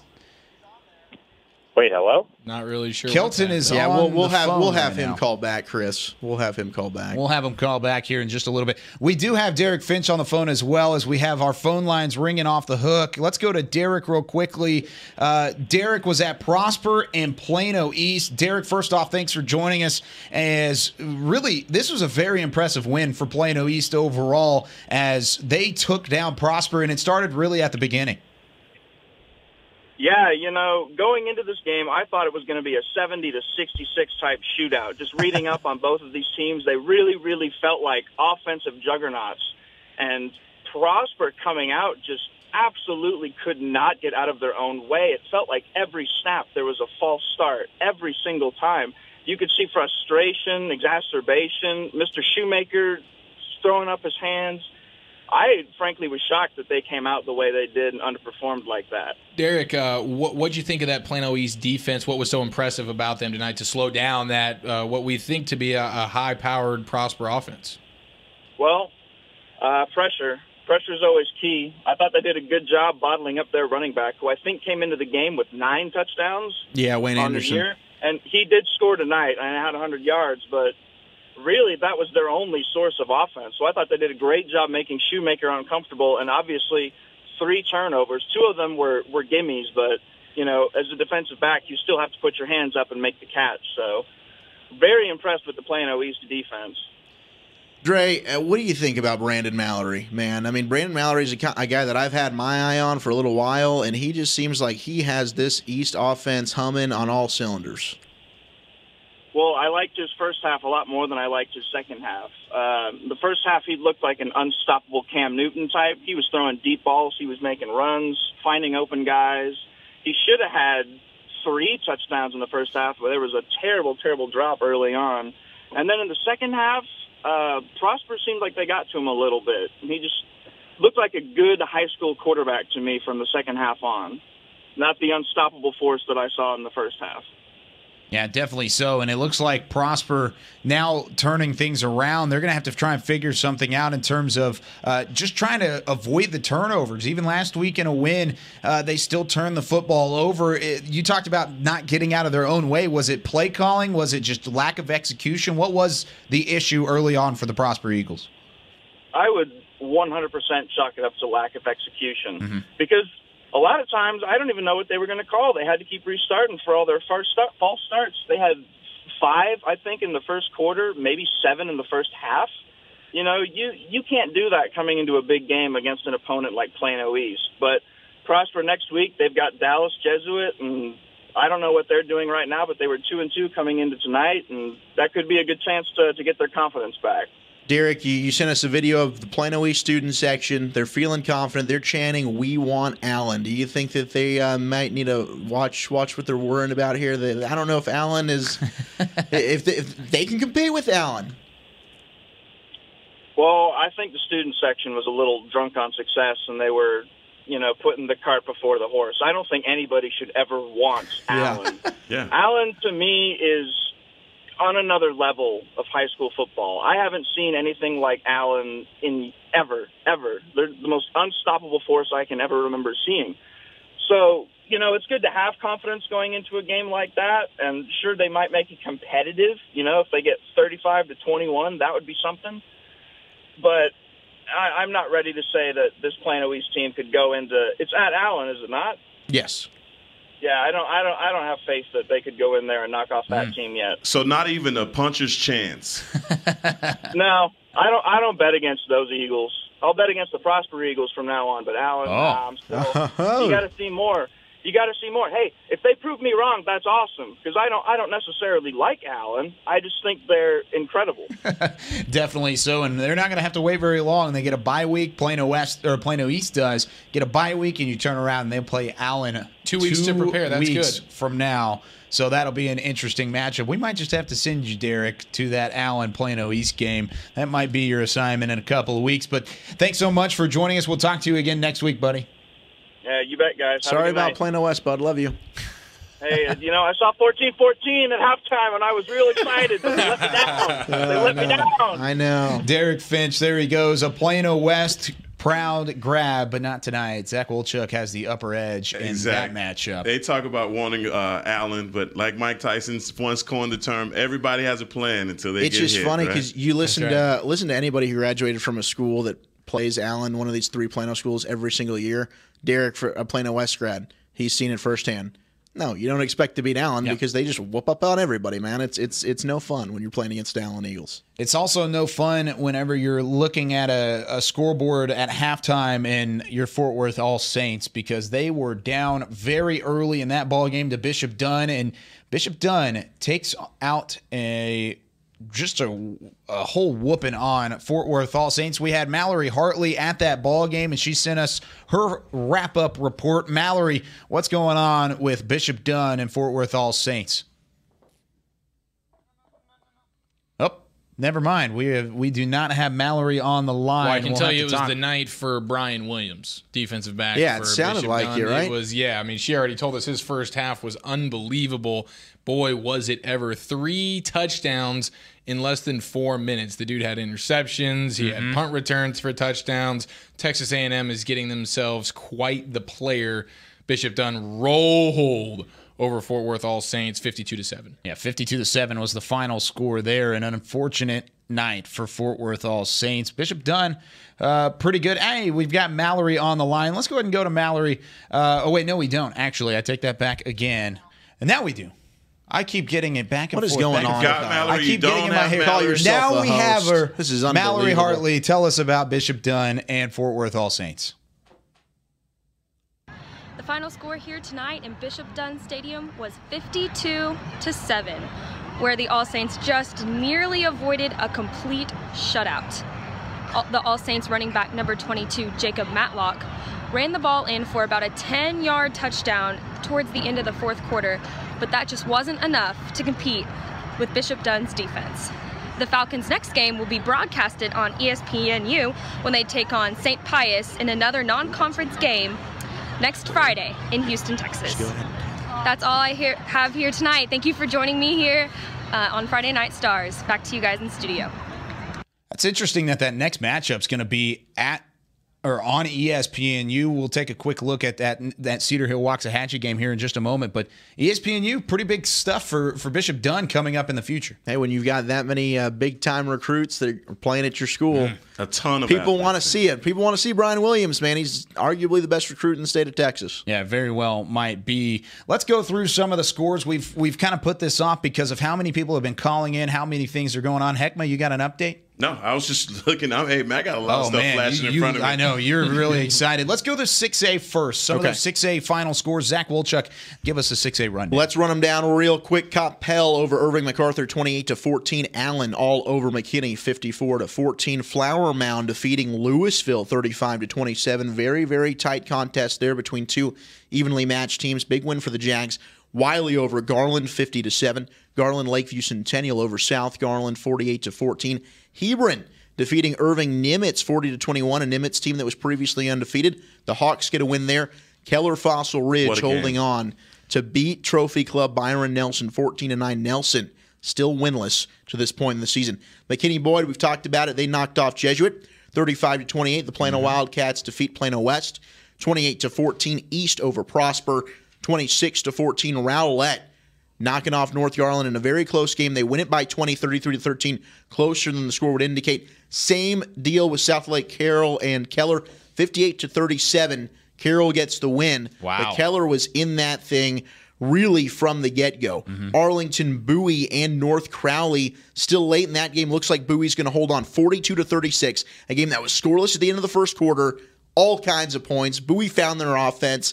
They've got the ball right now at their own 38 with 1:10 to play. Lamar over Martin, 52-11. Cedar Hill beat Waxahachie 78-28. They put up 78 points. They saw Rockwall 73. They said, we'll do you one better. Here's 78. 70 burger tonight. 78 points Almost on an Waxahachie. 80. On the road against the Indians. Arlington Sam Houston 35-22 over Fort Worth Pascal. 70-3 the other Arlington school. Arlington High with our man, Jahari Rogers. 70-8, they get the victory. Jahari Rogers, I think he might have played a quarter. 4 touchdowns. Still had 4 touchdowns. Unbelievable. Longview and maybe the game of the night over Rockwall, 42-35. The Lobos stay unbeaten as they are ranked in the state. They knock off an area-ranked team in Rockwall. And with that being said, we've got Guy Frazier on the phone lines as Rockwall and Longview really a barn burner from the get-go, back and forth. I don't think either team had a score or a lead of more than 2 touchdowns at any point in the ball game. Guy, tell us what went down between those two powers. Hey, Kyle, man, that was a marathon game. That was who was just going to outlast who, and Longview ends up on top 42-35, as y'all know. In my pregame, I said it was going to be the first team to 45 points, and I was close to being right on that, but I also said that it would be, the first team to maybe get a stop or two that would have the best chance of winning the game, and Longview had that with a big interception late in the game with about 3 minutes left, and they also stopped Rockwall on a 4th down right out of the gates of the 4th quarter that I kind of scratched my head on. I thought Rockwall maybe should have punted the ball away, but they didn't, and Longview took care of it, and really, that's kind of how they actually, I think, took the first lead and got a little separation in that game. That's all they ended up needing was that touchdown. And, it was just a back-and-forth affair in the 3rd quarter and then just a grinder in the 4th. Guys, Zach here, talk about Longview. I mean, coming in here, a lot of people in DFW probably don't appreciate the history that Longview has had and the success they brought to the table. Offensively, it seemed like they couldn't step a beat with that defense as well. Say that last part again. Their offense seemed like they couldn't skip a beat. What happened offensively for them? Keelan Williams seemed like he had an excellent game, but then on defense, what made the difference for them to somewhat? They didn't slow them down a ton, but they got the stops when they needed to against Rockwall. Right. Well, honestly, they never stopped Jackson Smith, the receiver for Rockwall, once tonight. I think he finished with 289 yards. Jeez. Which is just absurd. But hang on, I'm driving here. Let's see. Oh. But they did at one point, with the pick, which was probably the biggest play of the game, because prior to that, they had missed a 48-yard field goal that would have put them up by 10. So Rockwall gets the ball back, and they need to make one big play. And I think they dropped back into cover 2, maybe. I don't remember the play exactly, but kid makes an incredible interception, ends up swaying the momentum back in their favor completely, and they never really let go of it. But it was really going to come down to one big play like that, and it came down on defense. But nobody really stopped anybody tonight. The offense has really controlled that game. Guy, we talk about Jacob Clark all the time at quarterback for Rockwall, but what about Haynes King? I don't know if a ton of people know about him, but he had himself quite the game for Longview. What did you see from him tonight? Right. Well, going into this game, Longview Twitter was saying that it's not official, but just knowing Longview being a more balanced attack team, not always being a high, scoring, passing, all over the place type traditional, program, he actually was the fastest, according to them, to reach 1,000 yards passing in a season after week 4 of this season. So, last year when I saw him play in a couple playoff games, he looked like your typical sophomore. Yeah, he's the coach's son, so he trusts him, but still, they didn't have everything going with him. He seemed more like the bus driver. This year, though, it seems like the offense is really controlled completely by him. They're letting him air it out, and really just the whole playbook is there for him. And tonight he had another huge game. He's got some wheels. He actually can get in the open field and make some people miss. He's a bigger kid than people would think, and he's quite the talent. And he's a lot better than probably people think, as far as statewide, he doesn't get the recognition he deserves. Yeah, definitely. So thanks so much, Guy. Great work last night. You've seen two very good football games back-to-back night. Last night it was DeSoto and Lake Ridge. Tonight, Longview and Rockwall. We'll see what two games you get to go to next week, Guy. Yeah, it's been a fun week. Appreciate it, fellas. Definitely so. Guy Frazier, one of our top reporters in terms of giving that information. He definitely knows how to do that. We'll talk to a couple more reporters here in just a minute, but first let's go through those 5A scores. Eric Chiofalo, there is a plenty to talk about in terms of that 5A rundown. Tell us what's going on at that division. Yes, so 47-7, Colleyville Heritage over Carrollton Newman Smith. Birdville 59-7 over Carrollton R.L. Turner, and then Denton falls to Denton Ryan 48-7. It's good to see a little bit of offense out of Denton Ryan. We've talked about them all season. Their defense has been dominant. Their quarterback situation's been completely up in the air. Well, tonight they do it on the ground. They do it through the air. 48 points. Way to go, Ryan. Hopefully that offense can get going because that defense, we all know, is one of the best in the state. No doubt about it.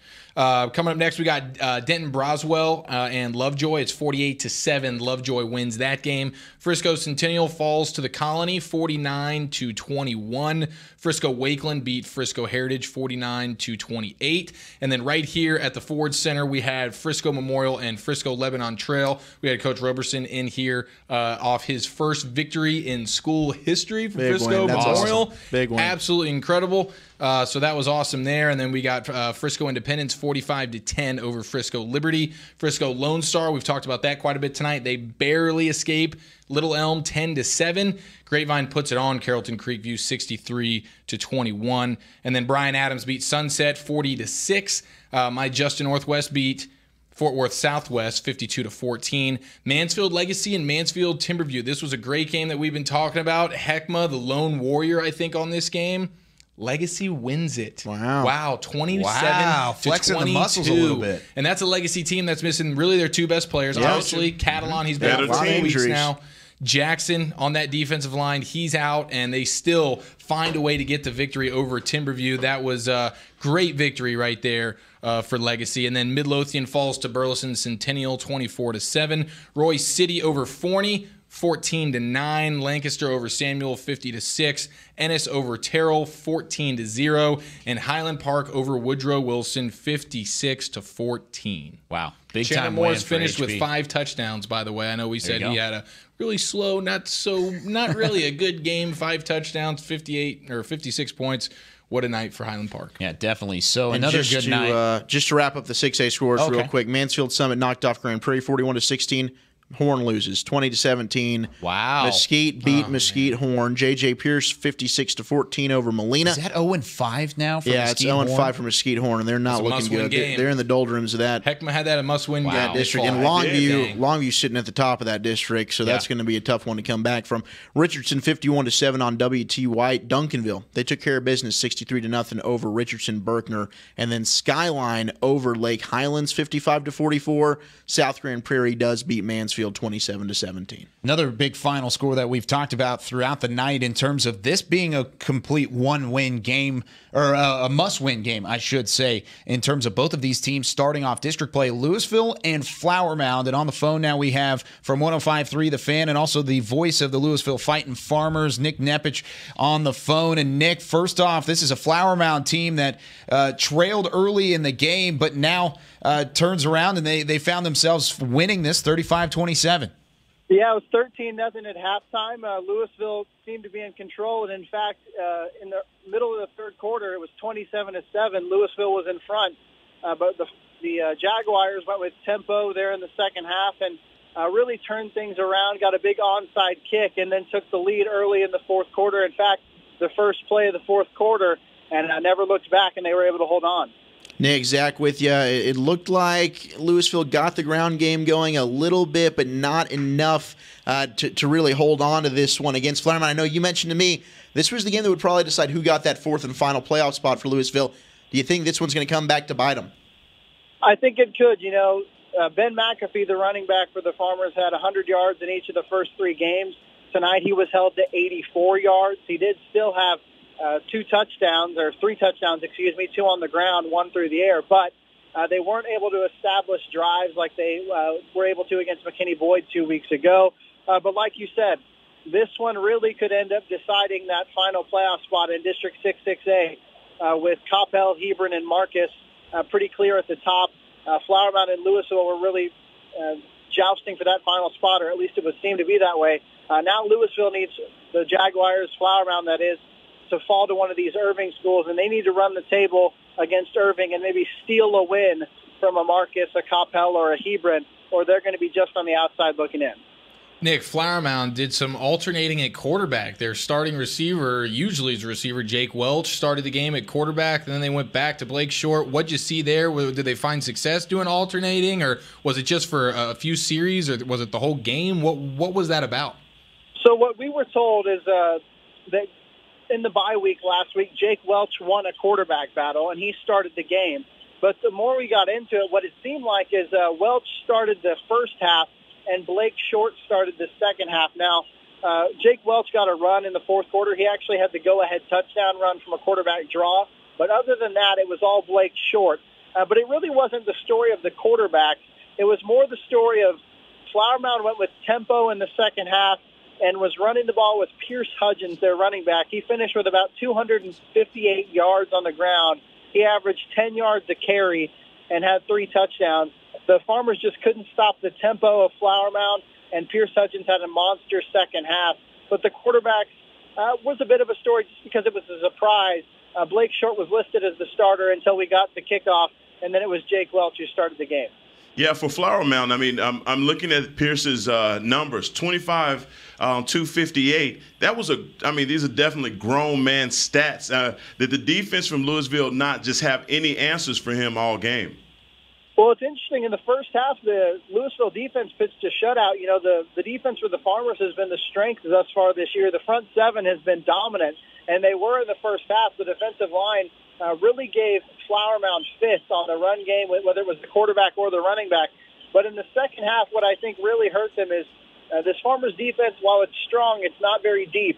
And so when Flower Mound went with tempo, it really put Louisville at a disadvantage. And I think there was some hands on some hips, some guys cramping there in the second half, and they just couldn't keep up with the tempo and the run game of Flower Mound. And credit to that offensive line. The Jaguars' offensive line really flipped the script there in the second half and gave Hudgens a lot of room to run. But the Farmer defense, I mean, it was a tale of two halves. The first half, they pitch a shutout. The second half, they give up 35 points. And they did even force, 4 turnovers on the game, 2 on special teams, 2 on defense, and yet they fall 35-27. Nick Nepic there for the Nepic. Sorry, excuse me. There for the Fighting Farmers of Louisville and for Flower Mound. Nick, thanks so much for joining us. We'll talk to you again next week. Appreciate it, guys. Have a good one. There he goes, Nick Nepic. Sorry. It's okay. It's a weird spelling. It is a weird spelling, but he's definitely not a weird guy. An outstanding voice. And I love hearing him on the Fan every week as well with you two. Guys, I want to tell you about this 4A matchup, the Midlothian Heritage game. Midlothian had this game. It was up 18-0 when I was telling you guys earlier 4A scores. Waco La Vega comes back 45-18, the final score. Wow, over Midlothian Heritage? Yeah. Wow, how about La Vega? La Vega. That's impressive Took win. over, guys. I'm telling you, it was a tale of the second half because they put that thing on the ground. They have 2 outstanding running backs, man. These guys, John Richards and Jerquay Walton. Both of these guys were 183 for Richards and 156 for Walton. Took over in the second half. Both 2 touchdowns apiece. Yeah, definitely did. But we are running out of time. About 4 minutes left in week 5 of Friday Night Stars. Unbelievable. Guys, let's go through our stars of the night. I don't know, we've kind of had that moment. We've had those names. We've thrown a bunch of them out there over the 4 hours of the show. Eric, we'll start with you. Who's your star of the night? Oh, it's got to be Brian Williams for Bishop Dunn. This dude had 3 touchdowns tonight, 2 of which were interception returns, 1 of which was a punt return. He's a commit to A&M. He's an absolute stud, and what a game he had. All 3 of his touchdowns came in less than 4 game minutes. They were all just back-to-back. It's an interception touchdown. It's a punt return touchdown. Then another interception touchdown. This dude's unbelievable. He'll be playing on Saturdays with A&M next year. What a stud. What a night for him. Beast. Absolute beast. I got to go with TJ McDaniel from South Lake Carroll. Big win for them, knocking off an undefeated Keller team. 32 carries, 253 yards, 5 touchdowns. Monster. For DJ McDaniel tonight. Unbelievable. Put the team on my back and carry the Dragons to a victory. Man, it's so hard to go with the player in a loss. But this dude had a monster game. Rockwall receiver, Jackson Smith. How do you pronounce his last name? I think it's Njiba, but I could be wrong. Jackson Smith and Njiba, 13 catches, 289 yards, 2 touchdowns. Crazy. Unbelievable. That's a Randy Moss-style game right there for that kid. Yeah, it definitely is. Now we've got a team of the week, a coach of the week, and a student section of the week that we've got to give out collectively as a show. This week, I'm going to give you the team of the week. Hekma, who is your team that made the biggest impact on you this week? Man, it'd have to be the coach that we just had in here today. I mean, Frisco getting their first win. It's got to be them. Frisco Memorial. I think he's coach of the week as well. Coach of the week came in here first in. Well, I'm going to let Zach pick coach of the week. Gosh, dang it! Oh well, that's fine with me. We'll give it to Coach Roberson. Why not? You get your first win as a program. I think absolutely. So. First in studio guest. I mean, come on. No doubt. I mean, aside from Plano being team of the week, I think absolutely that's got to be the way to go. Wait, so is it Plano or is it Frisco Memorial? Well, no, I'm not going to give Plano coach of the week. That's the story for another day. But absolutely. Coach Robertson coming on in here. What an emotional victory for that program. Definitely. So who is your student section? Oh, Plano East, man. I calling out Allen. We want Allen. 2 weeks, baby. 2 weeks. That's the game. Woo, that boy, mark your calendars. We want Allen. No, you don't. We don't want Allen. We want Allen. No, we don't. They want all the smoke. Oh, thanks so much for joining us. Whataburger Friday Night Stars from the Star in Frisco. For Eric Chiofalo, for Zach Wolchuk, for Hekma Harrison, I'm Kyle Youmans. Thanks for joining us again. Follow us on Twitter at Friday_Stars. And until next week, so long from Frisco.